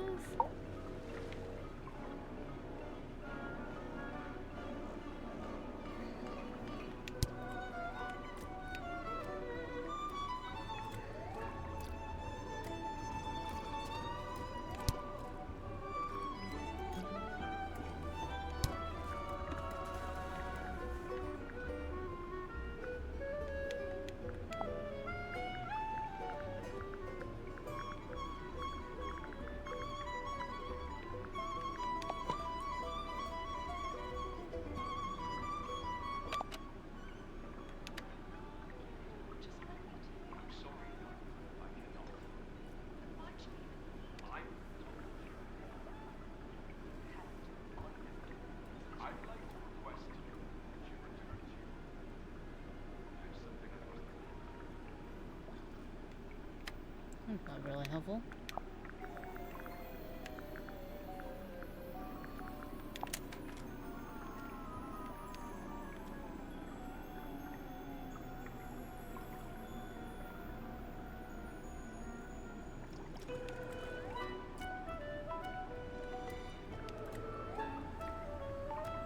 There's too many numbers.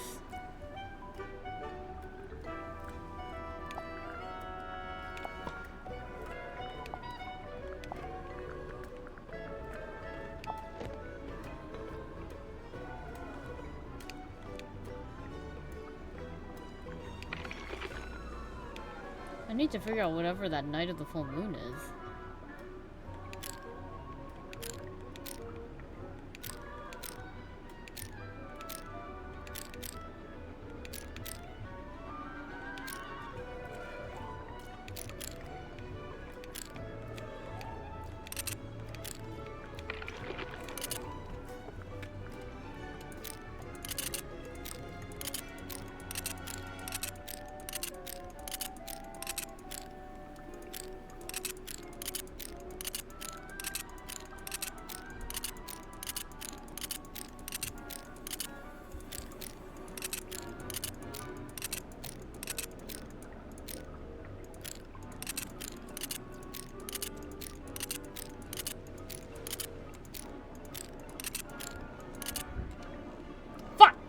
Okay. Figure it out later.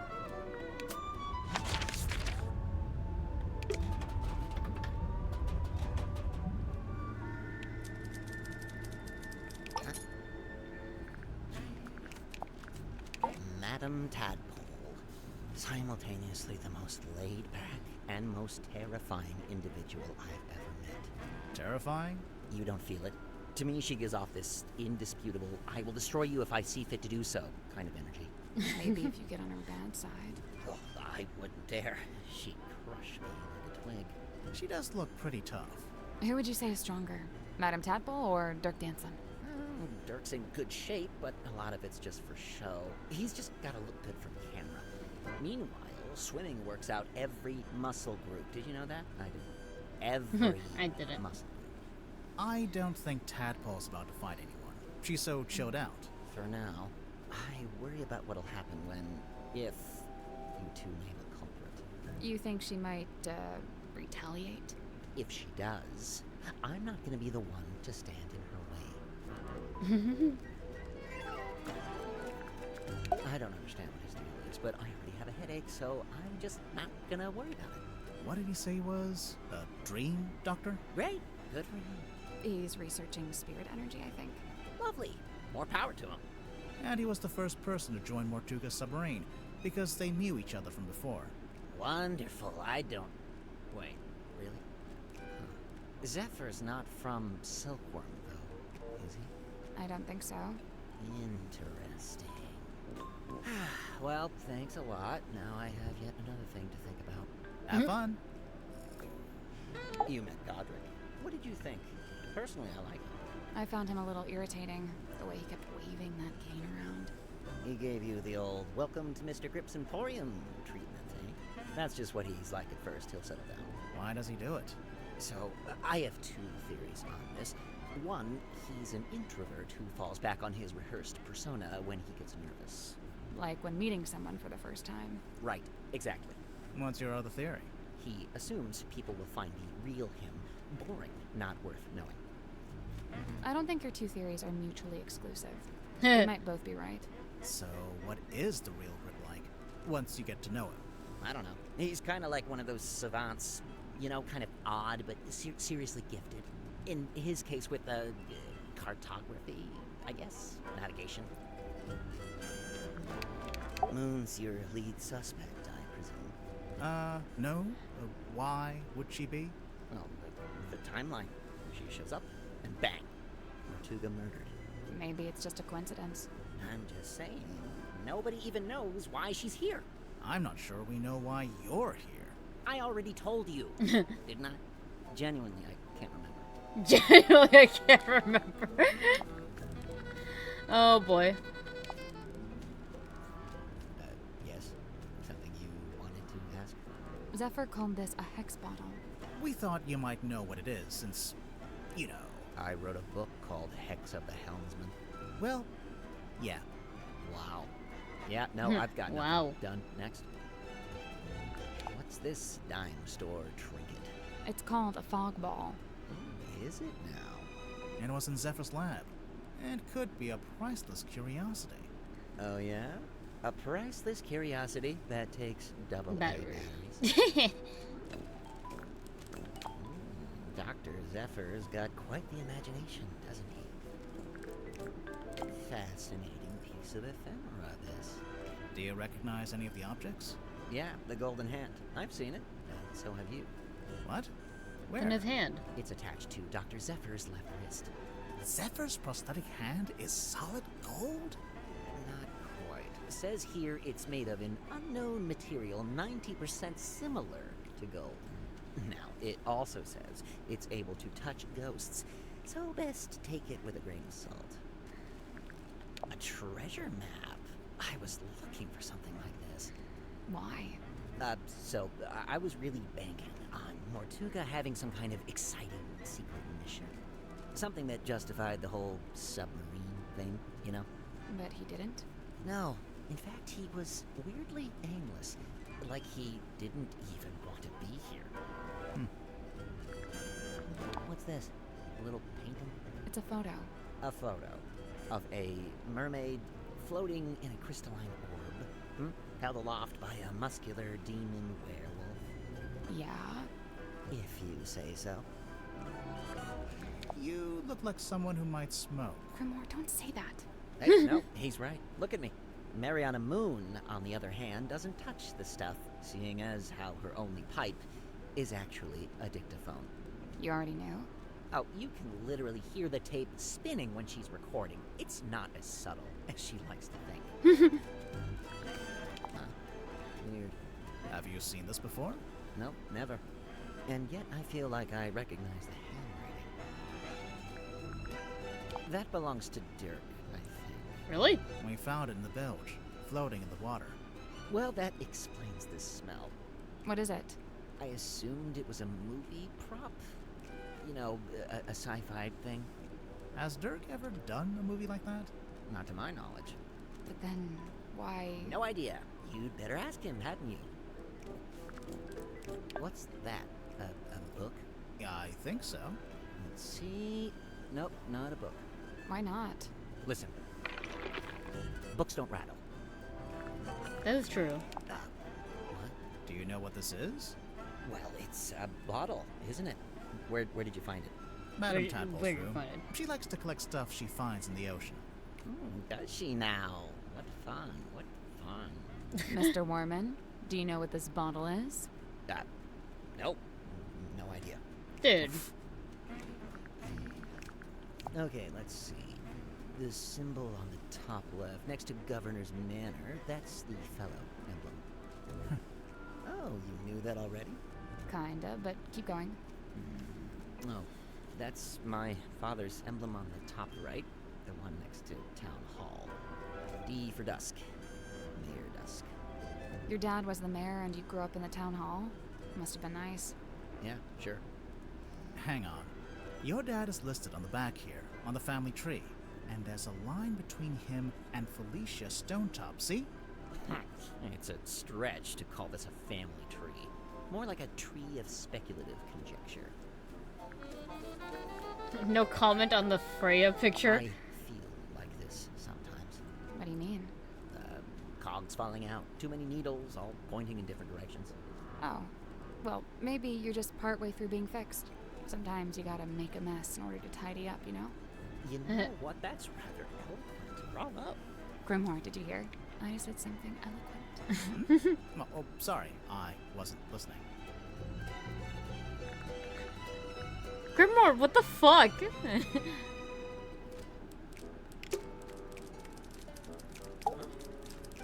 I love this guy so much. Tadpole? Oh, she's awesome. Got all kinds of stories. It takes some work to get them out of her, but it's totally worth it. Like, get this. I found out she used to be a rescue diver, but they banned her for being too good. How can you be too good again? I don't know. She'd go too deep, stay under too long, break all the guidelines, you know? Huh. I gotta say, no disrespect to Cynthia, but I'm disappointed Tadpole didn't become the new captain. What, did Tadpole say she wanted to be captain? No, I just think she'd be really good at it. I mean, she's smart, brave, plus she knows all about the ocean. I mean, come on. Dr. Z. Oh, man, I love this guy. Hey, did he show you his curiosity collection? I don't think so. Dude has some seriously rad stuff in there. Plus, like, it's all real, you know? Worth a lot of money, you think? Oh, totally. The guy's sitting on a gold mine. There was this one thing. It was behind glass, like this spooky mask kind of thing. I wish I could remember what it was called. Anyway, Dr. Z said it was priceless. So, obviously, I asked what that meant, and get this. It means it's worth a lot of money. Do you know why Grip's running a shop down in the engine room? I don't know, he's just doing what he's good at. Which is what? You know, fixing compasses and stuff. It's kind of a niche skill set. You say that, but I heard he ran a pretty successful business back in the town. Yeah, we saw it on our way here. It's boarded up now, like everything else. Dirk, did he ever mention why he closed it down? From what I gather, it was making him money, but it wasn't making him happy. You know, he wanted to put all those navigation skills to use and actually head out on an adventure. That's fair. Mariana? Man, she's really living out the escapist fantasy. I gotta say, I'm impressed. That's if you believe what she says. I think she might be making some of it up. Hey, you know, it's funny you say that. I did notice something the other day. Oh? Well, she's supposed to be all, like, old-timey and stuff, right? But she was really curious about my cell phone. Curious how. Well, she was asking what make it was, what model number, you know, like really specific stuff. Huh. Hey, so remind me what a hex is again? Didn't you just make a movie called Hex of the Helmsman? Right, but look, I'm bad with learning what the made-up words mean. It's not a made-up word. A hex is a magic spell. Kinda like a curse. Or it can mean 6, as in hexagon. Ah, gotcha. Okay, thank you. I was hoping that would clear up what a hex bottle was, but no dice. Is that a crystal ball? I think it's made of glass. Right, but a crystal ball in the sense that it's a magic ball you look into and you see your future or whatever. Oh, yeah, I guess. Why don't you look into it? You'll see yourself solving the murder, and then you'll know who did it. It's genius. It's cheat. Dr. Z told me this is a dream helmet. Have you tried it out? Nope, I don't dream. What? Yes, you do. No time, bro. Gotta optimize that sleep cycle. You know, if you're dreaming, you're not resting. You're insane. A little bit. Little bit. What? Where does Zephyr find this stuff? I'm pretty sure they don't sell this magazine at my local newsstand. Maybe on mail order. I think it's more of a black market thing. Huh. Some of the listings in here, the prices are in ounces, and there's a symbol. It's the alchemical symbol for gold. For real? Man, For real? Is Zephyr like secretly super rich? Oh, sweet treasure map. Yeah, it doesn't specifically say it's a treasure map. Dude, there's a big red X. You gotta assume that's a treasure. Big chest of gold doubloons, you think? Oh man, that would be awesome. Although thinking about it, do you think anywhere still takes doubloons? Holy moly, look at that. I know.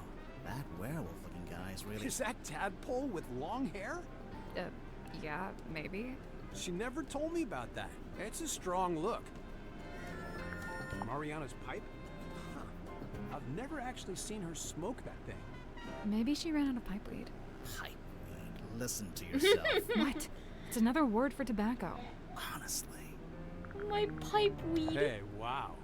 Did Tadpole give you that? No, we found it in the bilge. You think it belongs to her? It would make sense. Although the woman in the photo looks a little different. No, it's gotta be hers. You're right about the photo, though. Her hair is brown here. I guess she dyes it green nowadays. So what? It's a free country. Just the subtle look at the camera. Oh. You know what this is, Dirk? Laser gun? A laser gun. Well, whatever it is, I think it's broken. Wait, really? I mean, oh, what a shame. This dude wants to shoot a laser gun. What's that? It belongs to Madame Tadpole, but it's locked. Oh, a combination lock. Let me try. Yep, got it. How did you know the code? Easy. It was her birthday. Huh. Oh!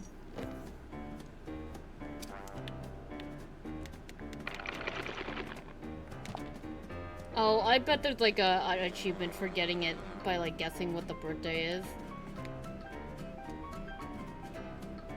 So, it's actually a shallow box with a number of objects kept inside. The inside of the box smells like cigar smoke and alcohol. Gambling. Moon. Fortune. Oh, here we go. That's way helpful. Tanya, professional swimmer, currently traveling, looking for work. I'll have to think of an angle, but I think it'll work. She's tough. Doesn't complain. It could be a keeper. Moon caught her snooping, taking photos. Said she's on the trail of a werewolf. She's a pain in the neck, but she's a natural storyteller. Might be able to put her to use. Fortuna.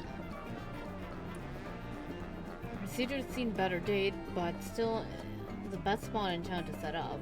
Tried to cut a deal, but she's being tight-fisted. Might be a problem. Hopefully not. For her sake. I wonder if I can use these numbers.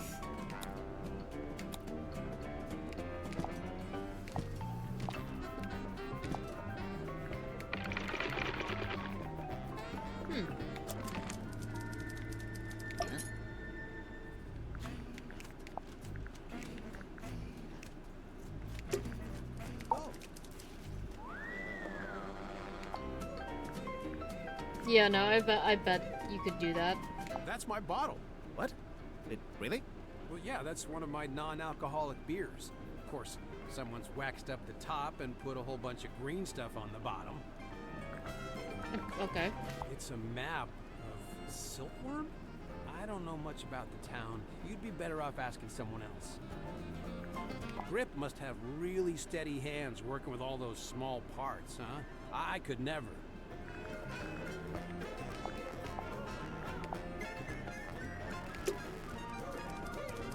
Interesting. I really quickly just want to see if she'll say anything.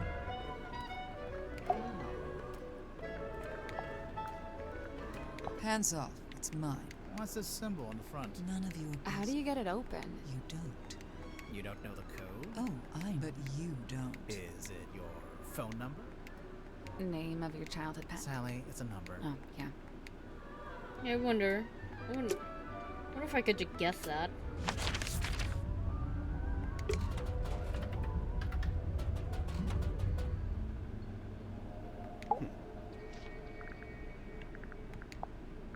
It really is fortuitous that Madame Tadpole found her way to the Mortuga submarine. Not only is she unusually well suited to living within the confines of the ocean, but she was also unusually compatible with Magnus Mortuga. As far as I know, the two formed a sincere friendship. Huh. I wonder if she knows any of his secrets. She may just. I'm to believe Tadpole had taken it upon herself to discover the source of Mortuga's internal anguish. In her words, she wished to understand him so that she could help him. It was in the course of this endeavor that she begun scouring the ship for information. On one occasion, I entered the captain's cabin to speak with Magnus, but instead I discovered Tadpole quite alone, trawling through his bookshelf. I asked her what she was looking for. She said she didn't know. There's something suspicious about Tadpole. Let's go talk to her. Not right now. He joined us about a week or so after we first left port.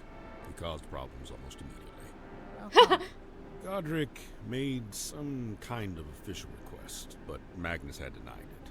Their disagreement was something to do with navigation. For my own sake, I stayed out of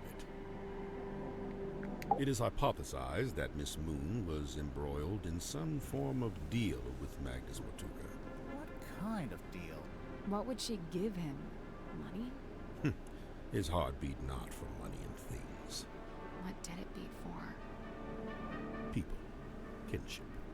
So, Mariana gave him a person? Maybe information about a person. Or how to find a person. If only it had been torn in two, then I could be sure. Of what? The branch of red coral at the base of the map. I'm wondering if that's the treasure you'd find if you traveled to the X marked in the center. A photograph of a divine moon ritual. The man holds the orb aloft, and the being within is imbued with rays of mystic light, granting eternal moon wisdom. Eternal moon wisdom, huh? I have that. I skipped the ritual though. I was just born with it. Impressive. Also, I can shoot moon lasers out of my eyes. Now you're just being ridiculous. Mariana Moon's tobacco pipe. Yes and no. It's actually a dictaphone, like a little tape recorder. Curious. Is Miss Moon some sort of covert operative? Who knows? Maybe. I think she's just nosy. An epitaph to human desperation. A totem of yearning for a time long past. If you say so. That's what you gotta say about a shrink ray, driver's I license. assume? It actually does look like a shrink ray. Alright, Grimoire. I'll be the guinea pig. Zap me. Of course, it could be an enlightenment ray. Perhaps you ought to zap me instead. No one's getting zapped. Shoot me, It please! seems I'm not the only curiosity collector on board. This book, if it is indeed a book, has clearly got a story to tell. It's an incantation sealed in a glass bottle. Traditionally, you might bury such a thing under the floorboards of your house to protect from black magic. What about if you threw it into the ocean? Would that do anything? Likely it would have no effect. The ocean is simply too large to be held to account in this way. Somebody's been trying to piece together Silkworm's history by the looks of it. We noticed Mortuga's on there, but his name's not connected to anyone else. Did he ever talk about his family? Or where he came from? He never spoke of his heritage, no. The ship's compass. I witnessed Cynthia carrying this from the control room the night Magnus was murdered. Yeah, I think it broke. She was taking it to get fixed. Odd, it's never broken before. There must be a connection.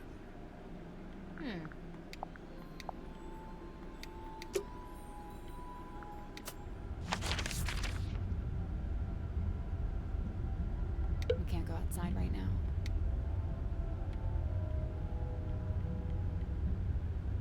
Okay.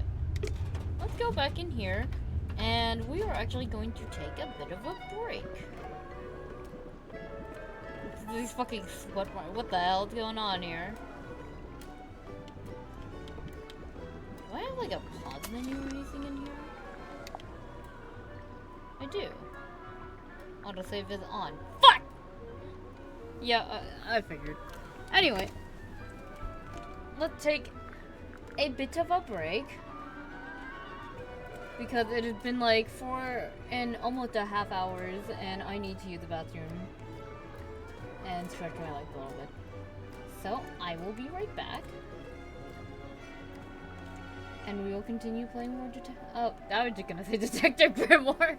We'll continue the Mermaid Mask in a little bit. Alright, I'm back. I have to like double check if I'm gonna pick up my cousin or not. But apparently the air quality right now is like so ass that I'm like without any of my like input, kind of like baby jailed, so that like my pathetic lungs don't die or something. Which, yeah, that's fair. Sure. Anyway, let's get back right into it. Full screen game. Okay. I wonder what the 32% is. Like how far I am in this game because I am being the slowest person possible.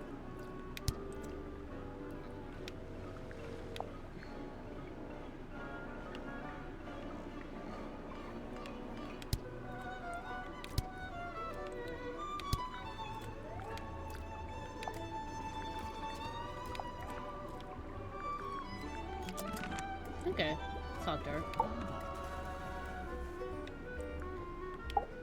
Yeah, this is swishing. Keeping secrets. Okay. Tadpole, what would you say your relationship with Mortuga was like? We got on great. Where's this going? Did you ever disagree with him? Argue with him? Nope. Let's get to the point,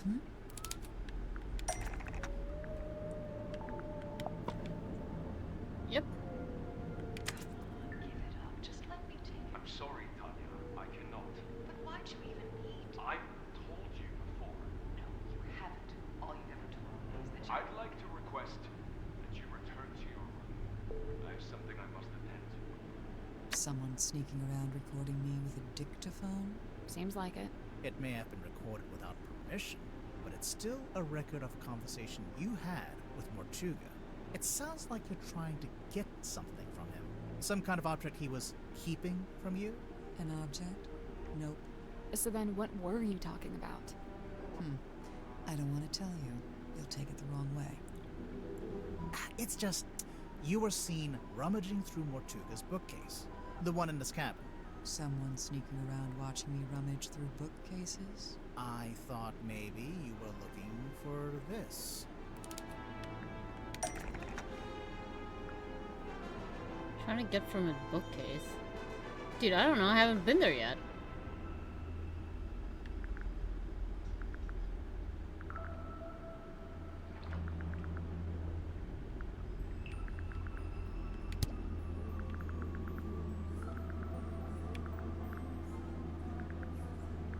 Fuck.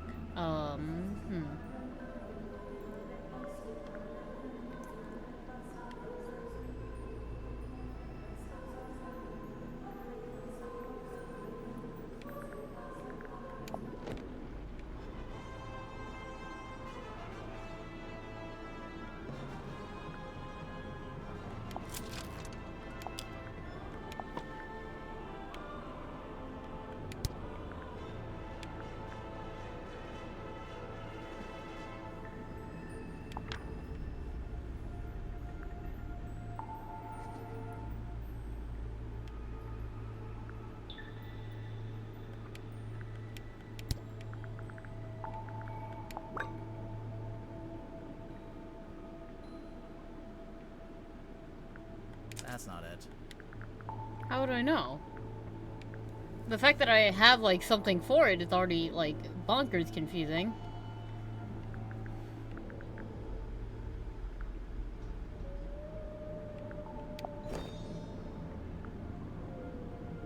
That's not right. Something from a show. Dude, I don't know. Ah, nope. That all you got? I mean, it would neatly explain what that argument was about. Not an argument. I thought I tried And this already. obviously I noticed that there's a dried blood stain on the front of the book. Nosebleed. Very common among divers. Oh, really? Nosebleed. I assume it was Mortuga's book because of the MM initials Nope, on the... it's nothing to do with him. It's just some old book. It's not important. Now that's not quite true, is it? It's not even a book. It opens up into a little box. Mental note. Don't tell your birth date to Dirk Danson. Even if you didn't take the book from Mortuga, there's something in there I wanted to ask you about.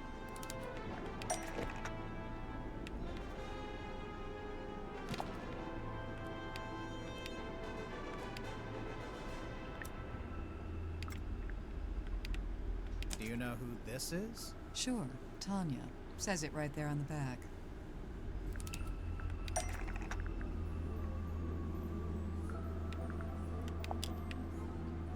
We heard you used to be a rescue diver. Mental note. Don't share any personal information with Dirk Danson.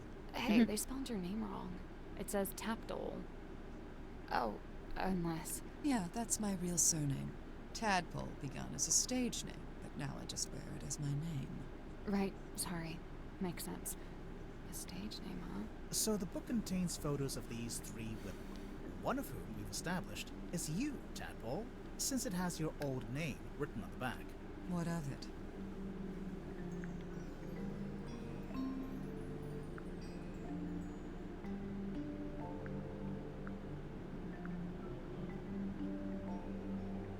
It probably means the book didn't originally belong to you.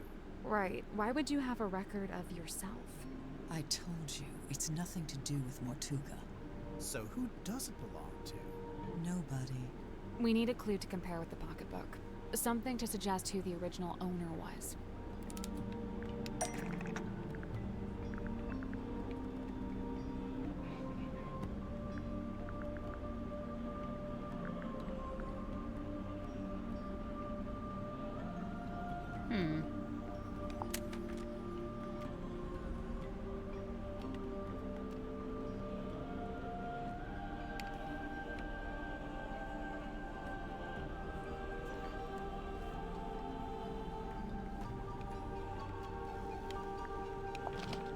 The original owner.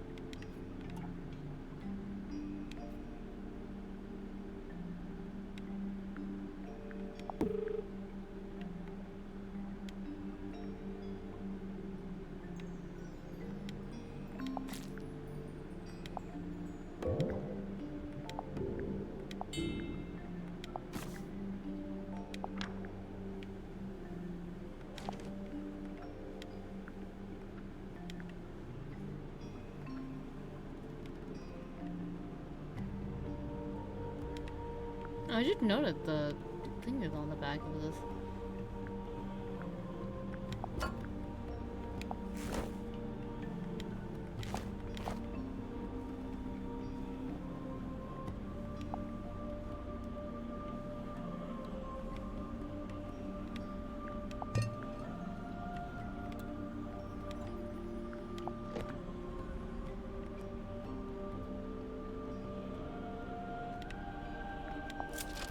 Oh, maybe I just need to put the case file.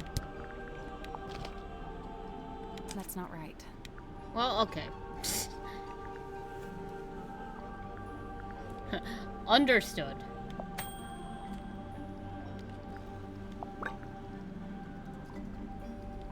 Photograph.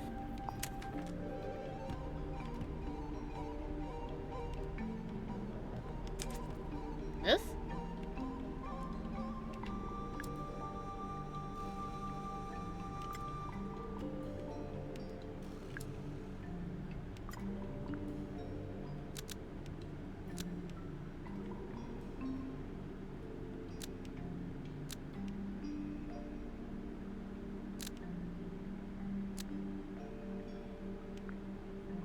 The scratch on the cover is an engraving of the WW initials because it was made by Waylon Wolf. So the man in this photo, Waylon Wolf, we think was the head of some kind of traveling show. A group that you, Tadpole, used to be a member of. Hey, look at that. I'm actually impressed. Presumably, the pocketbook is where he kept records of the various people he had dealings with. Tanya Tadpole, Mariana Moon, Baroness Fortuna. The first two we know about. But what about Fortuna? What does she have to do with Wolf?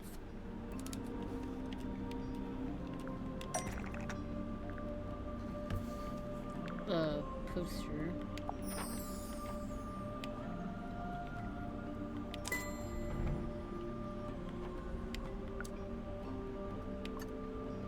Baroness Fortuna owns the Fortuna Hall Theater in Silkworm on Sea. We actually passed it on the way to the Stonetop Inn. It's all boarded up now. Perhaps Wolf's traveling performers came through Silkworm on Sea at one point, and perhaps some of them never left. It might be why Madame Tadpole's in this part of the world in the first place. So, if the pocketbook originally belonged to Waylon Wolf, Tadpole, how did you end up with it? I took it from him. I assure you, he doesn't need it anymore. So, it really doesn't have anything to do with Mortuga. But in that case, what was that argument about? Not an argument. Come on, give it up. Just let me take it. I'm sorry, Tanya. I cannot. But why'd you even need? I've told you before. No, you haven't. All you've ever told me is that you're... Right, fine, I'll tell you. But you better not get all excited. I was trying to convince him to leave the submarine and give up the captaincy to me. What? Not because I wanted to be captain, but because I could tell Magnus didn't. I believe his tenure on board the submarine was some kind of self-imposed punishment. But I thought maybe he'd suffered enough. Maybe he deserved another shot At what?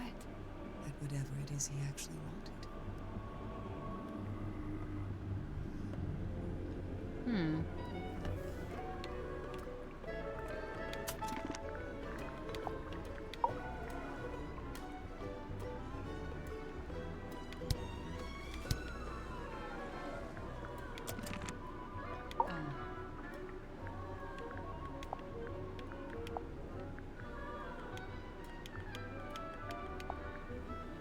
Okay.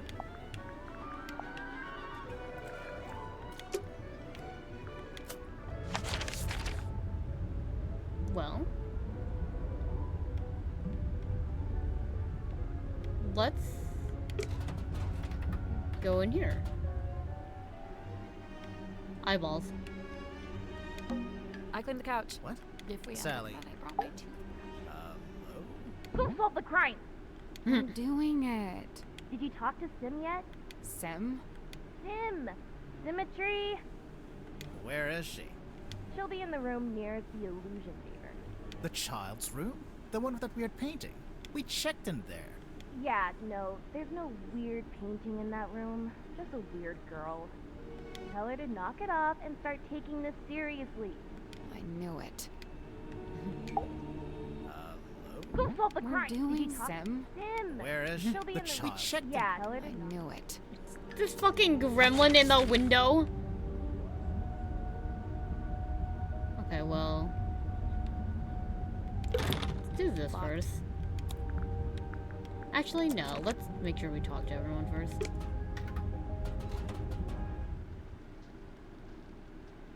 I knew you blinked!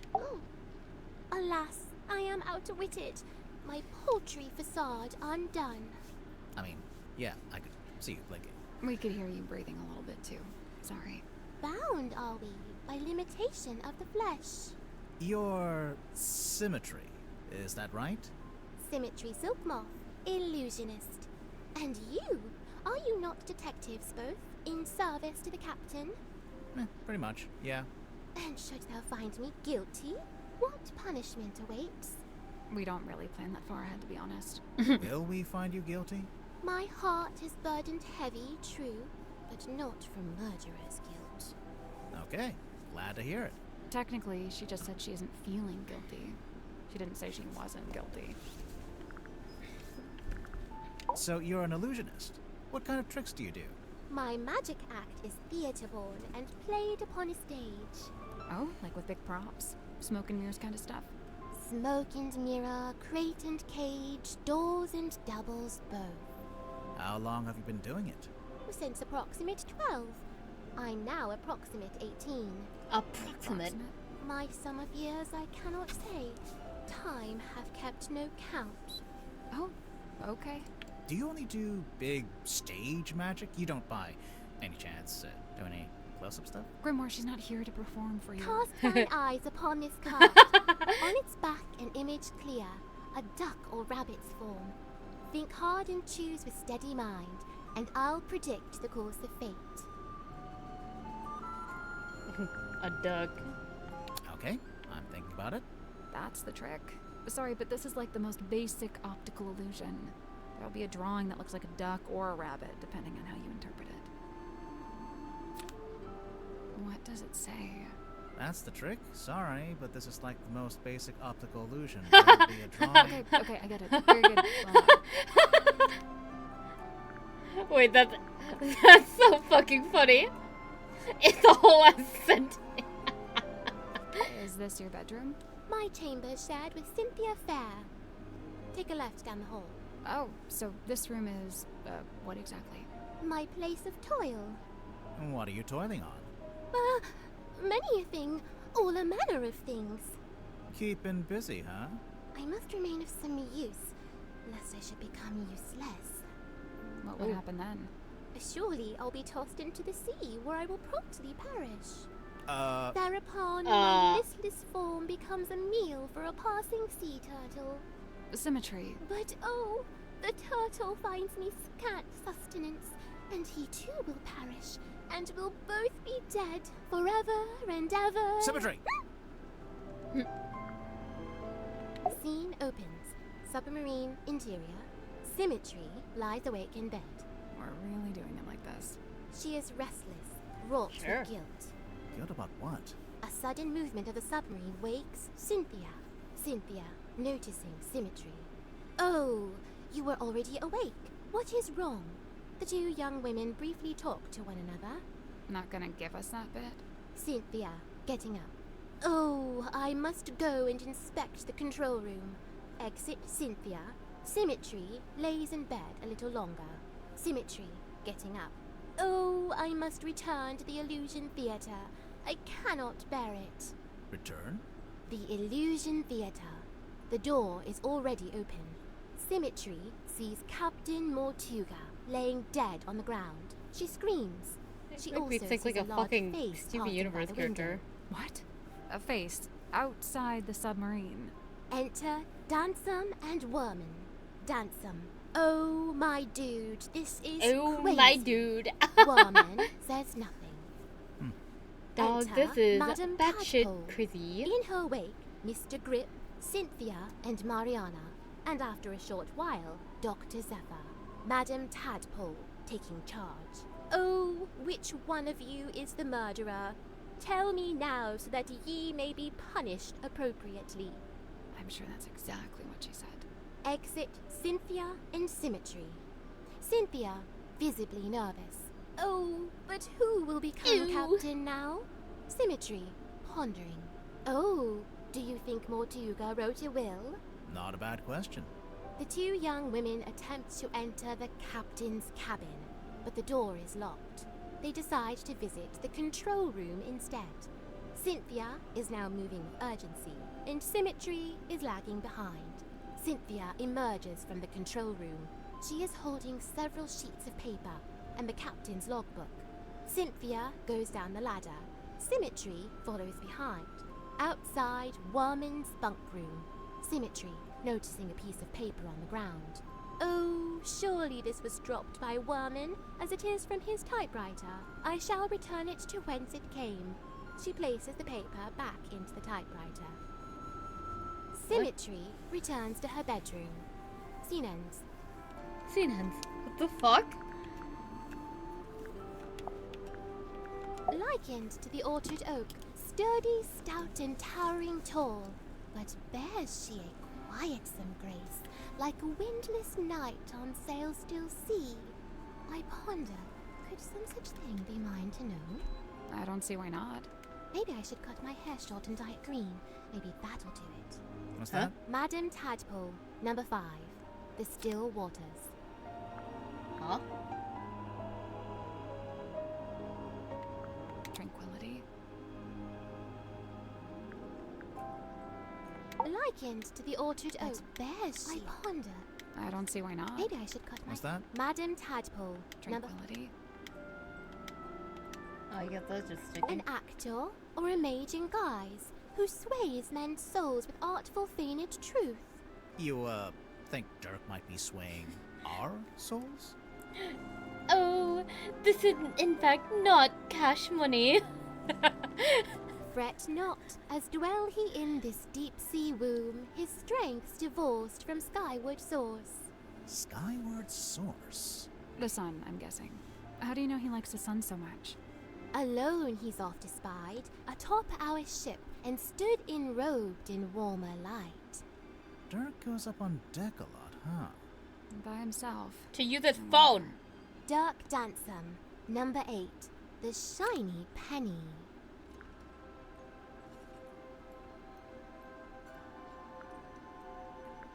Capitalist greed? His life's long hope to pierce the veil and breach those blackest bounds.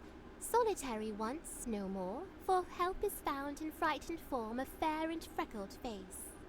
She means herself. I'm following. A time spent in chamber dream and changed to lofty quest. Then lo, a shock! Dismissed, bespurned, rejected. My lonesome purpose lost. Why'd he do that? Zachariah Zephyr, number 3. The Entangled Dream.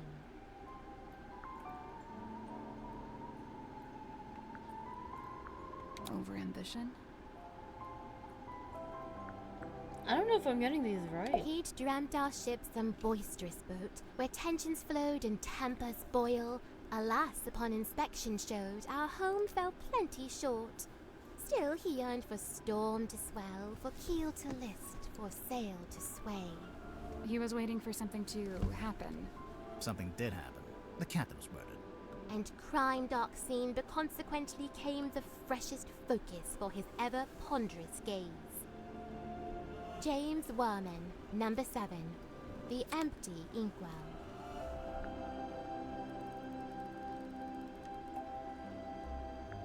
Apathy? Like jagged face of coastal cliff, cut coarse by storms and swells of life long spent. Sleep a scant solace, bedeviled by a dream dug deep in folds of ever-furrowed brow. His broad form stood, once ox-strong and stout, now more malediction than man.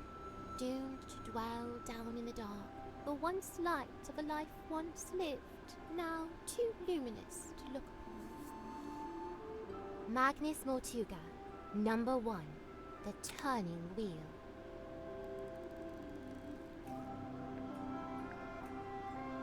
Meeting your destiny. Dude. Despite all his whims and wayward ways, his heart beats hopeful, kind, and keen. His whims? Like how he talks to a wooden stick? When first we met, when first I came, he had not yet his cane beclaimed. So, where'd he get it from? The cane. Wrought it he by his own hand, composed of cast-off scrap and scrounge. Really? Did Grip live down in the engine room, even back then? Verily, he seeks it out, that engine's heart, for clank and clamor calm his call. He likes how noisy it is. What's wrong with him? Godric Grip, number 2, the broken compass.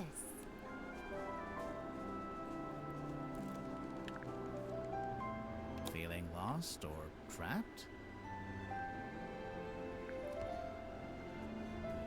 Still estranged, this moon and I, but she and me befind ourselves in newfound kinship joined.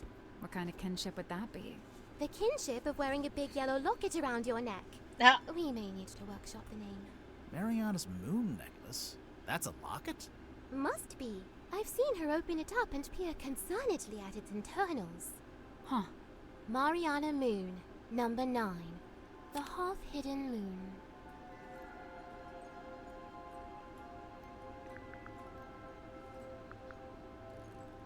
Disingenuousness?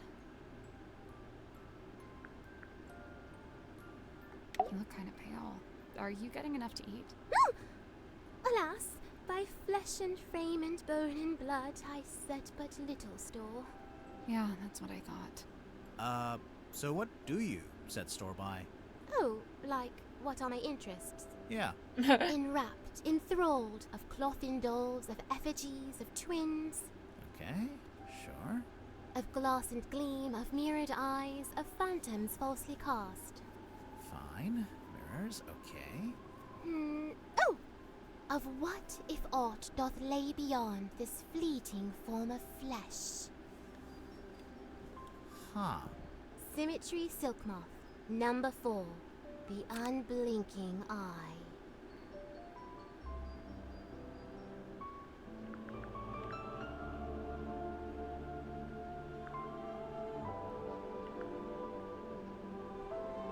Obsession?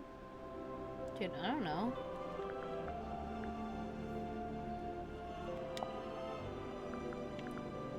A werewolf? Or some hellborn fiend? Yeah, I think it's just a guy. But his eyes, they burn of wicked flame. Well, it's either a wicked flame or it's just red eye from using a flash in low light. Game is on the Steam front page. Oh, crazy. A map that leadeth unto naught. What do you mean? It leads to that big red X. Yeah, but it's a big red X in the middle of the ocean. It comes to mind I saw this map upon the captain's cabin desk. When was this? Soon after I arrived. Just once, and then it vanished. Well, now it's reappeared. Ta-da! Ta-da! Sim, look, it's you. Oh, long faded yesteryear. I'm shocked you knew that she was me. Yeah, I'm not sure you're old enough to say yesteryear in any context. From the review, it sounds like your old magic show was pretty good. I filled the house up every night. So why'd you give it up? There were other things I wished to learn. Jesus. Things not found upon that stage. Oh, I'm reading this myself. Oh, cool. Hey, did you like the bit where... I am but midway through. Prithee, spoil it not. Sorry. The letter in fair Cynthia's hand, a plan devised by her and her alone. The plan being... Why, to hire a sleuth to seek the truth. That's us. A couple of sleuths seeking the truth. I implore, unravel swift this tangled tale, and name the knave ere further harm befall. Further harm befall who? With former captain slain, I feared the new be target too. Target 2 with the number. This cauldron to Mortuga held deep worth, it seemed to me. When speaking of its somber form, his words were most severe. What did he say about it? Lay not thy hand upon its lid, lest thou be bound to ceaseless sorrow. Is that a direct quote? Lillian's locket. Looks familiar, don't you think? I didn't know it had a name. Huh. Kindly close the book. I have no desire to look upon it longer. Oh, sure. Here you go. That face! You know what it is? Mine eye but chanced upon it. Nothing more. Hey! A tobacco pipe? Yeah, sure. No, it's not. Oh, I I know this game. One always tells the truth and the other always lies. No, that's not what's happening. Yes, it is. Dost thou require this card's consent when saving souls from drowning deep? Well, no, not really. Then what purpose doth it serve? Do you know how Zephyr's dream helmet works? His secrets are his own to keep. Okay, but just for the record, you do know his secrets. I am bound to share them not. What is it? I do not know and dare not guess. Ah, come on. One little guess. It's not my place to muse upon the things in Chamber Dream. It's from the Dream Chamber? Yeah. Very You easy drew this sim? to know that. I did. And you hung it up on the wall? In the Illusion Theater? I fully meant to take it down, but never had the chance. What is it exactly? What was upside down? Imprudent plans gone swift astray. Plans for any magic act? Why'd you hang it upside down? Upside down?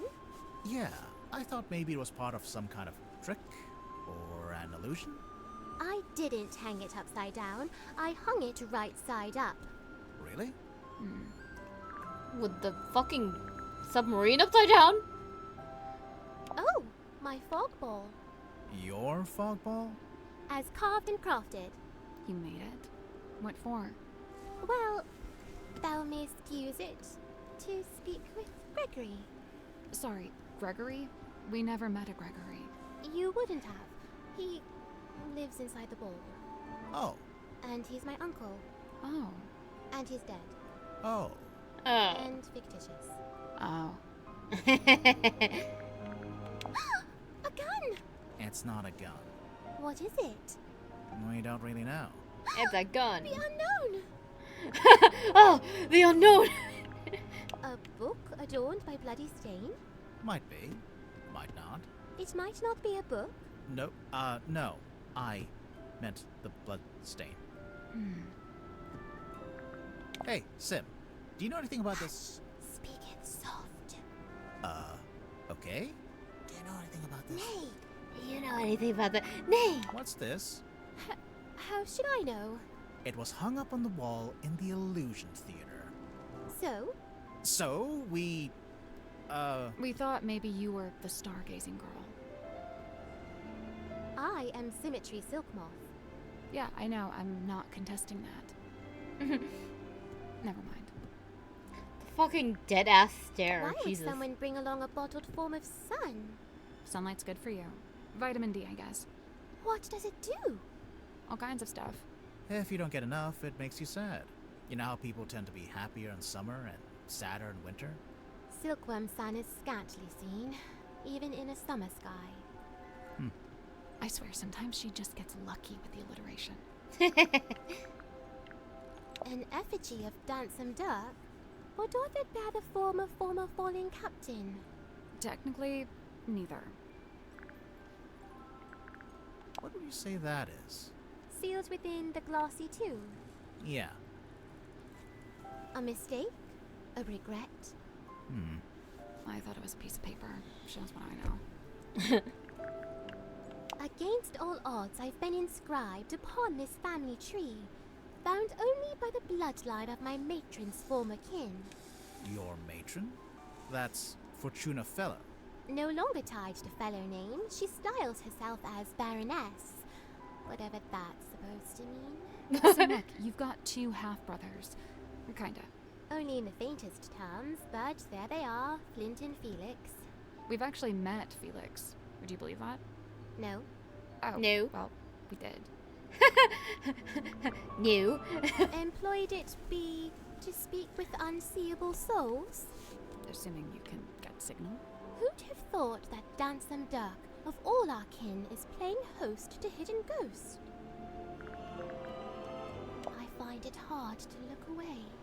Her flicker flame doth draw me in, and I am merest moth. What is it? Some kind of monster from the bottom of the ocean? No, not of the sea. She's of an even darker place. The fate awaiting guilty hearts once they are condemned. What? You get turned into a weird little wooden goblin head? Nay, bound in chains upon the deck and pulled along beside the ship. Oh, jeez. She's not serious. I don't think. I don't think. Care to explain what this is? Nay, Do you know what it is? I. I'm not sure if that was a pun or not. Where'd you find it? In the parlor, on the floor, So someone dropped it? so it would seem. The compass lies on deathbed dark, its many pointed bones askew. Hush, it now endures a surgeon's steady hand. You'll pull through, little compass. I wonder if Grip will let us take a closer look at that cane of his. Can't hurt to ask. A walking stick. I think it's What illusion? Invisible Man. I don't see it.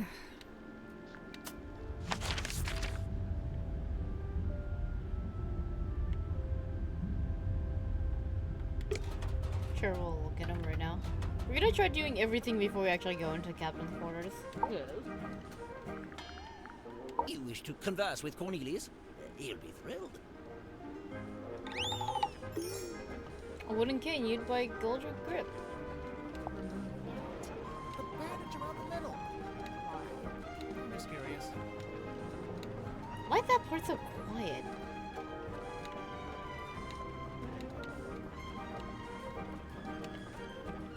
Why does he have two faces?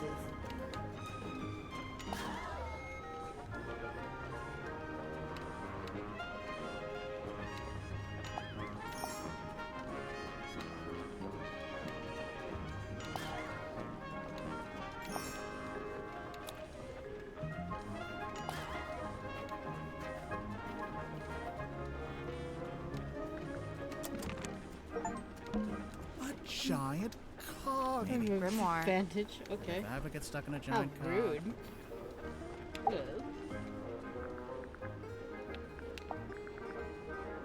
Why does it have a bandage around the middle? Cornelius? Oh, he fell down the stairs. The clumsy old thing. On a submarine. It's all just ladders, isn't it? I promise you that's not the issue I have with that statement. But I will say, in the last day or so, the symmetry does seem particularly somber. Because of Mortuga's death? Yes, the problem seems to be that she considers herself a kind of catalyst. Does she? Why? Well, I believe she'd been working on some new project, and shortly before Mortuga died, Symmetry shared this project with him. And? And then he dies. It's probably just bad timing. What kind of project was it? I really have no idea. What's that? Oh, yes. Cornelius tells me he saw Symmetry drawing something while in the mess hall. A poster, apparently? Greasy, rattling, yep. That's not what I clicked.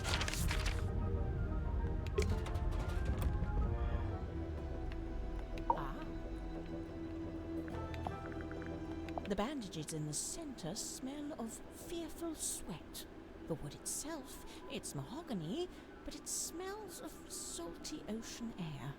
And the little hat smells like a dress worn by a doll.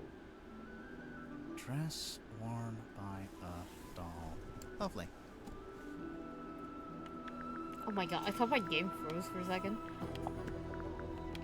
Symmetry was the only person I didn't see on my tour of the submarine. I realized later that she'd been with Mortuga at the time. In the Illusion Theater? You know what's funny? Nobody else calls it that. They all just call it the storeroom. I'm led to believe Illusion Theater is a name Miss Silkmoth came up with herself. Rather like how she came up with the name Symmetry Silkmoth. That's not her real name? It's not her birth name, no.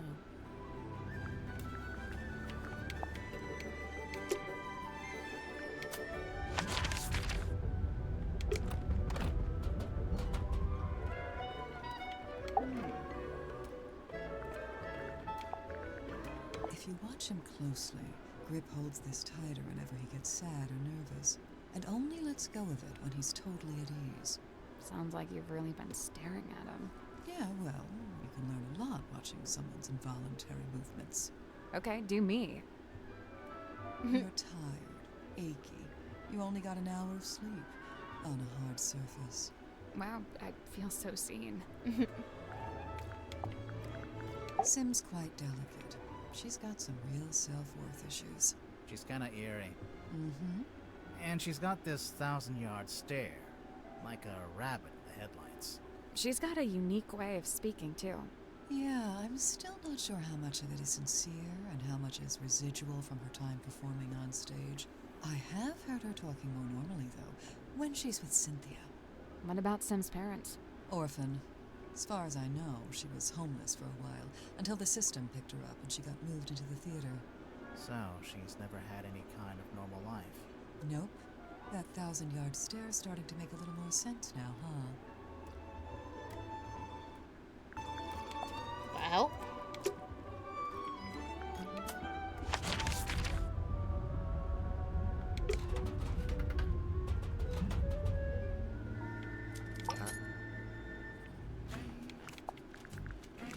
Ah, yes. Godric's little mascot sidekick thing. It's a wooden stick. With a face. To you, to him, it may be a wooden stick of great, thunderous importance. You never found yourself attached to an inanimate object? Something that gained special meaning? Well, I did used to have this hat. There we go. We're all guilty of it.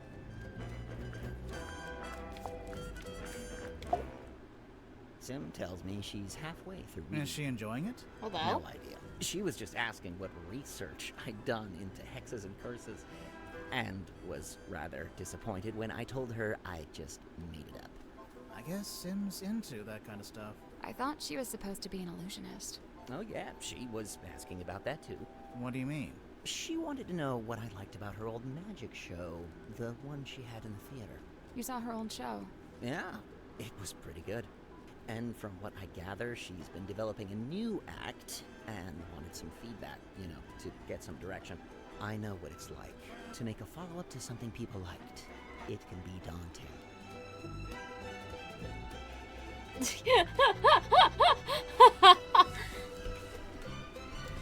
This fucking ass look.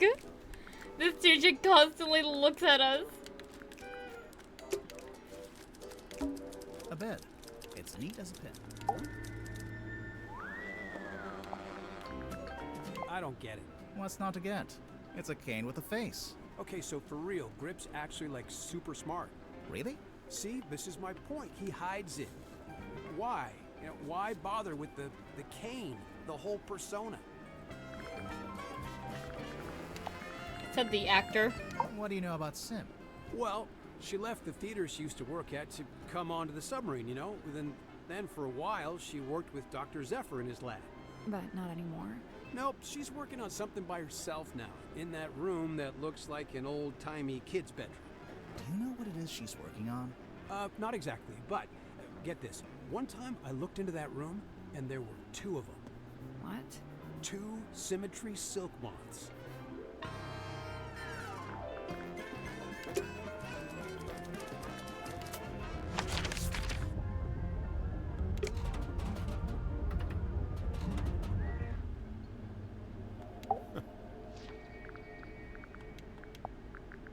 Godric Grip's hand-carved talisman. You think everything's a talisman. I thought it was just a part of the branding for his shop. It may well be. Nonetheless, I conclude that it is imbued with energy, and its primary function is to be an anchor. It's not heavy enough to be an anchor. I'm pretty sure it would float. He means an emotional anchor. Oh, right. It would float. What an enchanting thought. Uh-oh. You've given him an idea.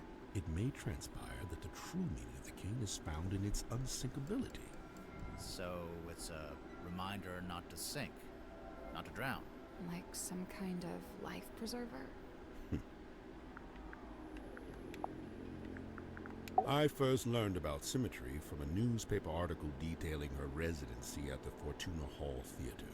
On the surface, it was merely a review of a magic show, but I felt something behind it, something of great interest. To me, it spoke of someone with a close connection to the ethereal plane. Taking an excursion from the submarine, I attended the performance. Afterward, I requested an audience with Miss Silkmoth herself, and speaking with her for a scant few minutes, I learned two things. First, and most importantly, my instincts had been correct. She was indeed fascinated with the great unanswered questions of metaphysicality. She held a yearning to understand that which could not ordinarily be understood. A woman after my own heart. What was the other thing? You said you learned two things. That she was thoroughly unhappy with her lot at Fortuna Hall. The theater owner was a heartless woman who, among other indiscretions, did not compensate Symmetry for her work. But she had no family, nor any other connections. She had nowhere else to go. So you invited her to come live on the submarine? To put it simply, Did she bring all her props and stuff with her? everything she could carry. Why? Was she gonna keep working as an illusionist on the submarine? No, Miss Silkmoth would be working with me here in the Dream Chamber. I notice she's not here anymore. Her tenure with me has come to an end. She has moved on to pastures anew.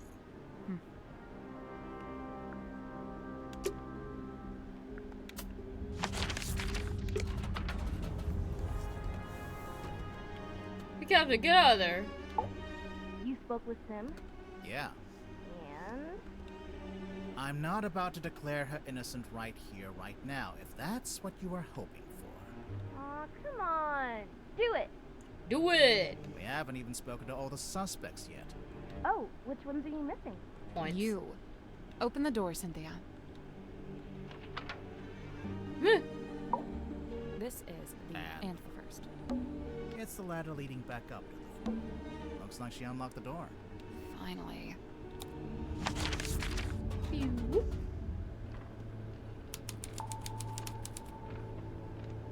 Wow. Down periscope. Down periscope. Don't touch that, please. It's behind glass for a reason. It is a garment of great historical significance and must be preserved. What if we just look at it from the distance? Fine. Captain's jacket, an ornate jacket displayed on a wooden mannequin in the control room. You can't touch it as it's kept behind glass. Sorry, I got distracted with the symbol. Can we look at the control panel? If you promise not to press any of the buttons. I will make no such promise. Hehehehe. There's a kind of waveform. I think this is for listening to the ocean. What are they expecting to hear? A radar? Maybe some kind of underwater imaging system? Either way, it's a machine that looks out into the ocean. There's a kind of waveform. I think. What are they expecting?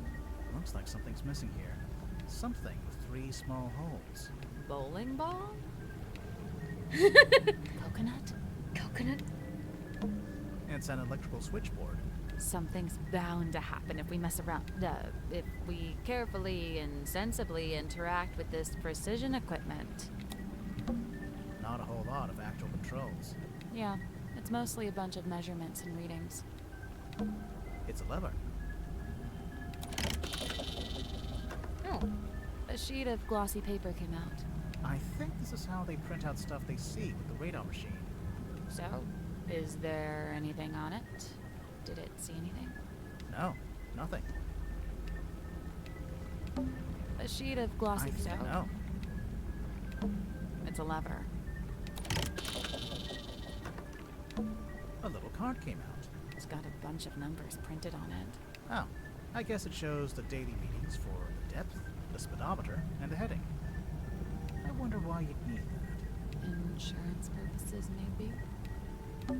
It's a lever. It's a depth meter. Shows how deep we are.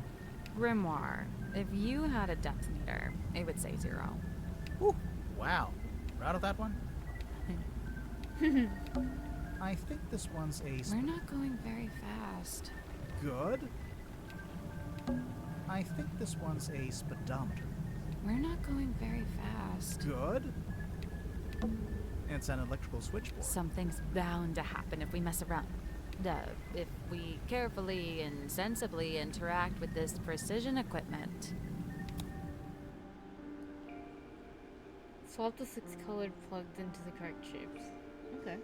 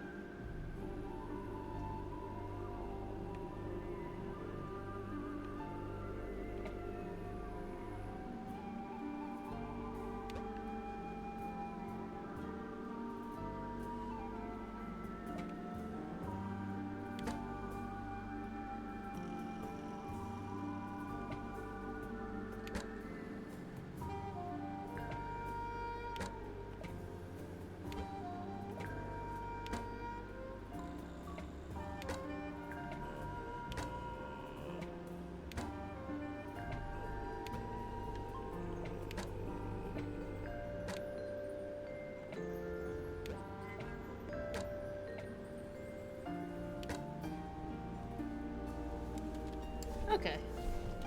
Let's do this.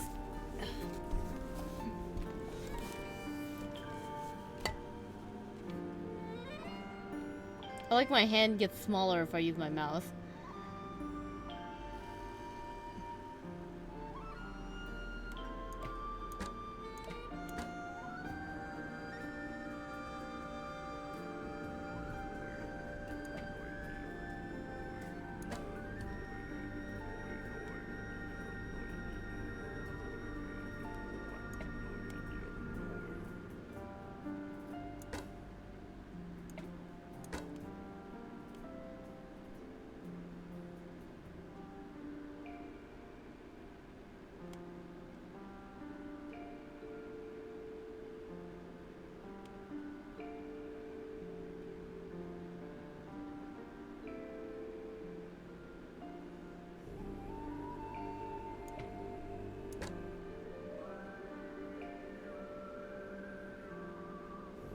Oh, is that correct, actually?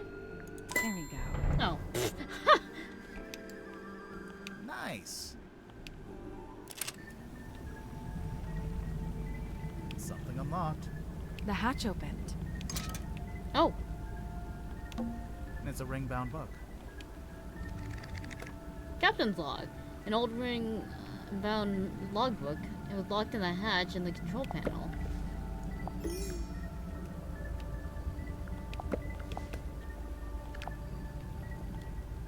The heck?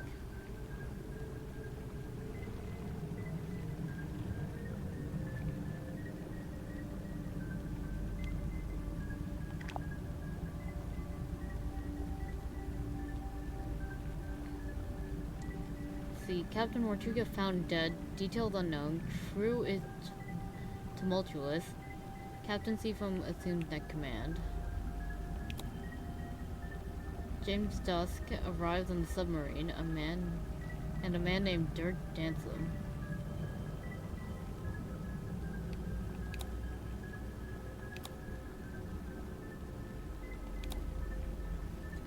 Oh boy. That's a lot. Girl named Cynthia Seafoam contacted the submarine by radio following from a rowing boat. A woman named Madame Tadpole was found in the ocean.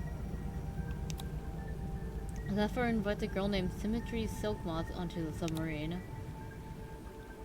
Goldrick Grip rescued from hot air balloon accident. Zacharias Zephyr sets up his equipment in the infirmary.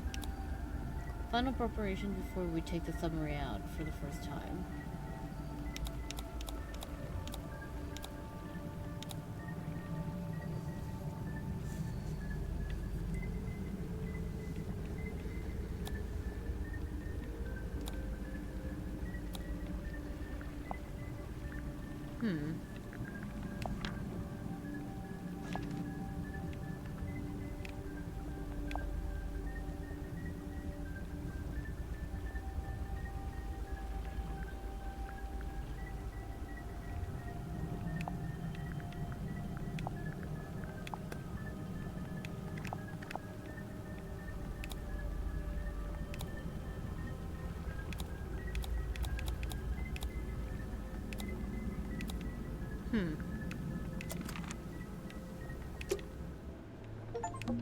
You can see out into the ocean.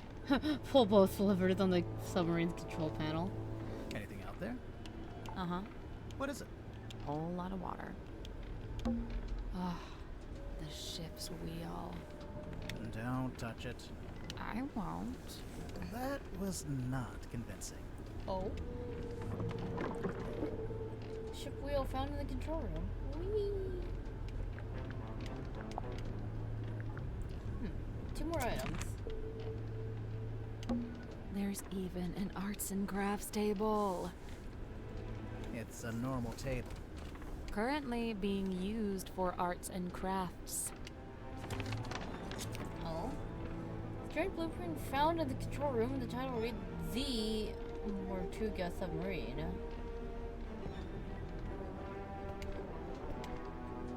They trying to turn it into a fucking boat?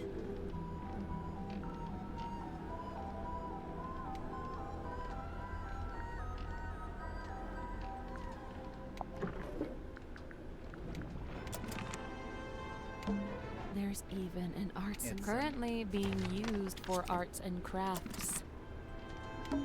Oh, wait, should we be calling this the control room or the bridge?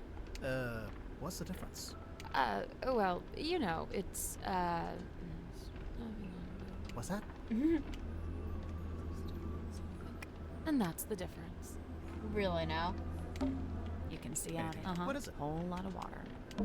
It's a throne. It's not a throne. Oh, well, what is it? Well, it's, the captain's control chair. There's a label taped to the back. Maybe it says what kind of chair it is. That's not a label. It's a whole document. A typed document that would tape to the back of the captain's chair in the control room. There are 2 handwritten signatures at the bottom of the last page. Command contract. This contract represents an agreement between the 2 individuals in contention over the ownership and command of the Tortuga submarine. For their own safety and privacy, the 2 people shall only be referred to as Party A and Party B. Previously, Party A had been considered the legal owner of the Tortuga submarine, and thus the rightful commander. However, recent development has exposed that Party B is in fact the legal owner of the vessel. This proves Party B is the rightful commander of the vessel and all of its operations. Yeah.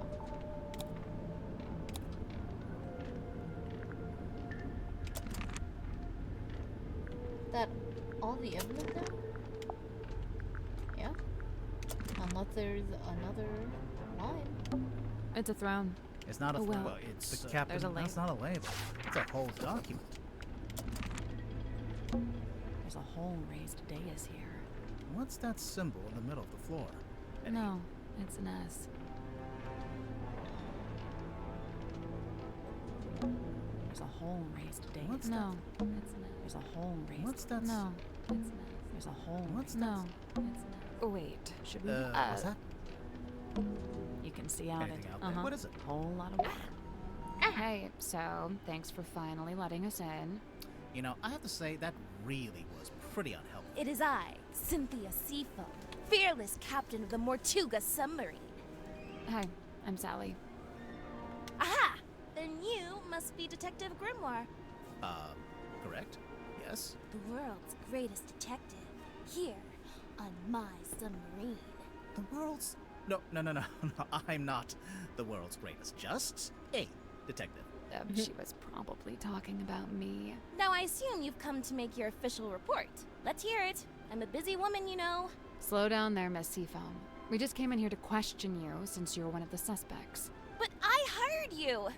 Yeah, no, that doesn't get you off the hook, I'm afraid. What? Really? Really? This is so totally unfair. That's hilarious, though. So, how'd you end up as the new captain? It's just the way it's meant to be. It's all above board, okay? I didn't say it wasn't. I didn't actually say anything. Cynthia, what were you before you became captain? Do you have any credentials? 15 years experience as a nautical engineer and shipyard mechanic. Family business. You don't look much older than 15 now. I'm 18! How does an 18-year-old end up on a submarine? I came by rowing boat. That's not really what I meant. Wait, the rowing boat we saw up on the foredeck, that's yours? Correct. You should know, it's in bad shape, and it's missing an oar. I'll add it to the list. So how come you wanted to hire Grimoire? Because there's a murderer in our ranks, and they must be rooted out. So what do you want us to do exactly? 1. You will investigate and ascertain the identity of the killer. 2. You will return here and report your findings to me. 3. You go home. 3. You pay us. 4. We go home. 3, she pays us. 4, we go get ice cream. 5, we go home. Deal. Wait, I didn't... Meeting adjourned. Why did you want to come to the submarine in the first place? To become captain? I sought an audience with Magnus Tortuga. I had things I wished to discuss with him. Like what? Matters of great importance. Affairs of great significance. Dealings of great... She's not going to tell us. Not yet. We'll get there. How long have you been here, Cynthia?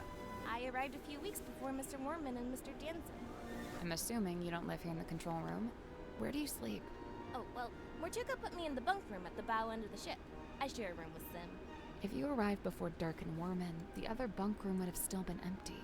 But Mortuga made you share. Yeah, I think he wanted to keep that other bunk room vacant. Oh, interesting. I'm not complaining. I really like sharing with Sim. She's great. So, what are you gonna do with the submarine now that you're captain? My first order of business, hiring you two. We really can't do anything else until this gets cleared up, you know? Sure, I get that. What about afterwards? We'll sail the 7 seas and have adventures. You know, that kind of stuff. No. I woke up when the submarine made an unscheduled maneuver. Everyone should have been asleep, but suddenly we were surfacing. How could you tell? When the submarine surfaces, the bow tilts up and the stern tilts down. And diving's the opposite. My bunk room's in the bow, and I could feel it tilting up. The bow is the front. I knew that. I wondered if someone other than Mortuga might be at the wheel. I was gonna go check, but then I noticed Sim was wide awake, looking upset. When I asked, she told me something had gone wrong with the new magic act she'd set up. I told her she could always take it down, rework it, and then try it again later. She seemed to agree with that, so I left her and went up to the control room.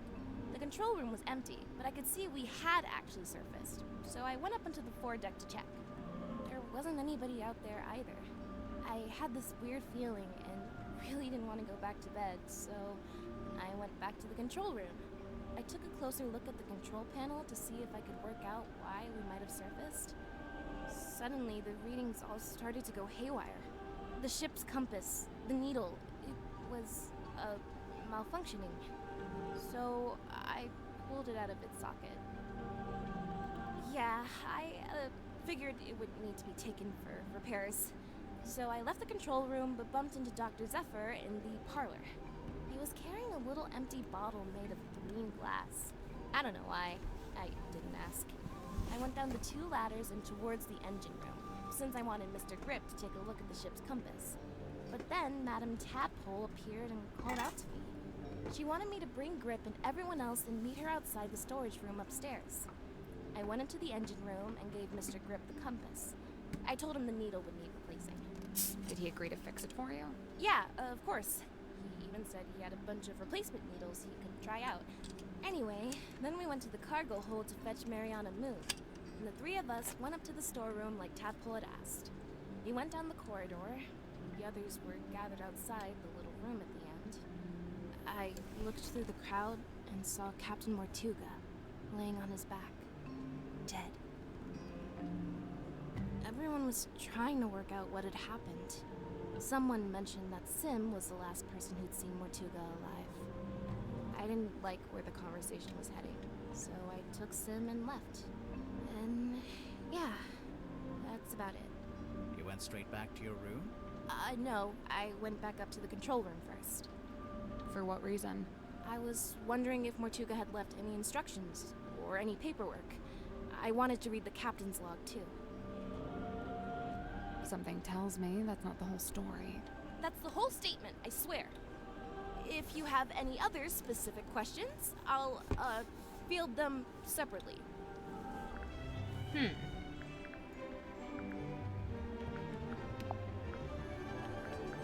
Madame Tadpole's so cool.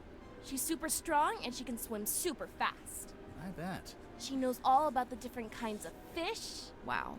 And she can hold her breath underwater for like ages. Of course. Also, she's traveled the world, she's had all these different jobs, met all these different people. I haven't done any of that stuff. Well, she's a bit older than you. Yeah, I guess. Mr. Worman? I usually just try to stay out of his way. He's kind of grouchy. Did you know him before the submarine? No. He did grow up in Silkworm, but he lived uptown in a big fancy house. And I, didn't. Born with a silver spoon in his mouth, huh? Come to think of it, I don't actually think Worman was born in Silkworm. And, I think he might have mentioned something about disclaiming his inheritance. I guess he wanted to make his own money. Which, by all accounts, is exactly what he did after he left town and wrote that book. So why would he need to come back? He just really wanted to meet him, I guess. Meet who? Who else? Captain Mortuga. You said you're 18. Where are your parents? My stepfather's still in Silkworm. He's too stubborn to leave, even though the town's pretty much dead. Whereabouts? The shipyard beneath the lighthouse. That's where I live, too. Sounds like it might have been an interesting place to grow up. It used to be. Nowadays, it's basically just a big pile of rust. What about your mother? I'm sorry. It's okay. So, Cynthia, why did you want to become captain of a submarine? Not a submarine. This submarine. Like I said, it's just the way it's meant to be. Mariana Moon? I've barely known her longer than you have. Do you know why she's on the submarine? I have to assume she was invited. So, what? Nobody's allowed on board without being invited? Naturally. Who invited you? Okay, maybe I'm an exception, but Captain Mortuga granted me access and he let me stay. So it amounts to the same thing. You know, now that you're captain, you could tell Mariana to leave if you don't like her. I never said I didn't like her. I think she's very interesting. Wow. When did you first meet Mortuga? When he let me into the submarine. Oh, it's just, you're both from Silkworm. I thought maybe you'd have run into him before that. My parents did. I know that much. Remind me. The harbor master and the shipyard mechanic. Ah, that tracks. So Mortuga lived an active life back then. He wasn't like a recluse? I don't think he's ever been outgoing, but from what I gather, he was very loyal to the few friends he did have. In fact, I'm pretty sure he was trying to reconnect with someone he once knew from the town. Who was it? Did he say? No, I never found out. Dirk's okay, I guess. I've not got a lot in common with him. He grew up in a big sunny city. I grew up in a little gray fishing town where it literally never stops raining. I guess he's pretty wealthy now, too. From his movie. I don't know. I heard he didn't get paid that much at all. Really? Something about his contract, his agent. I'll get my violin out. I'm sure he's doing just fine. Let's change the subject. I prefer to not speak ill of my crew behind their backs. I think Cynthia just remembered she's supposed to be the captain. Sim's my best friend. Well, that's nice. She's really cool and weird, and she knows all kinds of stuff about illusions and magic and curses and psychics and haunted dolls. What a ringing endorsement. Curses? Oh yeah, Sim's obsessed. She's convinced that she's cursed. Or even that she is a curse. That's why she wears that locket. I don't know. This sounds like kind of an unhealthy predisposition. Oh yeah, totally. I'm actually pretty worried about her. Especially since, you know. No? So it's looking like Sim was the last person to see Mortuga alive. They were both in that storeroom the evening he died. The Illusion Theater. I found out Mr. Grip wanted to be the submarine's navigator at one stage, but Mortuga never allowed it. After I became captain, I half expected Grip to come and ask about taking on the role. But he didn't? Nope. Would you have said yes? Of course. I have no idea why Mortuga didn't allow it, but Mr. Grip's clearly an expert. I would have welcomed his help. I wonder why he didn't ask. I'd guess he assumed Cynthia didn't want any help. Sorry, Cynthia, but you do give off a kind of I can do everything by myself vibe. Just a little. Feedback duly noted. I'm probably gonna have to draw up some rules on keeping pets. It's not that I want to ban them, but, you know, maybe a rule about not keeping them secret. And, what's this got to do with Zephyr?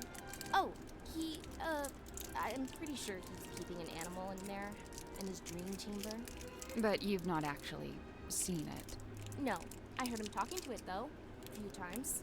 What kind of pet do you think it is? It could be anything.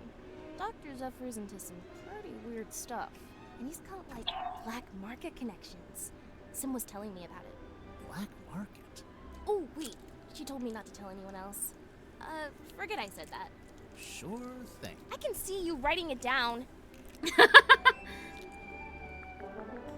Alright, here we go. There it is, in black and white. Signed by me, signed by Mortuga. Yeah, I can see. Where'd it come from? Mortuga wrote it. I think he used a typewriter. And what? He presented it to you? When?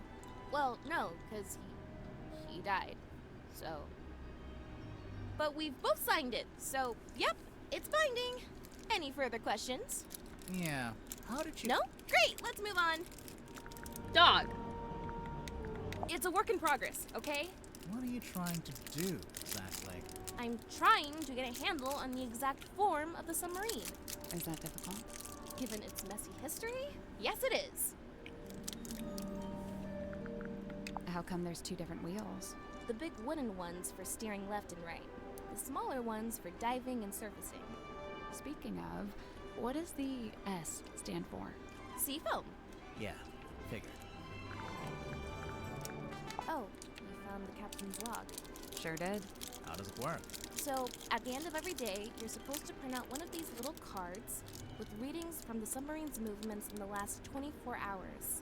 Then, the captain signs it and writes about anything noteworthy that happened. So the card on the top, that's from the day Mortuga died? Yeah, I figured we should have a record of it. You took over as captain that same night? What of it? Nothing, just asking. Oh, and because it got, like, the navigation got messed up, it's no wonder the card looked like ass. I noticed you're the captain, but you're not wearing the captain's jacket. I have I'm my sorry own about jacket. that crinkling. I'm This eating one stays Smarties. behind glass. It's just the way it's meant to be. Okay, so what about your jacket? It's based on the one Mortuga had. See? The epaulets are kind of the same. Oh, I've been wanting to ask someone about this. How come Mortuga's jacket is like half a jacket? Apparently, he didn't want to wear anything on his right shoulder. Some kind of pain from an old injury, I think. I'm sure I saw a picture of this recently, but it looked different. Where did you see this picture? Somewhere in the engine room? What? Night of a full moon. My mom taught me how you can use the moon to work out where you are. Like, if you're sailing on the ocean and you can see the moon, you can work out which way's north, I think. What if it's too cloudy? Then you'd use a compass, like a normal person. Wait, so it's a cassette player for listening to music? Nearly. Looks like the tape can swap out. So? So maybe there are other tapes. Hey, yeah, I bet there are. Huh. Oh, I know about this one. The silver snake. What do you know about it? Well, I know it's a big sea serpent that my mom and her best friend fished out of the ocean. Your mother found it? Mm-hmm. What happened to it? Did she keep it? For a while. Eventually, some men came and took it away.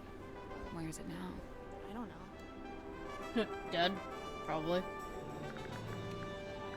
This weird little drawing. It looks kind of like that thing Mortuga kept up on the foredeck. This is the ship's compass. From here in the control room. Mm-hmm. Looks like Mr. Grip's already working on fixing it. Good. That's good. Why so many needles? The original needle was broken. Mr. Grip said he had a few he could try out as replacements. This one's the original? Yeah. Looks fine to me. Just put it back in. Nope, wouldn't work. It's malfunctioning. It needs to be replaced. Cynthia, this map's got your surname on it, and the S from your signature. Oh yeah, Seafoam Harbor. I mean, nobody ever really called it that, but my mom was the harbor master, so yeah. Hey, there's a document in there. It's a piece of paper. I don't know if I'd call it a document. It's been typed. Apart from the title, It's been typed. which is drawn by hand. Oh yeah, it almost looks like a logo for something. That's one creepy book. Wait, are those initials? M? You're looking at it upside down. Am I? Am I? Give us your professional opinion. Laser gun? Shrek ray? intergalactic hair dryer? It's an antenna. A really weird antenna, but yeah. Also, it's damaged. It's starting to rust, and there's sediment on the joints. Seawater can really do a number on electronics. You gotta be careful. Ocean Rescue Divers Association. Ugh, they'd never let me in. I can barely even swim. But you live right by the sea. Pardon me for not swimming in the deep, freezing ocean. What does it do? We're not sure. My money's on nothing. Oh, Sim's fog ball. What's this weird little antenna thing? Is that not just part of the design? No, I don't think so. Hey, it's that bottle I saw Dr. Zephyr carrying around the submarine. Smells kind of like flowers or something. Weird. What about the thing in the bottle? I don't really want to know what that is. That's fair. What's with that wheel? It looks kind of like a shield. Does he have that in the movie? He has a wheel in the book, but it mostly stays attached to his ship, apart from one time it breaks off in a big storm. Cynthia, is this the phone you used to call us? No, I used one in the town when I went to drop off the case file. I never actually had my own cell phone. Do they all have flashlights like this? Oh wait, that's a flashlight? Could be useful. It gets pretty dark down here. Do you know what this is? I don't know. Does it belong to Madame Tadpole? Oh? Seems like the kind of thing she might have fished out of the sea. She doesn't know it's a key? I remember this. My mom had a copy framed and put it up on our hallway. That's her in the photo. Yeah. Who's the other woman? That's her best friend. They were always going on little adventures together. And one time, they came back with a sea serpent. The silver snake. Also known as the silkworm serpent. Why'd they take it out the ocean anyway? It was injured. They wanted to look after it until it recovered. Does it not have eyes? Nope, no eyes. And its skin was rock hard, but shiny, like a gemstone. Where'd you keep it? In the shipyard? Yeah. Mom wanted to take it back into the sea, but she didn't want to leave it. She wanted to go with it. She wanted all of us to go. To go and live in the ocean. Mm-hmm. In the case file, you said the cauldron had never been unlocked before. And nobody knew how to unlock it, except, presumably, Mortuga himself. So you think it got opened in the course of the murder? I see 3 possibilities. 1, the cauldron was opened before the murder. 2, someone opened the cauldron after the murder. Someone other than Mortuga. Naturally. And 3, the cauldron was opened during the murder. Like the murder happening and the cauldron opening are one and the same? Maybe. Aha! I see you found my case file. Sure did. How come you knew about Grimoire? Oh, I read all about the Tangle Tower case in a newspaper. I didn't know that got any press. Someone must have sold this story. I gotta ask, did Fiona end up leaving the tower? Or is she still there? Fifi? Yeah, she and Poppy moved out. Oh, good for them. They got a real nice place out in the countryside. That's so nice. I'm jealous! So this is what Mr. Worman did after he left town. Why would he need to leave town to write a book? I feel like he could do that from anywhere. It was probably more about making connections. You mean like in publishing? In anything. Silkworm's a real dead end if you got any kind of aspirations. There he is, Mortuga's little mascot. What does he do? Well, you know, bit of this, bit of that. A big green light shines out of his eyes sometimes. Yeah, we saw it. It lured us onto the submarine. That's the idea. How does it work? Do you activate it from in here? Nope, it just kind of happens. Wooden buoy is confirmed to be magical. I'm considering having this taken down. I'm captain, so I'm allowed to do stuff like that. Why would you want to take it down? It's just unnerving. It's making some of the crew uncomfortable. Some of the crew? I miss Fifi. Sun tablets? Yeah, for when you need sunlight, but you can't get any. Like if you, I don't know, random example, lived in a submarine. Do you know what the stargazing girl is all about? No, Sim didn't tell me the details. She didn't want to, for some reason. She seemed to regret the whole thing. Baroness Fortuna. Who is she? She's the theater owner who adopted Sim. Did Sim like living with her? In the theater? Sim's reluctant to speak ill of her elders, but I get the sense that Fortuna wasn't very nice to her. You know, if this is poison, then surely it's a red herring. How so? Mortuga didn't die from poisoning. Right. So, you think someone put it there as a false lead? I don't know. It's not a very good false lead.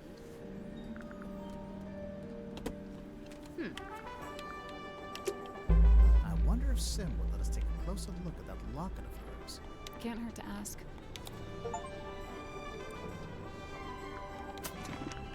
Let's see. Did we get everything? Oh no. No, there are more clues, aren't there? I mean, I haven't been in 2 rooms yet. Well, let's talk about the locket then. While also getting everyone's, like, response to Cynthia. Oh, right, I almost forgot. We should be able to get into Sim and Cynthia's bunk room now. Later.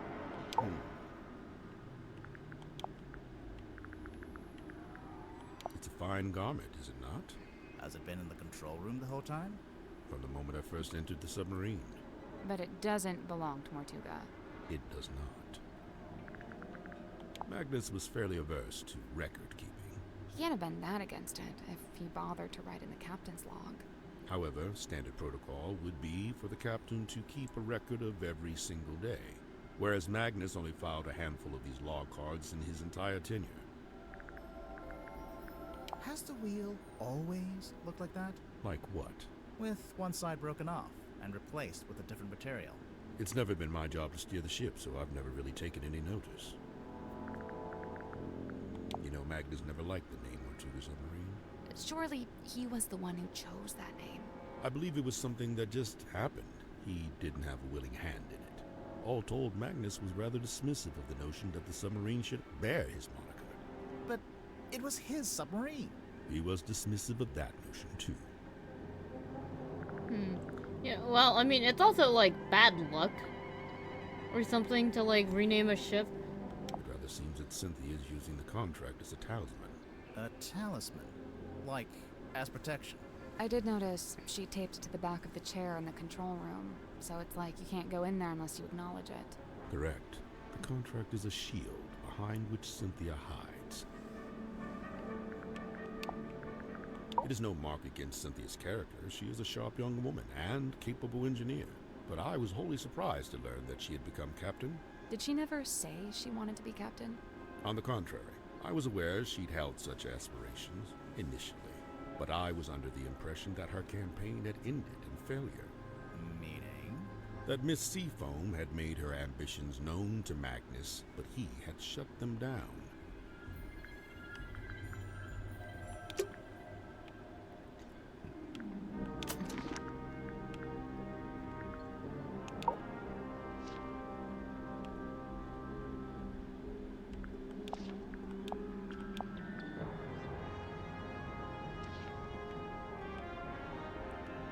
Suspect presented 9 and it's not checkmarked? Why?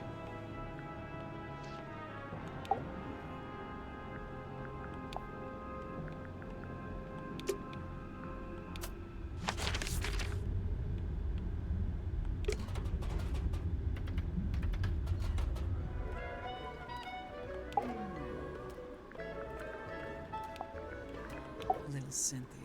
She's cute, huh? I don't know if that's an appropriate way to talk about your captain. You're so right. You think her being captain is kind of a joke? It's not a joke to her. She cares a lot about the submarine.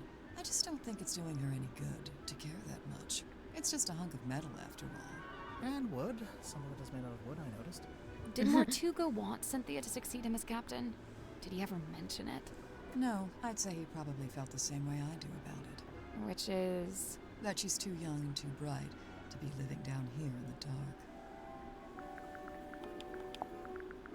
Fair. Looks like Mortuga chose to use a typewriter for this. To make it more official, maybe? It's more that he didn't like writing by hand. He'd even sometimes ask me to write things for him. Like what? Oh, just little notes, you know. I guess now that Cynthia's captain, she wants an up-to-date blueprint of the submarine. Why was there an out-of-date blueprint? The ship has kind of a complex history. She's been through a few different phases, lived through a few rough patches. Magnus used to let me steer. He even taught me how to do it. Sounds like he was setting you up to be the next captain. I don't know about that. Magnus really wasn't one for record keeping. Well, he did make a few entries, though. Looks like it's just each time someone new arrives on the submarine. That makes sense. He was always people-focused. Human interactions, relationships. It's what he considered most important. It's custom-made. See the S emblem on the epaulets? And on the back? S for what? Seafoam, obviously. So why isn't Cynthia wearing it?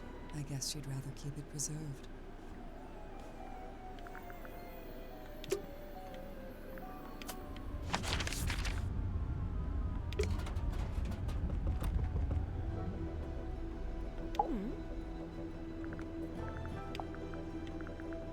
Emblazoned with the Seafoam S, I see. It's quite an elaborate... Oh, how strange. It's never been worn. Never? Once or twice, at the very most. I'd heard Mortuga wasn't one for writing things down, so I'd given up hope of finding a diary, but this might be the next best thing. You made a record of every time a new person joined the submarine. Except for when you joined, Mariana. Well, I suppose he'd never had the chance. Let's see. The thicker wood is mahogany, very old mahogany. The thinner wood, oh, I don't know, some kind of cheap timber, perhaps. Somebody skimped on the repairs, huh? Oh, did the cane maybe made of the part of a ship? Of the ship? Like wheel? I'd love to know where Cynthia got the diagram of the wooden ship. I thought it was supposed to be a submarine. Oh, no, the yellowish parts. They're from an old drawing of a sailing ship. Looks like it might be from the original, too. I just wonder where she got it. You know, one of the reasons I found it hard to research Mortuga was that there really wasn't much of a paper trail. Well, seems like he changed his ways. Yes, it's rather odd, isn't it? I wonder what compelled him to draw up a contract like this. I can't help but feel like the idea must have come from someone else.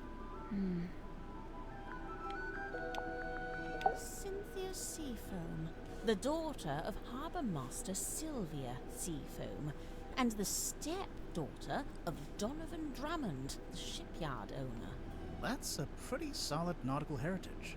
By all accounts, Sylvia Seafoam was an ambitious and outgoing sailor, but I believe they raised Cynthia to be a mechanic. Still, sounds like Cynthia actually does have the expertise to be captain. Who said she doesn't?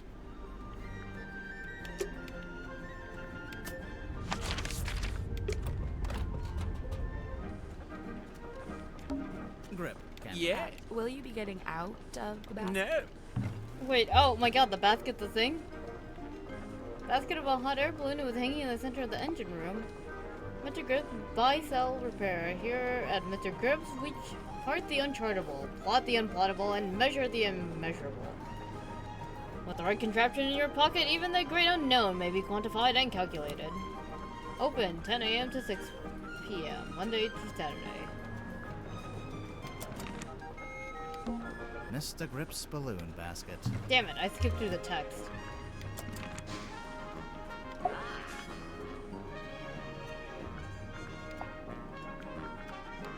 Young Cynthia seems quite convinced that she should be the new captain in the wake of Mortuga's death. Sounds like you don't agree. Well, now, I didn't say that. It's just... You don't think she's up to the task? On the contrary, from what I've seen, Cynthia is a remarkably bright and capable young woman. So much so that I bemoan seeing her spend her best years hidden away down here in the dark. No, it doesn't have to be permanent. She could be captain for a little while and then go do something else. Oh my god, there's the scroll wheel! Okay, so you're not really an aeronaut, but you did own a hot air balloon for some reason? For most of its life, it was just ornamental. We put it out the front of the shop as a billboard. No wonder you crashed if you were trying to fly an ornamental billboard. And then after you crashed it, you brought it inside the submarine? You'd rather I just let it sink into the ocean? Besides, it's useful. Anytime I want to reread our company mantra, it's printed right there. And anytime you wanted to check your opening times, they're right there. Quite right. Oh look, there you are, with the cane, as ever. Of course, Mr. Grip always has Cornelius Kane by his side. But why? What's the point? I don't know what to tell you. It's just my shtick. Oh my god. Oh my god.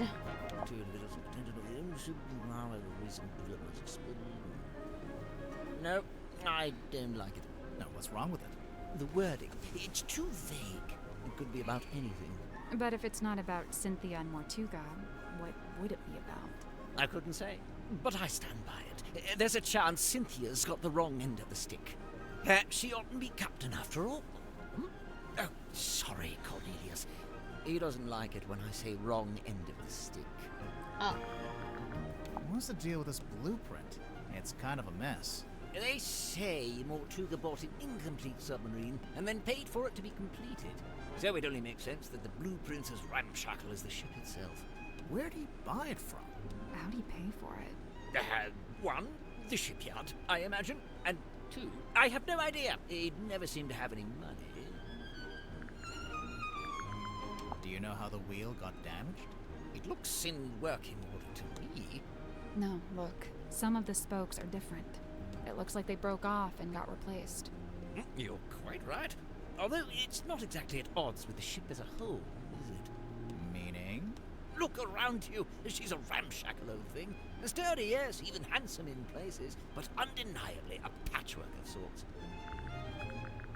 Mortuga's log. Let's find the entry about me, shall we? Here it is, right after Zephyr's. Godric Grip rescued from hot air balloon accident. To refer to it as an accident. Merciful gesture indeed. Yes, this was clearly made by someone who understands the value of iconography. You mean the S emblems? The whole thing?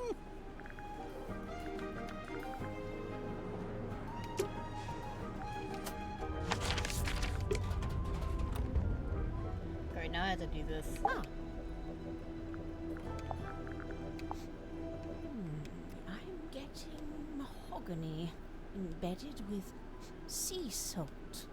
Maybe from when Grip crashed his balloon into the ocean? No, the basket is made from wicker and carbon fiber. The wood inside the basket. Oh. That's the mahogany. Huh.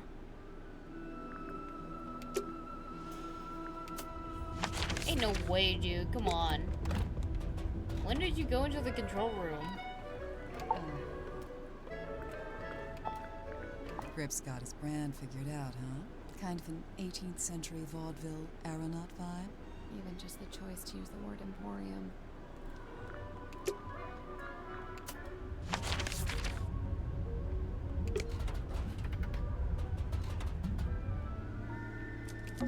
A bed. It's neat as a pin. I heard Cynthia's captain now just because of some contract she signed. What's the problem? Huh. You can't always trust a contract. No, and I doubt she had it reviewed by an independent third party. I mean, she seems to want to be captain. I don't think she's being forced into it. No, it's not always as simple as all that. I mean, Cynthia's still so young. Who's looking out for her best interests? She's an adult, isn't she? She's only 18. She should be, I don't know, outside in the sun, picking berries, having picnics, that kind of stuff. What an idyllic little picture you've painted for us there, Dirk. I'm serious. Apparently, Grip ended up on the submarine because he crashed his balloon over the ocean. I mean, it's a great story, but... You don't think it's true? Grip's pretty smart. In fact, he might even be the smartest guy on the submarine. I just don't see him crashing his balloon like that. Maybe he just got caught in a storm. Oh yeah, I didn't think about that. Oh yeah. Whoa, wait, this is the contract Cynthia signed to become captain? Seems that way. What's the problem? No, I don't like this at all. She shouldn't have signed it. Why not? You think she misread it? No, it's not that. Or what? Mortuga forced her to sign it? I don't really see the problem. Cynthia wanted to be captain, and now she's captain. I guess. I'm glad Cynthia took my advice. What advice? She was looking super tense, so I told her to pick up a hobby. Arts and crafts is a good choice. I got to steer a big wheel like this in my movie. Mine didn't have that red metal bit, though. Also, mine was up on the aft deck, not, indoors in a control room. Huh, that's kind of weird. What? He doesn't have a signature, Mortuga. He writes his name differently every time. Yeah. I wonder if it's on purpose. Maybe he just never bothered to decide on one. Right. It doesn't seem like he was a paperwork kind of guy. Yeah, guess not. Oh yeah, I've seen that in the control room. I thought maybe Cynthia was gonna wear it, like after she became captain. I think it might be too big for her. A bed. It's a mess. Cynthia. Quite honestly, I give her about a week. A week until what? Until she cracks, packs it in. The pressure's already getting to her. I know the signs, believe me. You think Cynthia's gonna quit being captain? It's only a matter of time. And you know what? Good. She deserves her freedom. She's still young. No need to take on a burden like that. Nobody's even paying her, for goodness sake. But then who'll be the captain of the submarine? Nobody! Let it float loose like a piece of driftwood, that's what I say. It's not like we were going anywhere anyway, even when Mortuga was in charge. Maybe Cynthia does want to take the submarine somewhere. If she does, she's never mentioned it. Seemed to me that she wanted to be captain just to be captain, you know?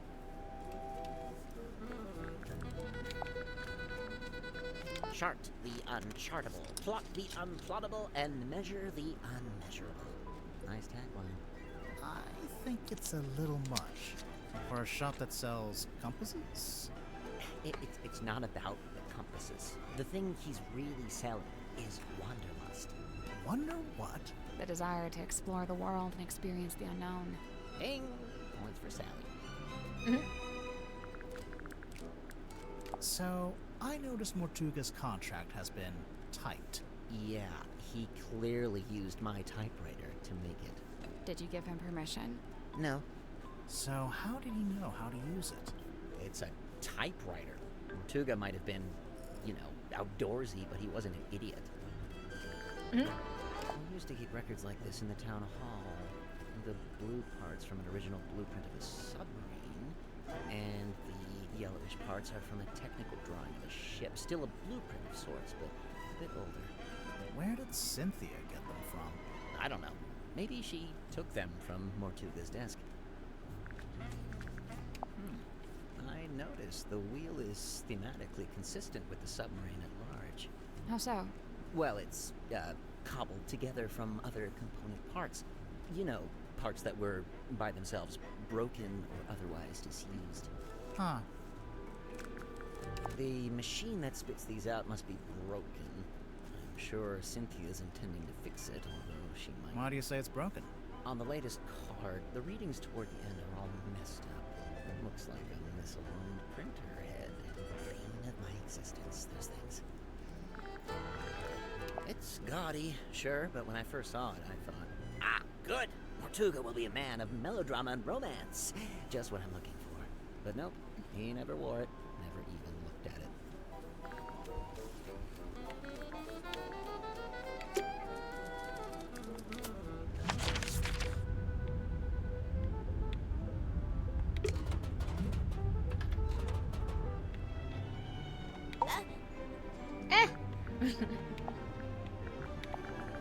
My parents used to shop here from time to time.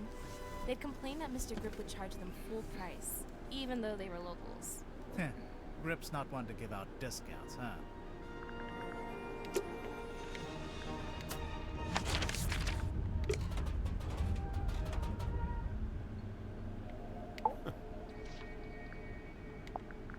I remember the first time I laid eyes on Godric Grip. He was dragging this through the parlor. Man and basket both, soaked to the core, having just been pulled from the ocean. This is after he crashed his hot air balloon. Apparently so. I wonder why he bothered to bring the basket into the submarine. Maybe he wanted to fix up his balloon and try flying it again. If that was his intention, he showed no signs of acting upon it. Hey, you know, it's concerning after like 6 hours of streaming this game. I know I'm like purposely like doing every little thing I possibly can, but are we still in chapter 1?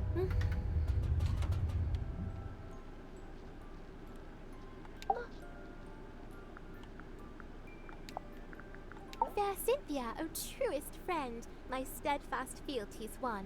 You're both from Silkworm, and you're the same age. Do you know her from before?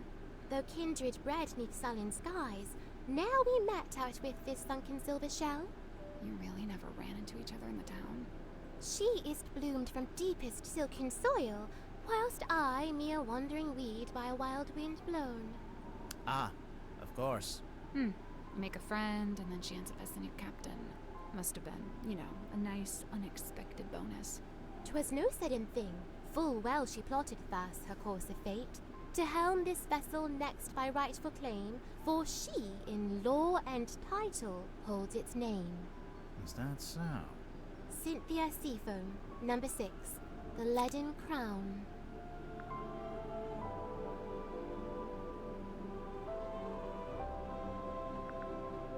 A heavy burden?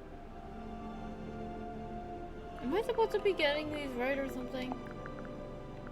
Ah, there lies the picture of the cane, the perched upon by little hat.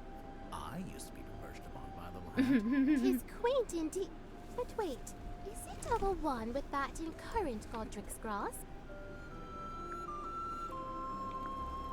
Do you remember when Cynthia first got hold of this? I saw her running from the bridge, all pages clasped in hand.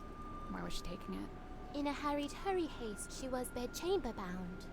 Wait, all pages clasped in hand? Yeah. Both pages, surely. But mere semantics, sir. She tries her best to honor fate and call it by its newest name. Cynthia? I will admit, in quiet hours, the former name returns. What's the former name? Need you only glance beneath a single slip of paper? I tried it once. Tried what? To turn the wheel, to steer the ship. Oh, how'd it go? It did not. I was too weak.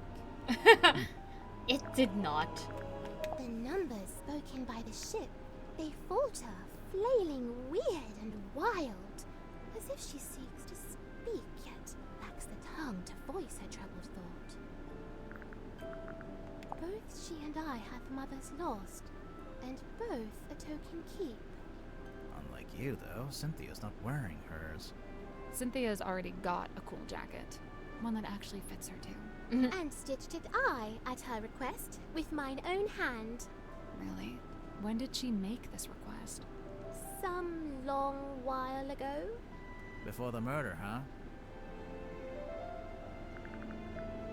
That little dapper hat he wears, I sewed myself from cotton cloth, and now he truly looks the part, mirrored to his master's garb.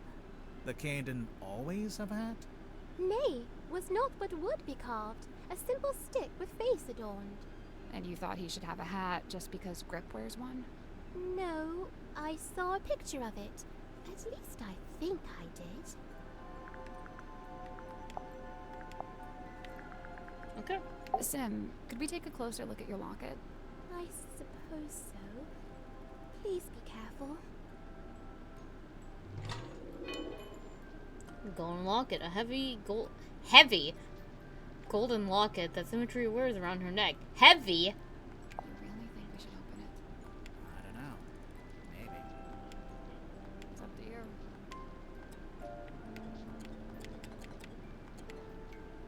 Open it! Oh my god. That's concerning. LL. Open the golden locket.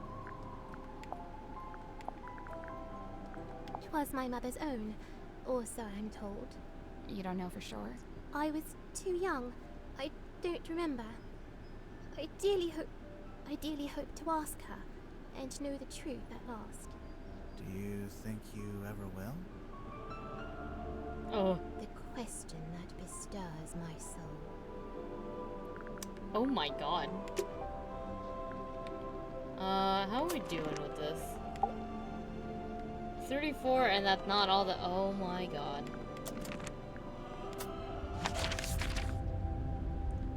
Well then, let's go into this room then.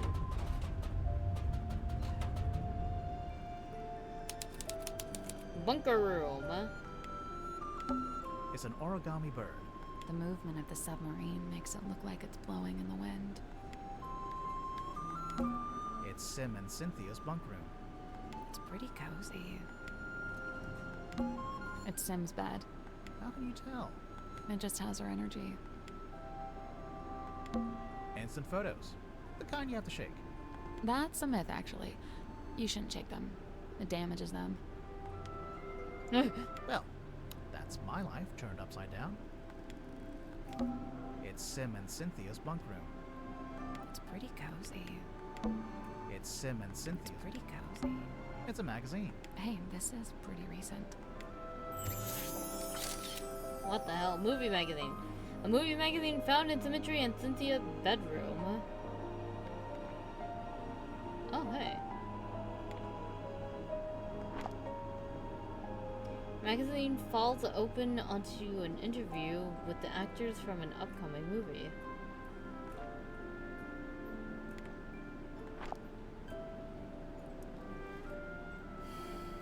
Cinematic. Movies, culture, news, and reviews. Julie Janelle. I don't fucking know. On acting and authenticity. Hex marked the spot. Cinematic magazine sit down with the stars of Vincent Van de Pier's latest film. I'm not reading her name. Alicia Bontop. Let's see. Julie, since we last saw you, you've won Best Actor twice and released an eponymous folk rock album. How did you find the time? I always say, I have the same 24 hours in the day as anyone else. So, Julie, what attracted you to the Hex of the Helmsman? I've always loved the mystery and romance of the sea, and the script was a beautifully dark love story. But most of all, I just like working with Vincent. There's a feeling of security there, since he produces too. At this point in your career, you're clearly in high demand. We heard a rumor that the majority of the budget for this movie went on your salary. I very much doubt that's true, but yes, these days I'm the one holding the cards when I approach a contract situation. I'm a bit of a shrewd negotiator, to be honest. The film is an adaptation of a novel of the same name by author J.D. Worman. I've been meaning to read it. Let's talk sequel.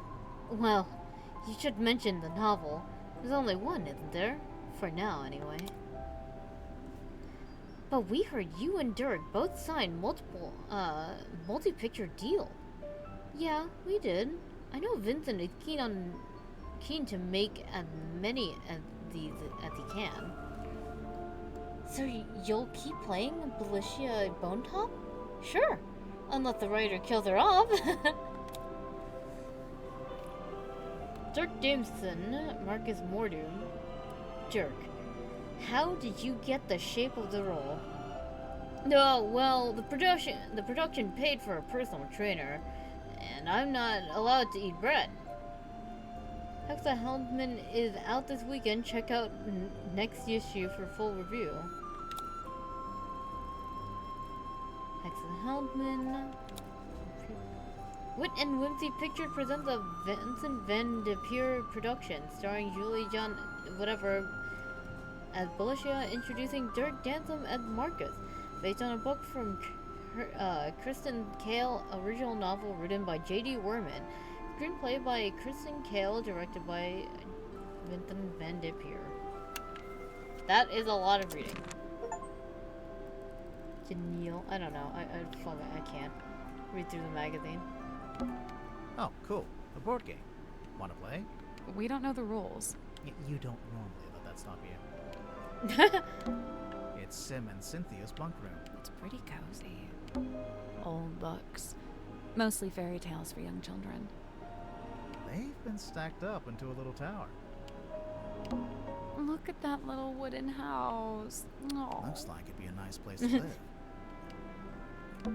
It's a window. It must be a light, too, since we're underwater. They've taped yellow paper to it. So? I think they want it to look like the sun. Old books. Mostly fairy tales for... They've been stacked up into a little tower. Old books. They've been stacked up. Old books. They've been stacked up. Chips. What flavor? Sun-ripened tomato. Dang. Sounds good. A few drawings. A mouse, a girl, a leaf. They're, not good. You're right. They're great. It's a pig. It's a safe. In the shape of a pig. Oh my god. The second time we've had like a save that does it. Interact with the parts until they're in the correct alignment. Oh, what the fuck?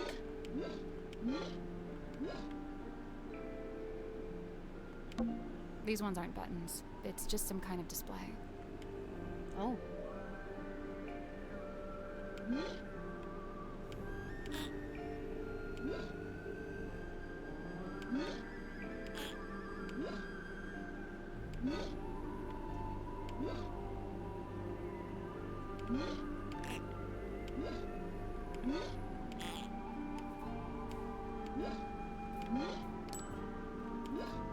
Oh, I see, okay.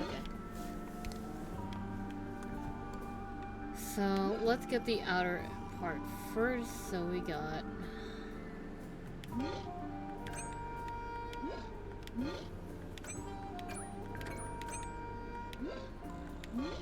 Max is 3, so we can make this a 2.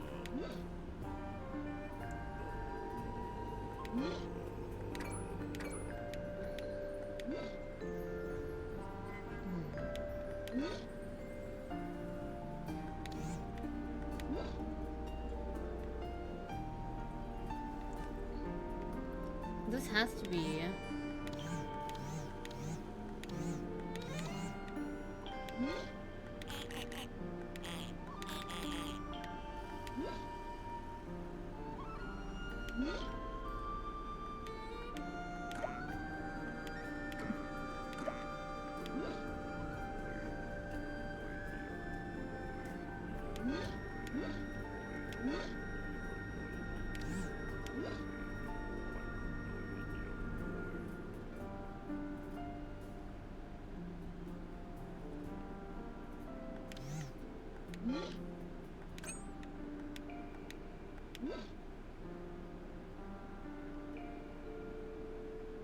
Oh, wait a minute.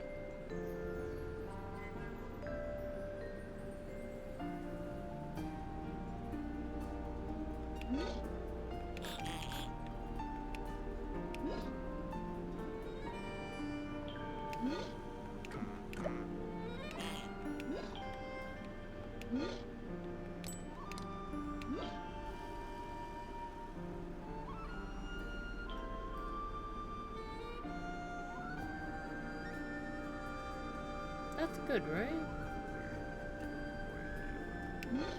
Hey, I did it. I'm impressed. What's inside? What the hell is this? What's hidden in symmetry in Cynthia's bunk room? What the hell am I looking at? It's iron lung. What is it? I don't know. Well, I guess we can start by asking Sim and Cynthia about it. It's a mirror. Sally, you can use it to fix your hair. My hair is perfect and does not need fixing. Instant photos. The kind you have to shake. That's a myth. Well, that's one. A little wooden box with art supplies inside. It's Sim and Cynthia's bunk. Pretty cozy. Imagine having to climb a ladder every time you want to go to bed. Well, about that. Sounds like fun. Debatable. It's Cynthia's bed. How can you tell it's hers? Process of elimination. It's Cynthia's bed. Process of elimination. It's Cynthia's bed. How can you tell it's hers? Process of elimination. It does. A framed Does look photo. like a face. It's been hung from the pipe, so you can see it from the bed. Oh, a framed photograph found in symmetry in Cynthia's bunk bed. Any interesting things on the back? No? Alright. Corners are falling into the void. Why is there like a cut line here?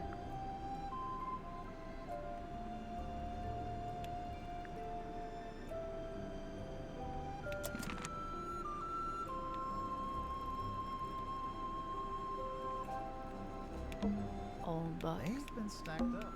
It's Sim and Sim. Pretty cozy. It's Sim. Pretty cozy. It's Sim. Pretty cozy. Okay. And then lastly, let's actually finally go into the funny room that we have like actively not used the key for.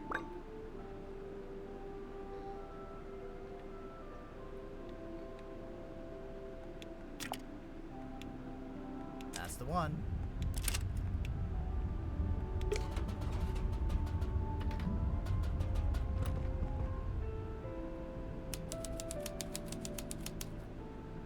You know, I think Sim's hiding something on the submarine. Something we haven't found yet. Hey, what the hell is that? A certain piece of equipment she uses in magic tricks. That's the one. Problem is, we already searched the child's room and her bunk room. Well, there's only one other place it would be.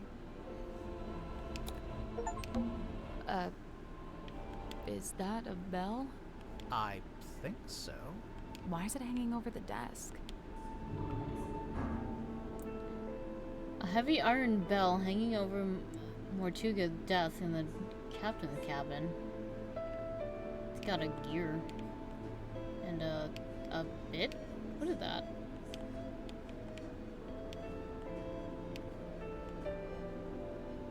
You got the symbol there.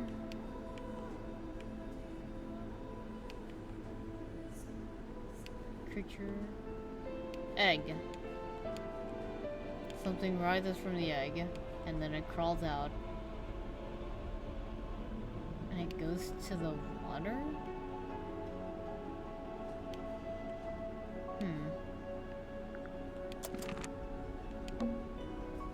What's that saying?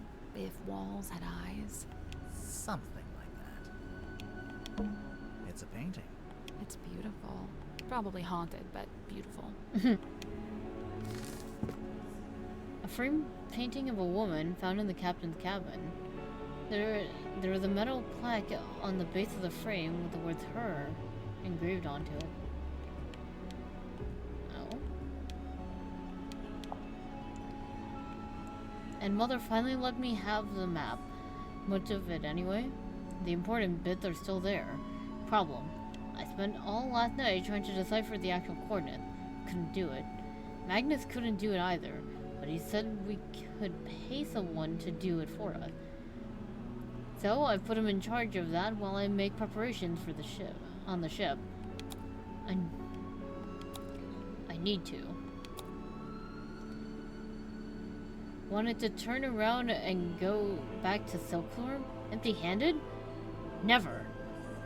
So all the way there, he was sulky and moody, even more so than usual. I mean, he can be such a baby sometimes. I didn't let it bother me, because, as I had known it would, the moment we saw the green light, his curiosity got the better.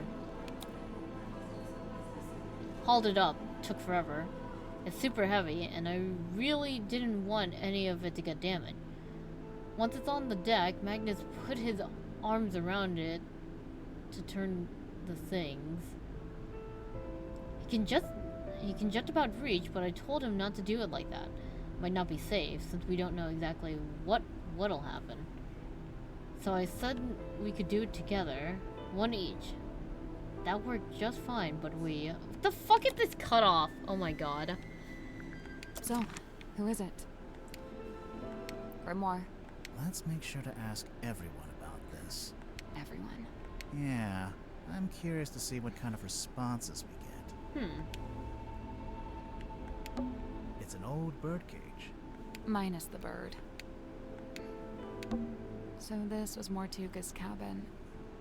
Where did he sleep? It's not his bedroom. It's more like his office. Storage boxes. Why keep them in here, I wonder? Where else would they be? A storage room? Didn't mean to do that. Go back. Storage boxes. Why Where keep a else? store? Storage boxes. Why Where keep a else? store? So this was Mortuga. It's not his bedroom. It's an old rug. It's old, but it's not quite as dusty as the rest of the room. Mortuga's desk. Anything in the drawers? Just dust. A candle on a skull on a book. So was Mortuga a pirate or what? I don't think he actually did any pirating.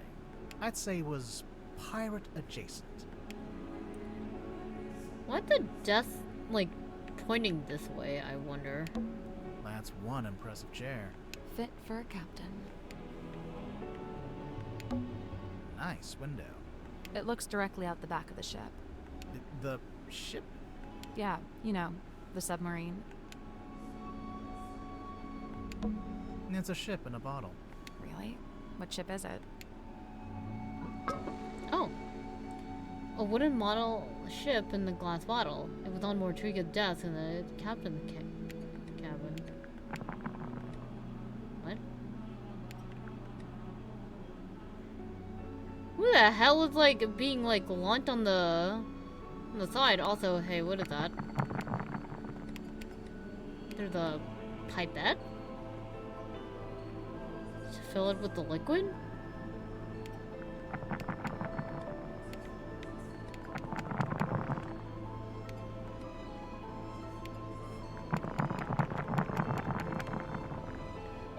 Weird. Would you not shake it like that? You're gonna break it. I think it already is broken. Listen. Something got loose on the inside. There's something suspicious about Zephyr. Let's go talk to him. Later. There's a globe. With all 7 seas. Mortuga's desk. Anything in the drawer? Just done. Mortuga's Anything. just done. A candle. So I'd say was. So this was Mortuga. It's not his bedroom. It's Mortuga's bookshelf. A lot of these aren't books. They're scrolls. Scroll shelf. It's Mortuga's scroll shelf. It's Mortuga's scroll shelf. What's that on the wall? No idea. It's written in a language I don't recognize. What's that on the wall? No. It's written in a language. Whoops. Storage boxes. Why keep them Where in a else? storage room? It's a treasure chest. Someone's peeking out from inside. Hello? Hello? What the fuck is that? Handheld radio? A small handheld radio hidden in the captain's cabin. It seemed to be broken.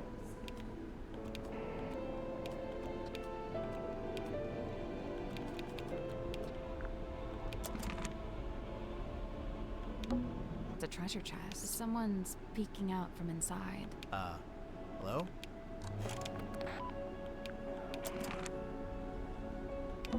It's an old rug. It's old, but it's not.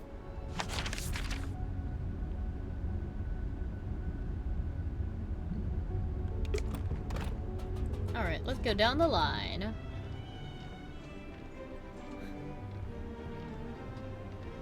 You can't escape Easter egg no matter what game I play. Yeah. Yeah.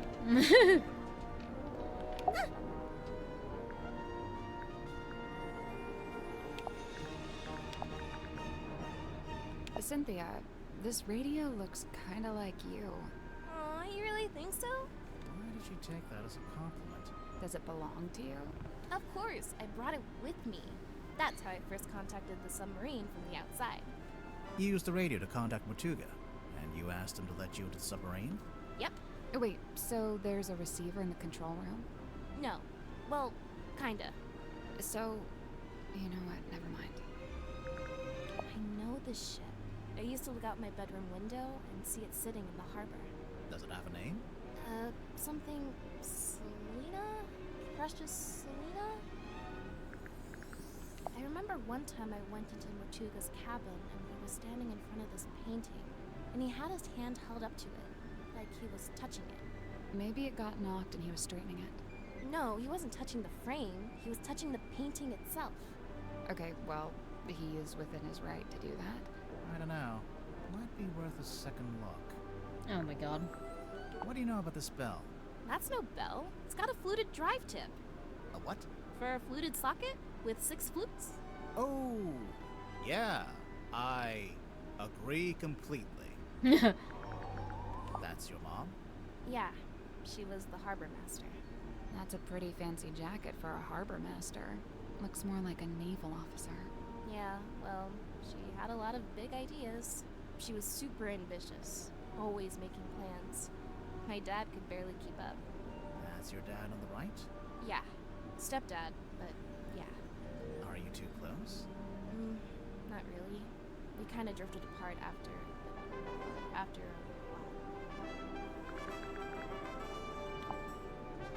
I locked it in the safe. I didn't think... What is it? The night of the murder, when I was in the control room by myself, it was right around the time the ship's compass was freaking out. You used the underwater imaging system? I don't know why. I couldn't resist. But then this came out. I wish I hadn't done it. I put it in the safe so I wouldn't have to think about it. I can understand that. Really? Yeah. Sometimes you gotta compartmentalize. One thing at a time, you know? That's true. You know, this article's kind of unfair to Dirk. It barely mentions him. Probably because it was written before the movie came out, so he wasn't famous yet. Oh yeah, true. The movie was a hit, right? So Dirk's famous now? I guess he must be. He told me he's getting all kinds of offers from other studios. Lucky him. He must be thrilled. Sim let you see her locket? Do you know what's inside? Did she ever show you? No, and I didn't ask. She's allowed to have secrets. Wait, you didn't open it, did you? Yeah. Yeah. Was it okay? Anything bad in there? It's fine. Okay, fine. Good.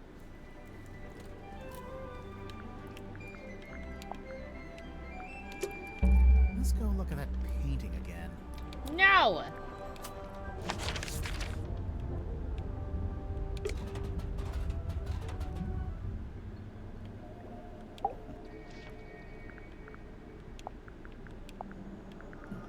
Fascinating. Some unseen entity is attempting to speak with us through the radio. I think it's just broken. Of course it's broken. That's precisely what opens it up to ethereal transmission. Did Mortuga make this himself? Of course. Much like his model town, it is specific to his life and his memories. So he made the model ship and the model town at around the same time. I believe so. Interesting. I believe this is a painting of Magnus's old boss and landlord. Is that who she is? Felicia, her name was. And you met her? I laid eyes on her briefly when I first visited Silkworm. What happened to her? I couldn't say. Mortuga never told you? No. Maybe he didn't know either.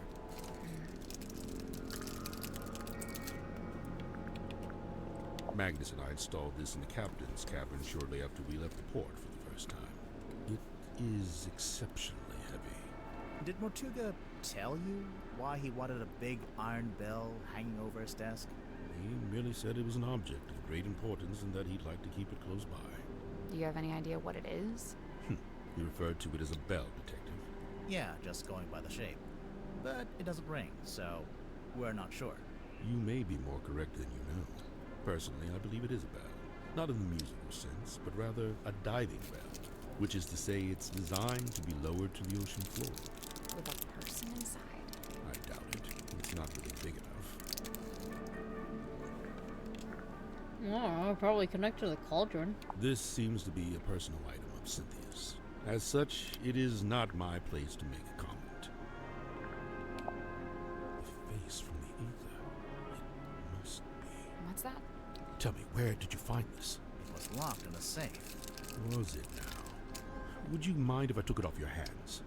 It's not ours to give. No, of course. Don't steal it. This magazine emanates a peculiar energy. Jealousy, frustration, even greed. Now this is a talisman, surely. On the surface, it appears so. However, in this instance, I think the concept has been inverted. A reverse talisman.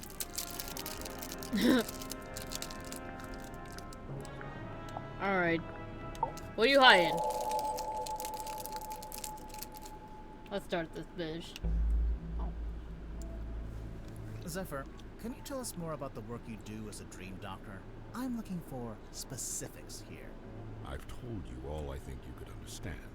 To be blunt, it's not a line of inquiry that should concern you.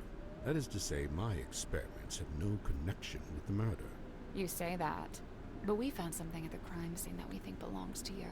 Specifically, something we think is related to your little dream experiments. Where is the broken bottle? Oh my god!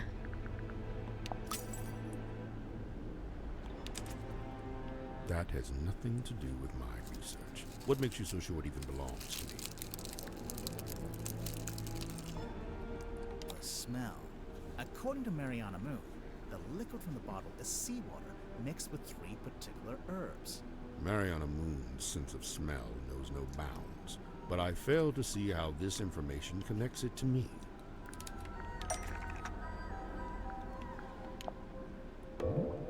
The liquid in your hex bottle has the exact same 4 ingredients. Irrelevant.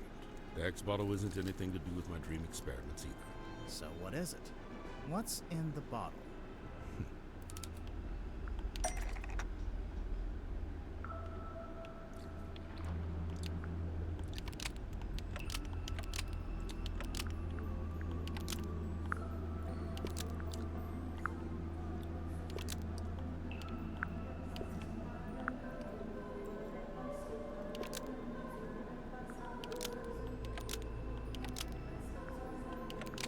The hex bottle contains a sea creature, and it's asleep. A sea creature? A hexapus? It looks like 6. A hexapus. It's not called a hex bottle because there's a magic spell inside. It's called a hex bottle because there's a sleeping hexapus inside. His name is Hex. I've had him since I was a young boy. Not to be rude, but that must have been quite some time ago. A normal octopus would live only a couple years, wouldn't it? Hex is a singular specimen with a number of special properties. Do you ever let him out of that little bottle? Of course I do. Hex swims freely in the ocean at night, and during the day he returns to me and sleeps in the bottle. So he's asleep right now. I knew he was related to your dream experiments. Who said anything about dreams? Nobody. But just looking at him, I think I know one of Hex's special properties, and it would explain why you'd be interested in the first place. The hell am I looking at? What the fuck?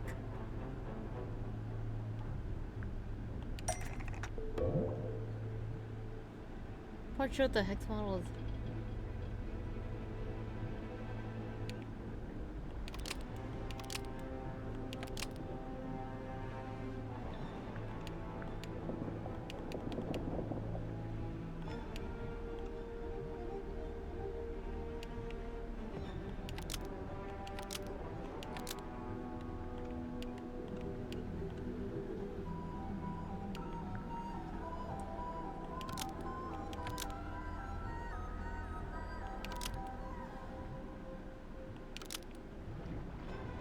This is the right clue, but let's be specific.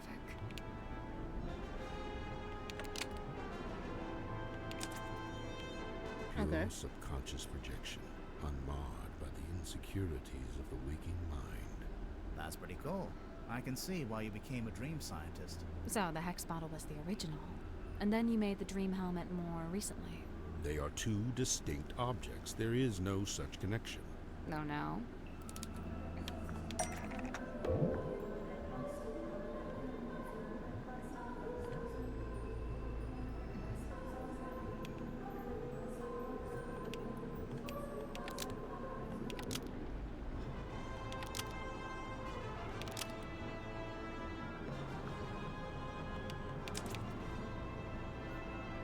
Right.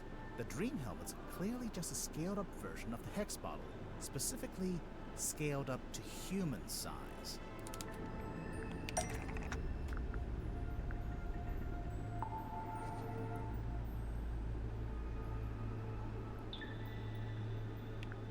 That's not right. Wait, I don't remember who was. We heard Martuga was experiencing a particular recurring dream. I think he was your test subject. So, Mortuga wears the dream helmet and lays on your weird chair thing. And then you give him some of the moon potion to help him sleep. And as he dreams, the dream helmet collects the spirit energy and sends it to...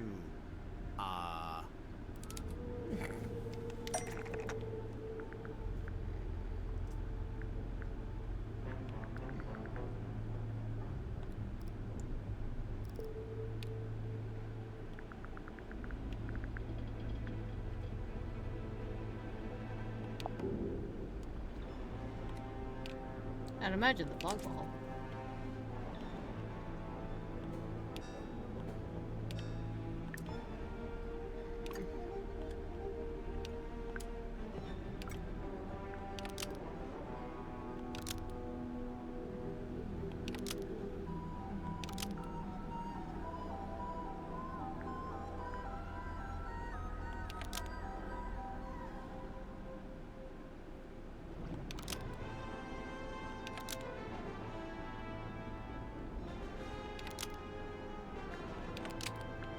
This antenna wirelessly transmits to this antenna, and the fog ball receives the radio signal. Almost. Maybe just change one thing. Oh my god, fuck off.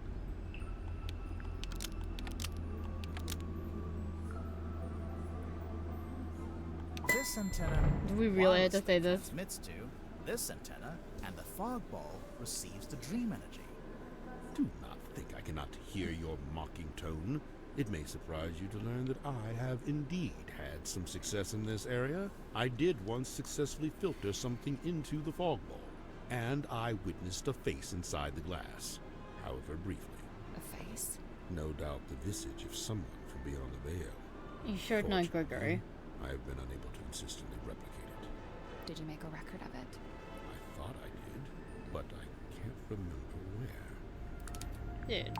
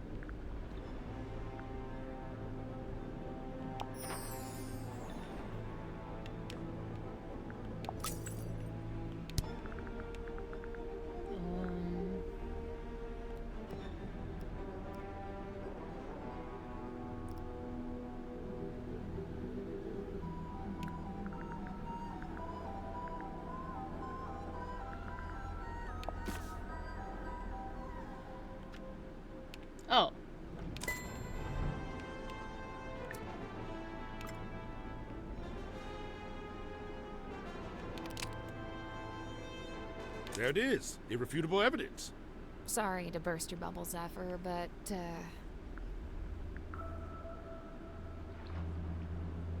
the fog ball was designed to show that exact face. What do you mean?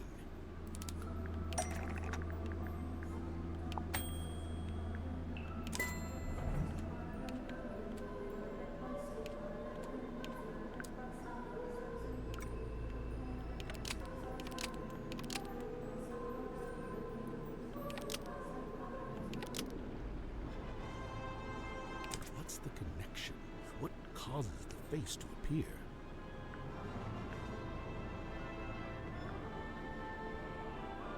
A certain voice.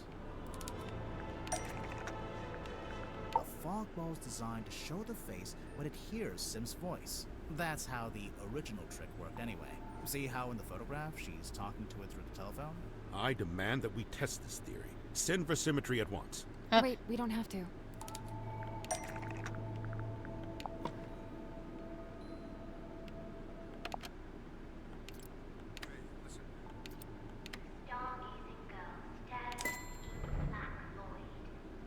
We have a recording of Sim's voice right here. Stargazing girl stares into the ink black void. Upon her trembling lips, a question born. I don't say this to be cruel, but it seems like your dream experiments are, inconclusive. I'm just glad to have some clarity about what they actually are. And as far as I can tell, it all seems pretty harmless. Right, and the moon potion. As you said, merely an herbal tincture. But then why was it found at the crime scene? That I do not know. Do you know if Mortuga had any on him? Did he ever borrow a bottle from you? It's a possibility. Where's the bottle?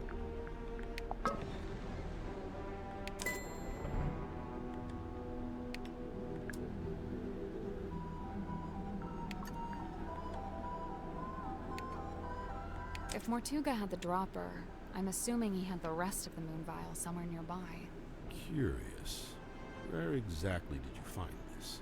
It was on his desk, in the captain's cabin. And yet, the moon vial was discovered at the scene of the crime, one floor below. I mean, there are vents. So, Hex actually shows his thoughts on his skin? Yeah, it's incredible.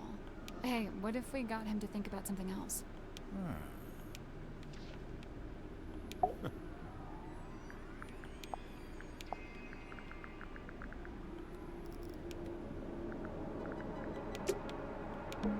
Maybe we can get Hex to think about something else. He is nocturnal. You will leave him be.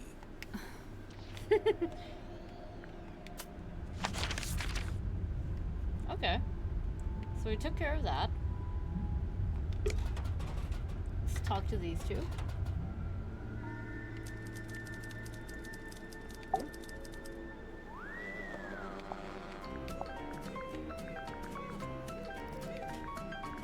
Hey, it's Sim's necklace locket thing. Any idea what she keeps in there? It's not really my business. Unless you decide it's related to the murder, then you'd be all over it, I bet. Dang. Called out. Looking good, Julie. I assume this is yours, Dirk. Yeah, I let the kids borrow it since there weren't a lot of other magazines on board. I noticed on the back there's an advert for your movie. Yep, that's me on the left, all dolled up as Marcus Mordoom, the titular helmsman. Right, you're the title character, but there's only one name at the top. Oh, you noticed. Julie was already a big name, so, she got her name on the poster. That seemed unfair. Oh, well, I'm sure when we make the sequel, Dirk's name will be front and center. Right. Now, you're featured in the interview, though. Right at the end. And they spelled your name wrong. Are we done looking at the magazine? There's something suspicious about Dirk. Oh, we're doing this right now. I don't know what that is. It's making me I don't nervous. know.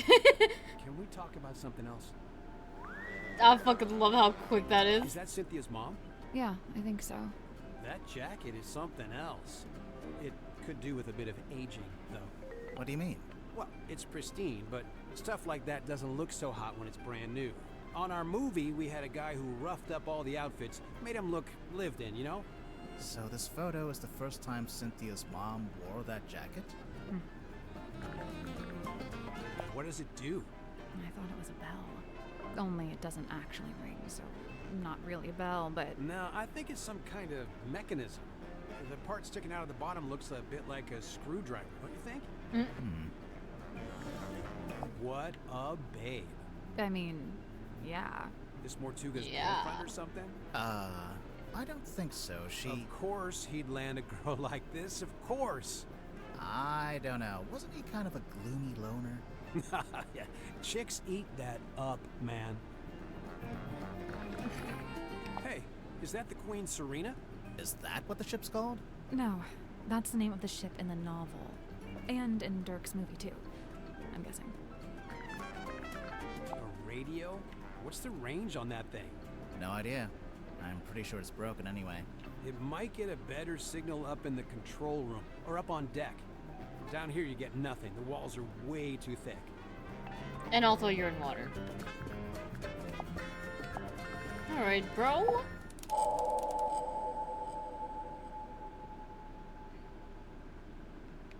The other murder. Tell me, Dirk, have you ever been involved in the planning of a murder? Bro, not cool. Why would you come right out and attack me like that? Huh? Oh, the recording.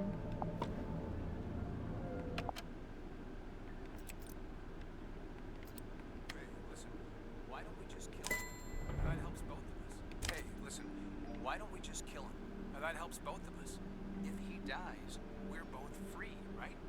So, who are you planning to kill, Dirk? Sorry, but I can't tell you. A character? I know that sounds mondo suspicious, but I just flat out can't say any more about it. If you're not going to NDA. elaborate, we might just have to assume this is a recording of you planning to kill Magnus Mortuga. Come on, man, that's way off. Why would I want to kill Mortuga? I admire the guy. He's fascinating.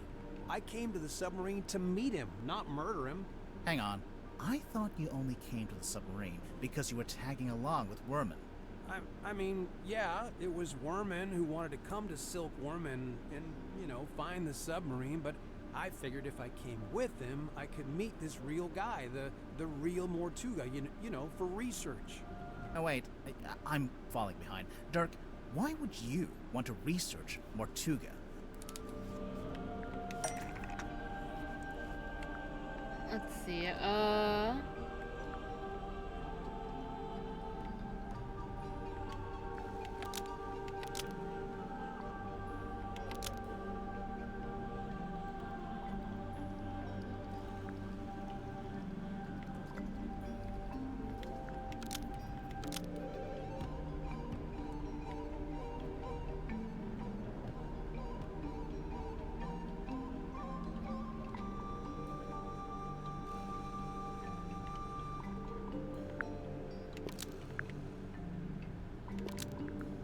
Marcus Mordoon No. was the original inspiration for Magnus Mortuga, who Dirk plays in the movie adaptation. That's not Oh. right. Sorry, let me... Sorry. Switch that around. Oh my god. I'm gonna do it a second time by accident. Here we go. Magnus I made Mortuga it! was the original inspiration for Marcus Mordoon, who Dirk plays in the movie adaptation. Right, so, look, I had this idea. I figured surely meeting the real Mortuga would help with my portrayal of Mordoom in the next movie. Like I said, research. You hear about actors doing that kind of thing, don't you? So, that was your idea? Your own personal plan? To come with Worman to the submarine? Yeah, but I don't like the way you phrased that. It sounds like you're leading up to something, or... Yeah, I don't believe that's why you came here with Worman. In fact, I don't think it was your own idea at all. There's clearly a third party involved. Someone or something that we haven't mentioned yet.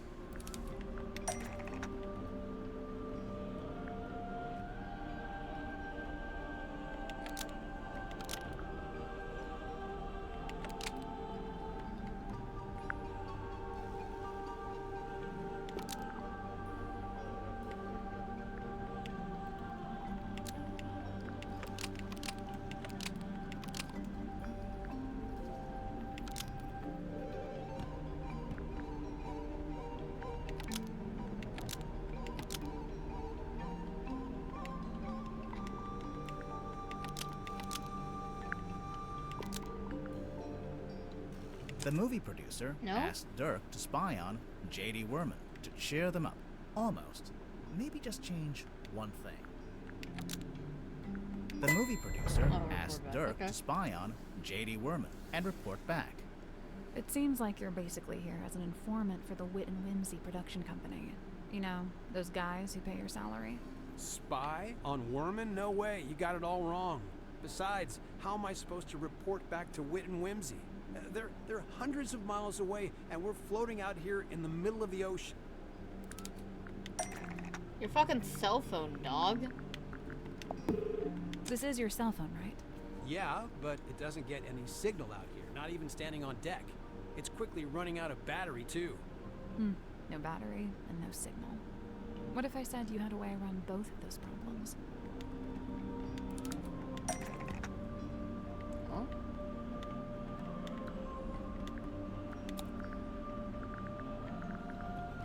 Oh, the fucking gun? Dude. Oh, he went, oh, that's hilarious.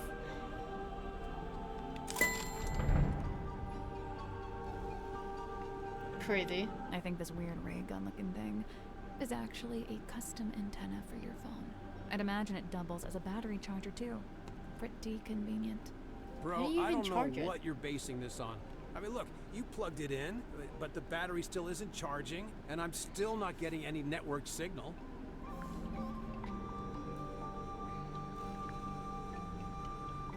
That's because the custom antenna thing is broken. Oh, for real? Oh, man, it doesn't look broken. I'm pretty sure it got waterlogged after someone dumped it in the bilge water. That's where it was? Oh, no wonder I couldn't find it. I mean... Okay, whatever, you got me. Consider me fully got. You know, this thing doesn't look like any kind of retail model. More like a one-off bit of custom engineering. I'm guessing the production company issued it to Dirk specifically for this journey. Probably when they realized he'd be out in the ocean and might need some help getting a phone signal. Yeah, so Mr. Vanderpeer really didn't want me going off-grid, so he set me up with a way to turn my cell phone into a kind of heavy-duty satellite phone. And what did Mr. Vanderpeer want you to keep him informed about, exactly? Dirk doesn't have to admit to anything else. All the evidence we need is right here. Dirk is suffering from an NDA getting, like, found out.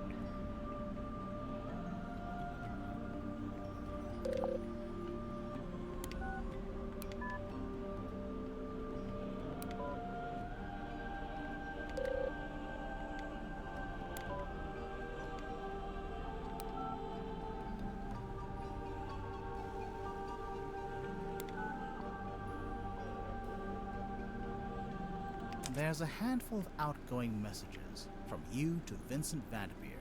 Specifically, they're all updates on Worman's progress with his novel. Look, the studio was worried Worman was just gonna disappear without ever finishing the book. So they sent me to keep an eye on him. Maybe even steer him in the right direction a little bit. The right direction, in terms of the story. Yeah, so the movie studio has this grand plan. They want to make 3 more Marcus Mordoom movies, at least. And so they really need Worman to have his books play out to support that plan. 3 more movies, huh? Sounds like quite a commitment. Yeah, I mean, yeah, it is. It would take years. Interesting. I think we may have finally looped back around to the question at hand. Let's listen to this again, shall we? Hey, listen, why don't we just kill him? That helps both of us. If he dies, we're both free, right? Come on, I know you don't have any better ideas. Dirk, I think I finally worked out who you wanted to kill.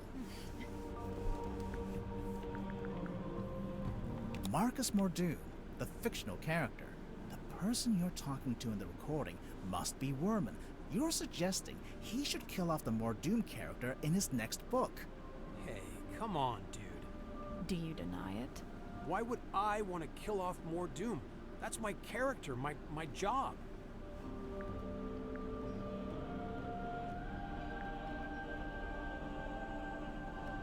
You want to be free to take other acting jobs instead. Let's take a look at the cell phone one more time.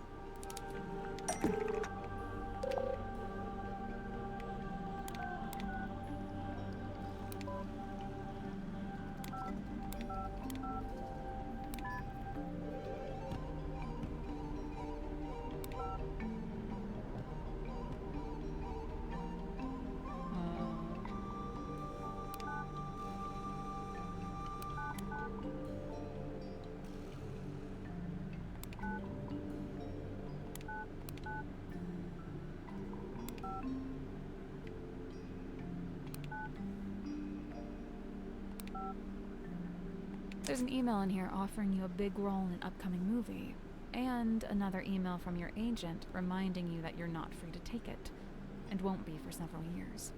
From what I gather, you signed a pretty lousy contract with Wit and Whimsy, and now you... Okay, hang on, sorry, but how would you know anything about my contract? Well, I don't know the fine details, but I did get a general sense of it. What did it, this one? That's not it. What do you mean? Oh, the interview. It seems to me like your co-star soaked up most of the budget for the movie, and you ended up with a bad deal. Possibly because you were too keen to sign whatever contract they gave you. Possibly just because you didn't have much negotiating power, since you weren't famous yet. Yeah, a little from column A, a little from column B. You said yourself, the studio wanted to make at least 3 more Marcus Mordoom movies. So, you're stuck in that lousy contract for several years. Unless you can somehow ensure the next movie is the last one. So, if Worman kills off the character in the books, that would stop the studio making more movies? I'm not convinced that would actually work, but okay. The point is, now that I'm a known actor, I could be making more money with a different studio. A lot more. But I can't let it get out that I wanted the Mordoom character to be killed off. Everyone's gonna take it the wrong way.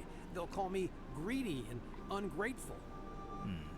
Look, you gotta understand, killing off Mordoom isn't just about me. I was also trying to help Worman. He's been looking for a way out too. A way out? He's not enjoying writing the books anymore. The whole thing became just this awful burden. I'm sure he'd be happier if he could just be done with it. Hey, besides, maybe killing the main character would actually make for an interesting story. Did you ever consider that? He's not wrong.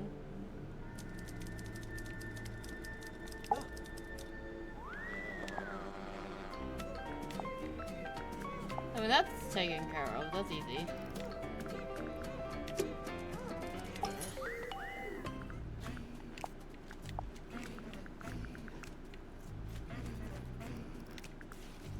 Symmetry's locket.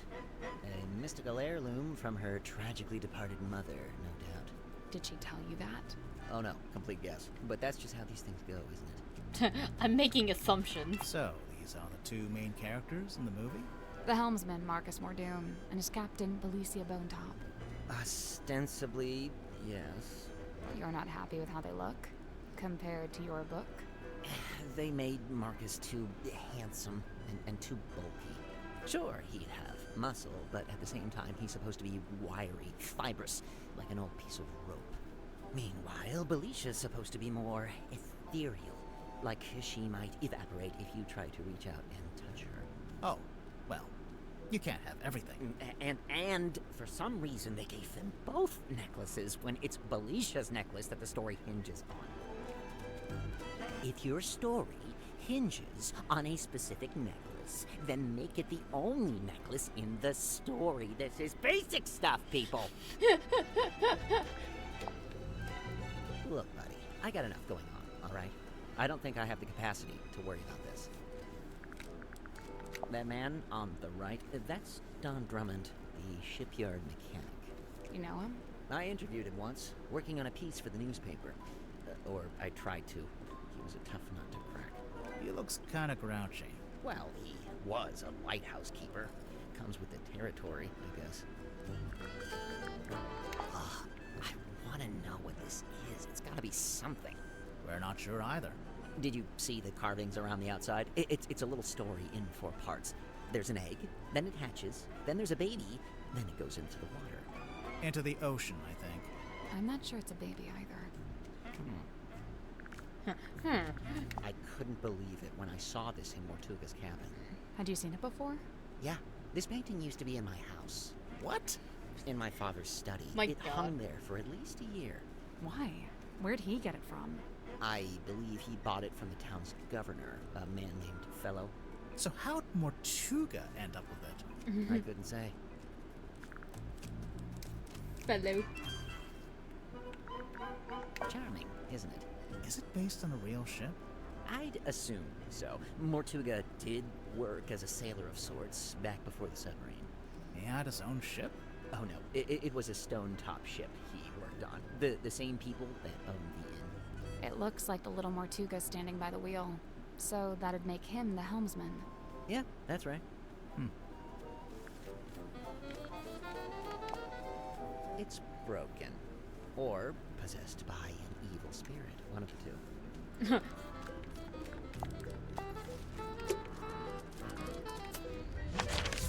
Sick.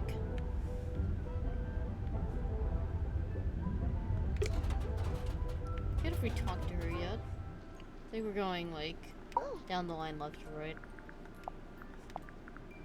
How it blinks and flickers so. It's just broken. I think it's turning itself on and off. As if it sought to speak with kin. It's a radio. I'm not sure it has kin. Do you know anything about Mortuga's model ship? Yet another weight upon his ever-troubled mind. Although, given that it's sealed in glass, I imagine it's now very hard to fix. What are you talking about? It's broken. Some part of its innards has come loose. A yearning stirred along by grief to seek to find a path, a bridge to cross that dark divide. Grief? Mm-hmm. I assume she's dead, this woman? Why? The crosses in the background. Oh. I think they're just ship masts. Like she's standing by the harbor. To dwell beneath a heavy iron-casted thing, ever poised for rope to snap, ever set to fall. Mortuga? You didn't dwell beneath it. Not really. I don't know. It's hanging directly over his desk. That's a choice. A portrait of fair Cynthia's youth. Sim? What's wrong? Mine eye is drawn against my will to she that lingers far from frame. The ship in the background. What about it? A sorry, sorrowed tale has she, for never fully wrought. Left to rust in stillborn state, the dream forever gone undreamt. There she is. Oh! I don't know. I've never seen her with my eyes. I've only ever heard her voice. When? At night, when half asleep. When? Half asleep or asleep? What did she say? I wish I knew. Oh, how I wish I knew. If you've never seen her, how'd you recognize her from the photo? I cannot say. May I ask where you found it? Actually, it was in your bedroom. Oh, this is what Cynthia was hiding under her mattress? No, we found it in a safe. Oh. But now I feel like we should check on Cynthia's mattress. She's hiding porn! And this is Dirk's, I'm guessing. You guessed correct. Kind of him to lend it to you. Yeah, I'd imagine it's kind of precious to him. Au contraire, he spoke of it with sulk and scorn. Glad was he to see it gone. I guess we should go look under Cynthia's mattress. Huh. Later! I'll find evidence later! Actually, you know what? No, that we could find the evidence right now.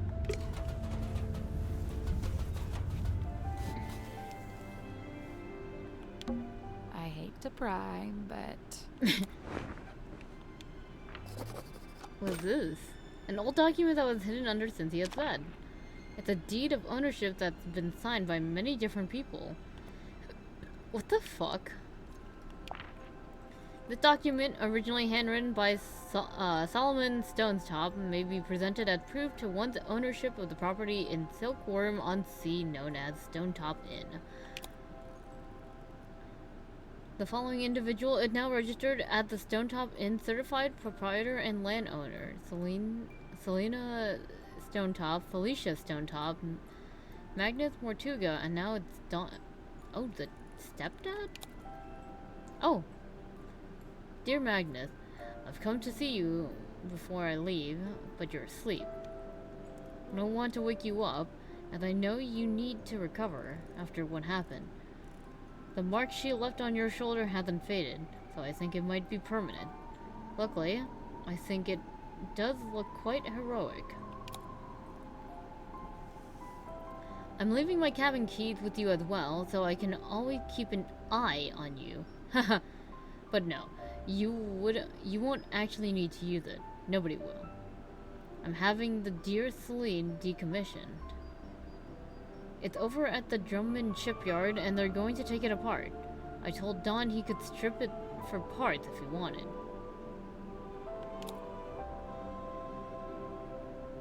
As for our cargo, the bell and the buoy are in my room, and I've returned the mermaid's tongue to its resting place. Please, try not to dwell on it. Magnus, I have to leave Silkworm tonight. I'm giving you the inn. It's in your name now. Hopefully I'll see you again, Felicia. X. What?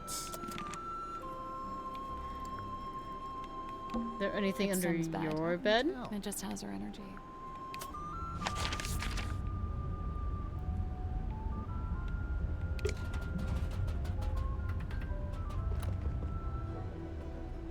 Oh? Where on earth did you find this? Cynthia had it. I don't know. You two have all the luck. I spent a year researching silkworm and never found anything this good. What's so good about it? It's penned by Solomon Stonetop himself. They say he built the Stonetop Inn with his own hands, and in doing so, he founded the town of Silkworm-on-Sea. Looks like gold to me. No way. Real gold. Why not? I thought Symmetry was supposed to be an impoverished orphan. Well, it's not worth anything unless she's willing to sell it. True. I thought the submarine didn't have a radio. I don't think it does. This is more like a child's walkie-talkie. Oh yes, you're quite right. Probably has a short range too. If it's a walkie-talkie, then what happened to the other one? Good question. Now, I'd have to assume this is the Stonetop family ship, the Dearest Selina. How do you know it's that ship? Is there a photo of it? It's evident by the selection of little wooden people on board. The Dearest Selina was captained by Felicia Stonetop, that's her there, and one Magnus Mortuga was her helmsman. What did they use it for? Oh, I don't know. Fishing? Tourism? General gallivanter? What about the woman tied to the front? That's a representation of the ship's figurehead. This here, that's the Stonetop emblem. Oh yeah, we saw it on the sign outside the Stonetop Inn. Do you remember, Sally? No, but I was basically still asleep at that point. What are those letters above it? Initials SS. Stonetop C? Secret stone? Selina Stonetop. The owner of the painting? The painter herself. It has the smell and feel of something that's been in the ocean for quite some time. Only there's no evidence of it on the surface. No barnacles, no algae. Maybe it's a type of metal that resists that kind of stuff. Or maybe someone just cleaned it. You know, if and when I make a mysterious observation, I'm not necessarily looking for immediate logical explanations. Sorry. Sorry. Oh, good. I was worried this wasn't going to come up. But what? Cynthia and her family? The submarine in the background? Yes and yes. But also no. The best part of this photo is the thing on the left The fucking serpent. side. It's in a glass tank. Do you see it? Oh, that's what the line was. Is it a snake? It's the silver snake, also known as the silkworm serpent. Oh, you've heard of it? We might have. But what's it doing in the photo? So, that submarine in the background. The silver snake is the reason that was built. Sylvia Seafoam, pictured there in the fancy jacket, she was quite fond of her serpent friend, you see, but the powers that be were demanding she hand it over to be studied. So Sylvia made a plan to go and live in a submarine and take the silver snake with her. That's, quite ambitious. Wait, so the sea serpent would also be living in the submarine? Well, I don't have all the details. It's something I'm still researching. Well, that has to be a face, but it's not. It doesn't look like anyone. When was this taken? Pretty recently, I think. I see. So she's probably still out there. Listen, don't worry about it. Seriously. Where'd you get that? The dentist's waiting room? There's a poster on the back cover. It's for Dirk's movie. Oh, yes. Look at that. Oh, they've given her the wrong type of necklace. The sword looks about right, though. What's that? Just thinking out loud. I know the continuity errors. Examine the 10 statue mess hall. What the hell is this entire thing?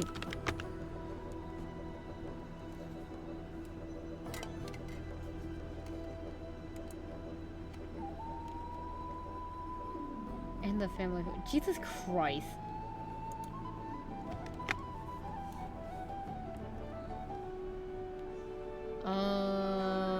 Okay.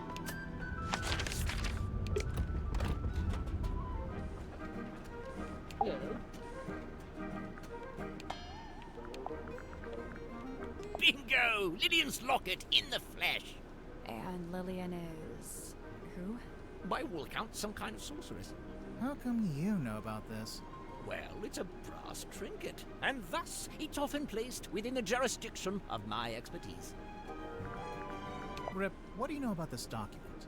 Ah, yes. I believe it belongs to Cynthia, and she gave it to Mortuga shortly after she first arrived. Could this be Cynthia's attempt to get our submarine up to code and finally install a radio? Why doesn't the ship have a radio? One, Mortuga didn't like to use technology if he could avoid it. And two, he didn't like to communicate with the outside world if he could avoid it. I'm not sure I agree with that second one. There's no way all these people showed up on the submarine if Mortuga wasn't contacting the outside world. You know, there may be something to that. If he doesn't like technology, isn't like submarine like a very like yes. technical thing in the first place? He always kept it on his desk. Although I'd wager it's more than just a paperweight. Is it based on a real ship? It's likely. Mortuga did have a ship, or rather he worked on board one. I very much doubt he was the owner. Do you know what this is? Oh, I'm not sure. Maybe something left over from when it was painted? Undeniably forlorn, isn't it? What do you think, haunted? It's probably haunted, right? If it was haunted, then it was only because Mortuga himself was its ghost. He seemed drawn to it, entranced, always held within its orbit, unable to drift away.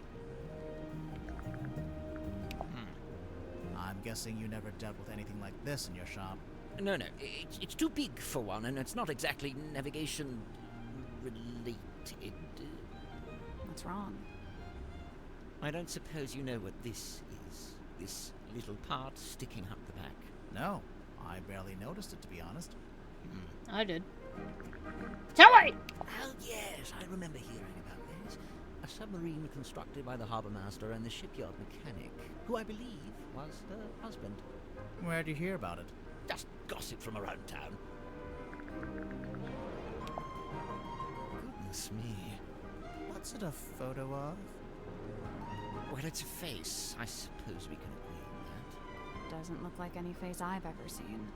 No, well, perhaps you ought to count yourself lucky. I'll be completely honest, I keep looking at the picture, thinking I see a face, but not really, and then just getting really confused. Are there really only two characters? It's just a poster. I'm sure there are more in the actual film. If it sticks to the novel, there actually might only be two characters.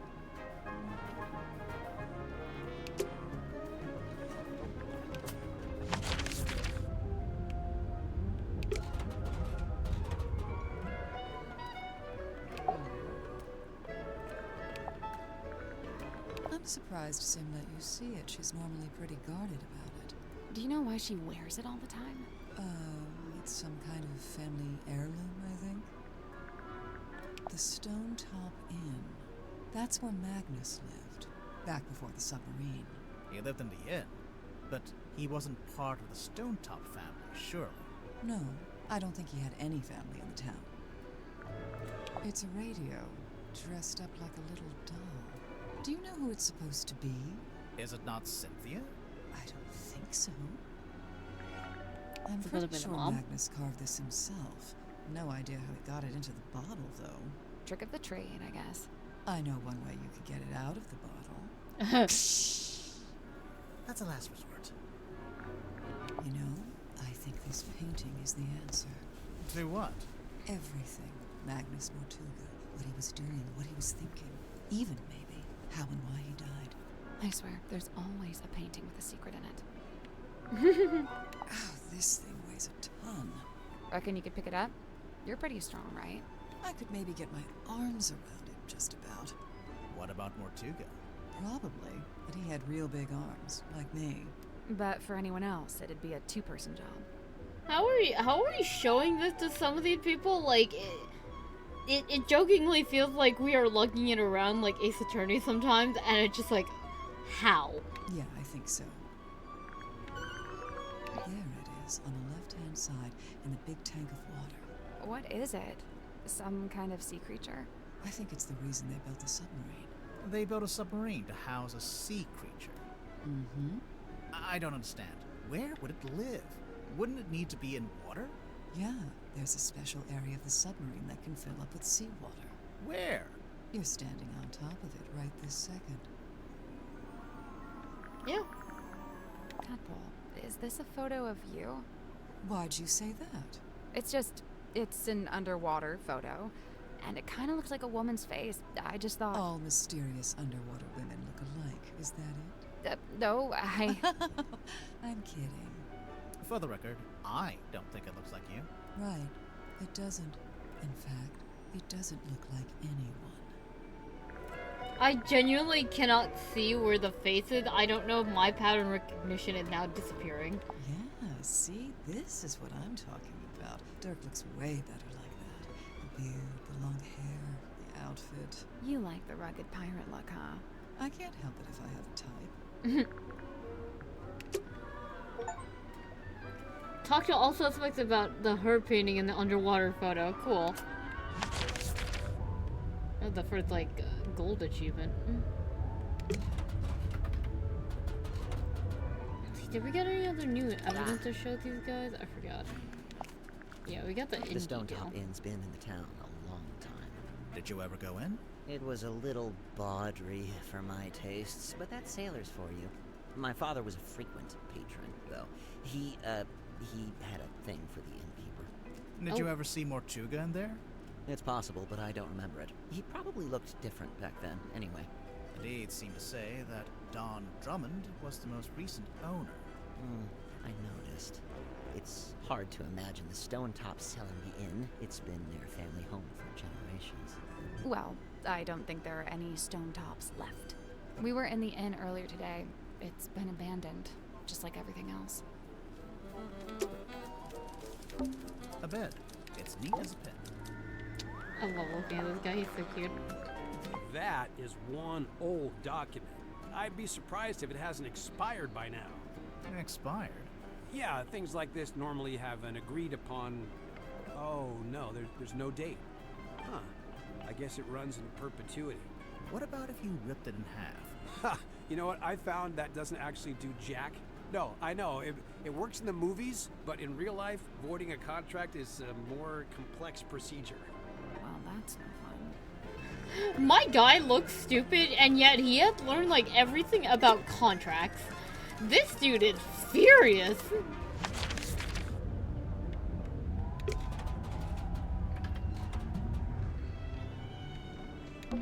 It's a throne. It's not a throne. Well, the captain. there's a label. That's not a label. It's a whole document. Oh my god. Ooh.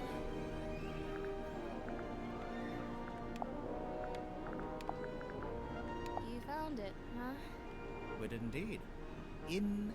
We Oh did my god. Indeed. Yep, we got it. Good joke. Why did you hide it? I'm allowed to keep stuff under my mattress. Is it yours? It doesn't have your name on it. No, it doesn't. That's exactly why I brought it with me, actually. Go on. No. I'm done talking.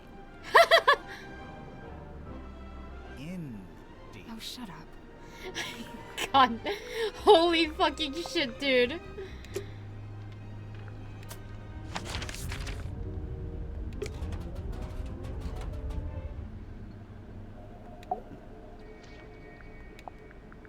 I stayed at the Stone Top Inn myself.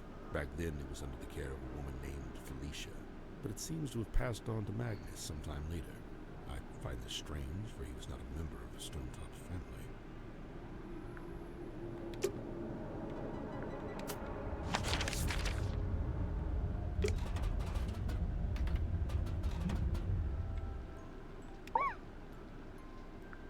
Okay, so we checked the bed. 'Twas Cynthia who had it when first she came aboard. Something in it holds great weight, for her at least it seems. But you don't know what exactly?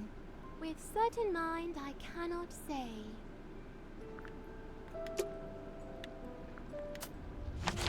Alright. Let's poke that painting and then look back at the crime scene. Maybe we should take another look. There better not be like a latent thing I had to poke like the very specific thing. So the part... Search the entire painting for anything strange. Oh. Is that the sun? Oh. The sun was upside down. Do you hear something?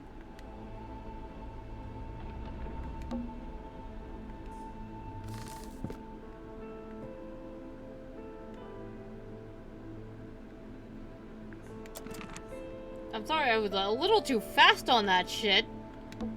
That's it? What? It's just going to hang in the middle of the room?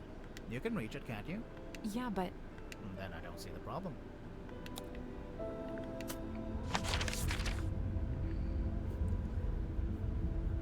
Let's see.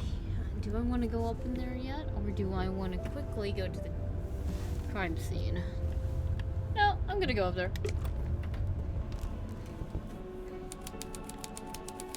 The captain's quarters. Oh, so this is where he slept? A lantern. It's been a while since it was lit. Candles.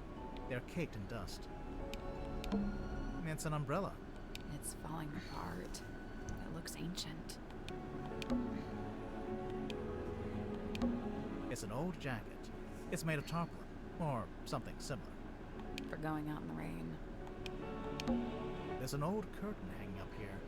Want to take a look behind it? No, Jen. So this was Martuga's bedroom. Technically, if it's the captain's quarters, whoever is currently captain would get this room. I can't get the drawers open. Locked? No, I don't think so. I think the wood just rotted. An empty box.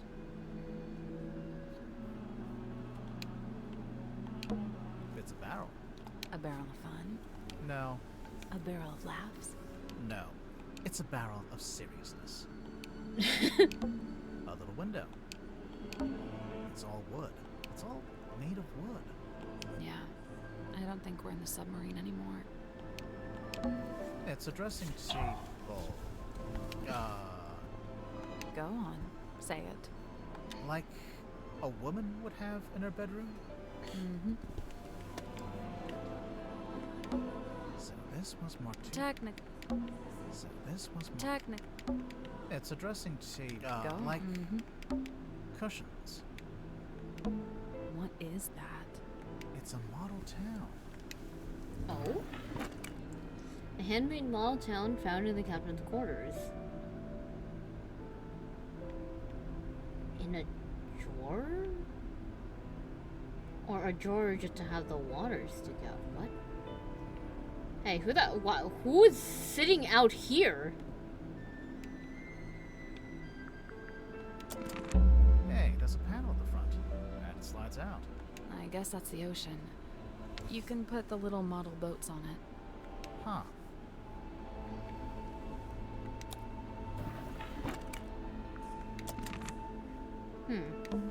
What's that on the bed? Some kind of box. Can you get it open? Okay, before we do this, let me quickly use the bathroom. Okay, sorry about that. Let's get back right to it. So I'm trying to open this. Let's see here.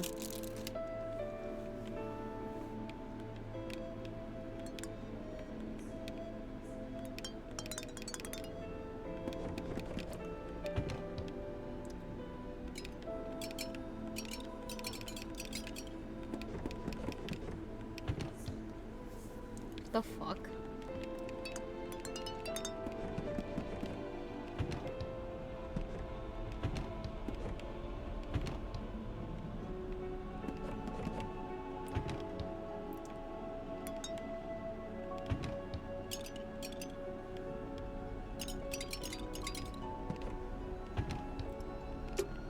There's no way to open it. Seems that way. What the fuck? Well, that was disappointing. Yeah. An old wooden block that won't open. It was laying on the bed on the cabin corner.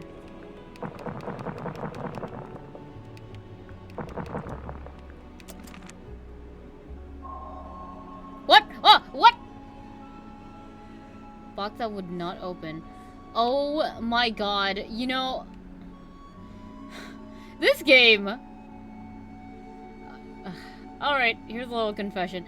I was waiting to see how long I can hold out to get to chapter 2 to see if I can just end the stream and then, like, go about my business. But no, this game just decides, yeah, after your bathroom break, this is what initiates chapter 2. What the fuck?! There's something suspicious about Mariana. Let's go talk to her. Later. There's no way to open it. Seems that way.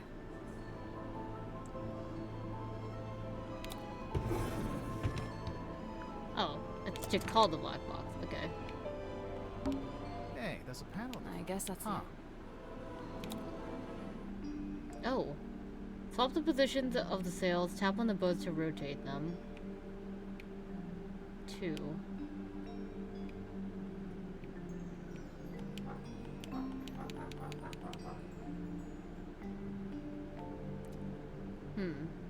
Okay. 1, 2.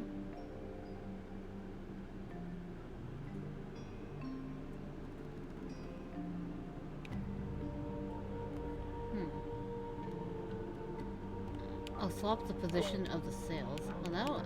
Okay. So that's 5 across. So let's.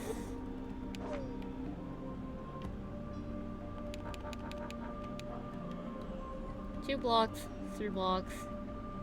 Oh, but it doesn't lead to anywhere, actually. 2, 3, 4, 5. Oh, well, I also can't count, apparently.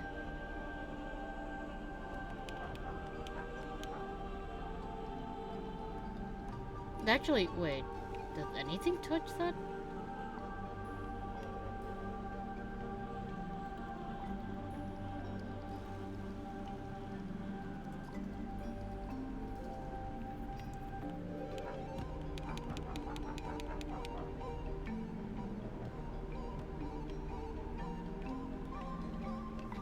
Okay, maybe this puzzle doesn't work in the way that I expected it to. Because I can't move any of this.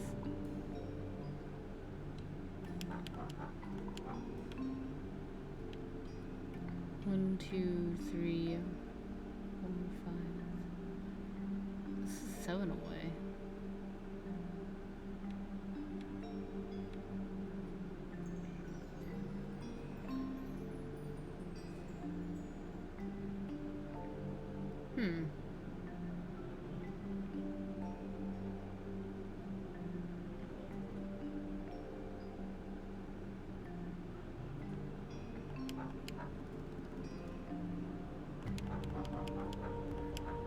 Oh wait, I could go diagonal. Wait, hold.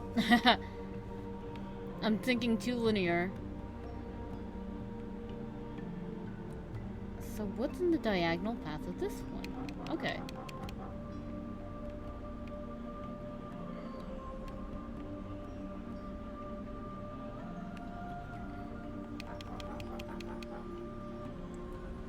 One, 2, 3, 4, 5.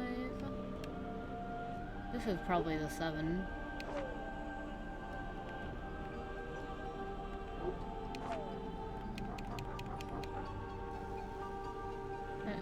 7. 1, 2, 3, 4, 5, 6.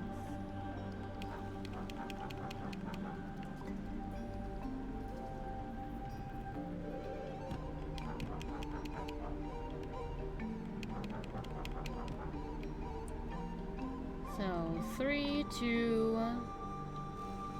1, 2, 3. I need a 3 here.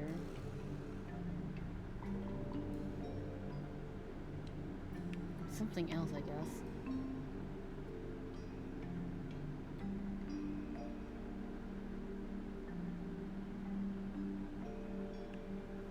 I won't have it.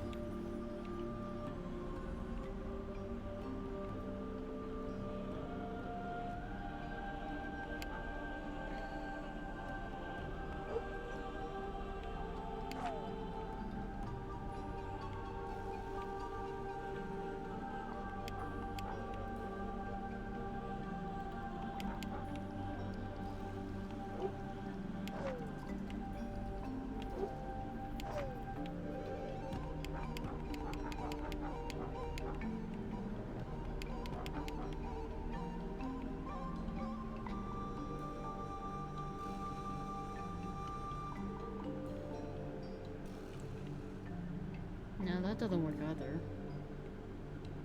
Now this has to be the 3.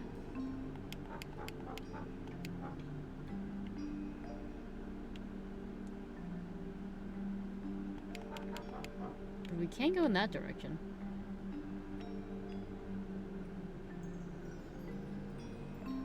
Oh, wait.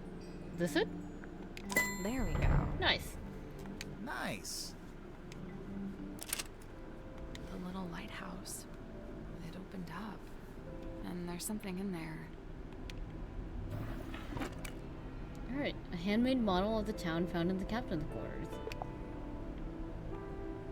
There's a film reel inside.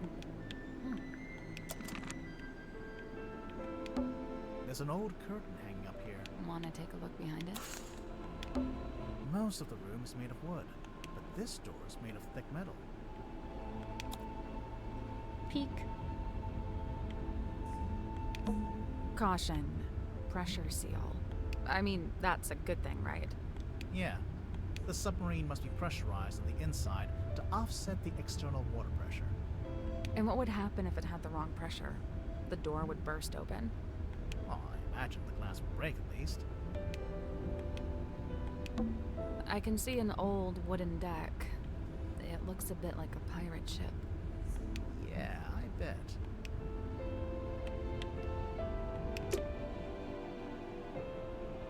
I wonder if the light has to do with anything. There's no way to open it. Seems that way. Cushions. Okay. Let's take a quick look at our stuff.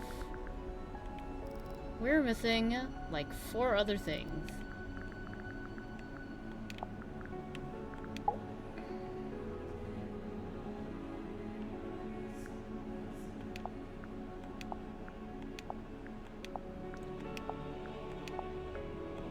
We've shown everyone pretty much everything we have. And our next order of business is to talk to Marina. Okay. And then... We can't go outside right now. We can't go outside right now. Understood. yeah, so we got our next courses of actions to do. I wonder how long chapter 2 will be comparatively to the almost 8 hours of fucking chapter 1 I have done just fucking around and investigating literally everything. Quite the mystery. But it is literally almost 11 p.m. and I'd like to do some other stuff. Alright. So, I think that's a pretty good place to, like, end the stream. Will I stream tomorrow? Debatably. It's tempting, but I am unsure if I will want to. Like, I don't know if I want to, like, dedicate my entire day to, like, either finishing or getting through chapter 2 of this game. I don't know, I have, like, the sneaking suspicion that chapter 1's the longest one, and then chapter 2, and then chapter 3 will, if there's a chapter 3, will subsequently be, like, faster. I do not remember if it was like this in the game. I'm getting slight bits of deja vu that tell me that it was kind of like this with Tangled Tower. I don't remember. But whether I stream tomorrow or if I stream on, like, I don't know, Sunday or something, one of my day offs, we will see. But for now, even though it was, like, a little awkward because I took a small tiny break, just a little bit awkward. With that all being said, thank you all so much for watching. I'll see you next time for more. Okay, it feels weird to say for more the Mermaid mask. So I'll just say I'll see you next time for more Detective Grimoire. I'm liking it a lot so far. It just feels so fun to play, like, point and click games in general. It just scratches a certain itch that just makes you feel good and stuff, you know? But yeah, I'll see you all next time. Bye, y'all!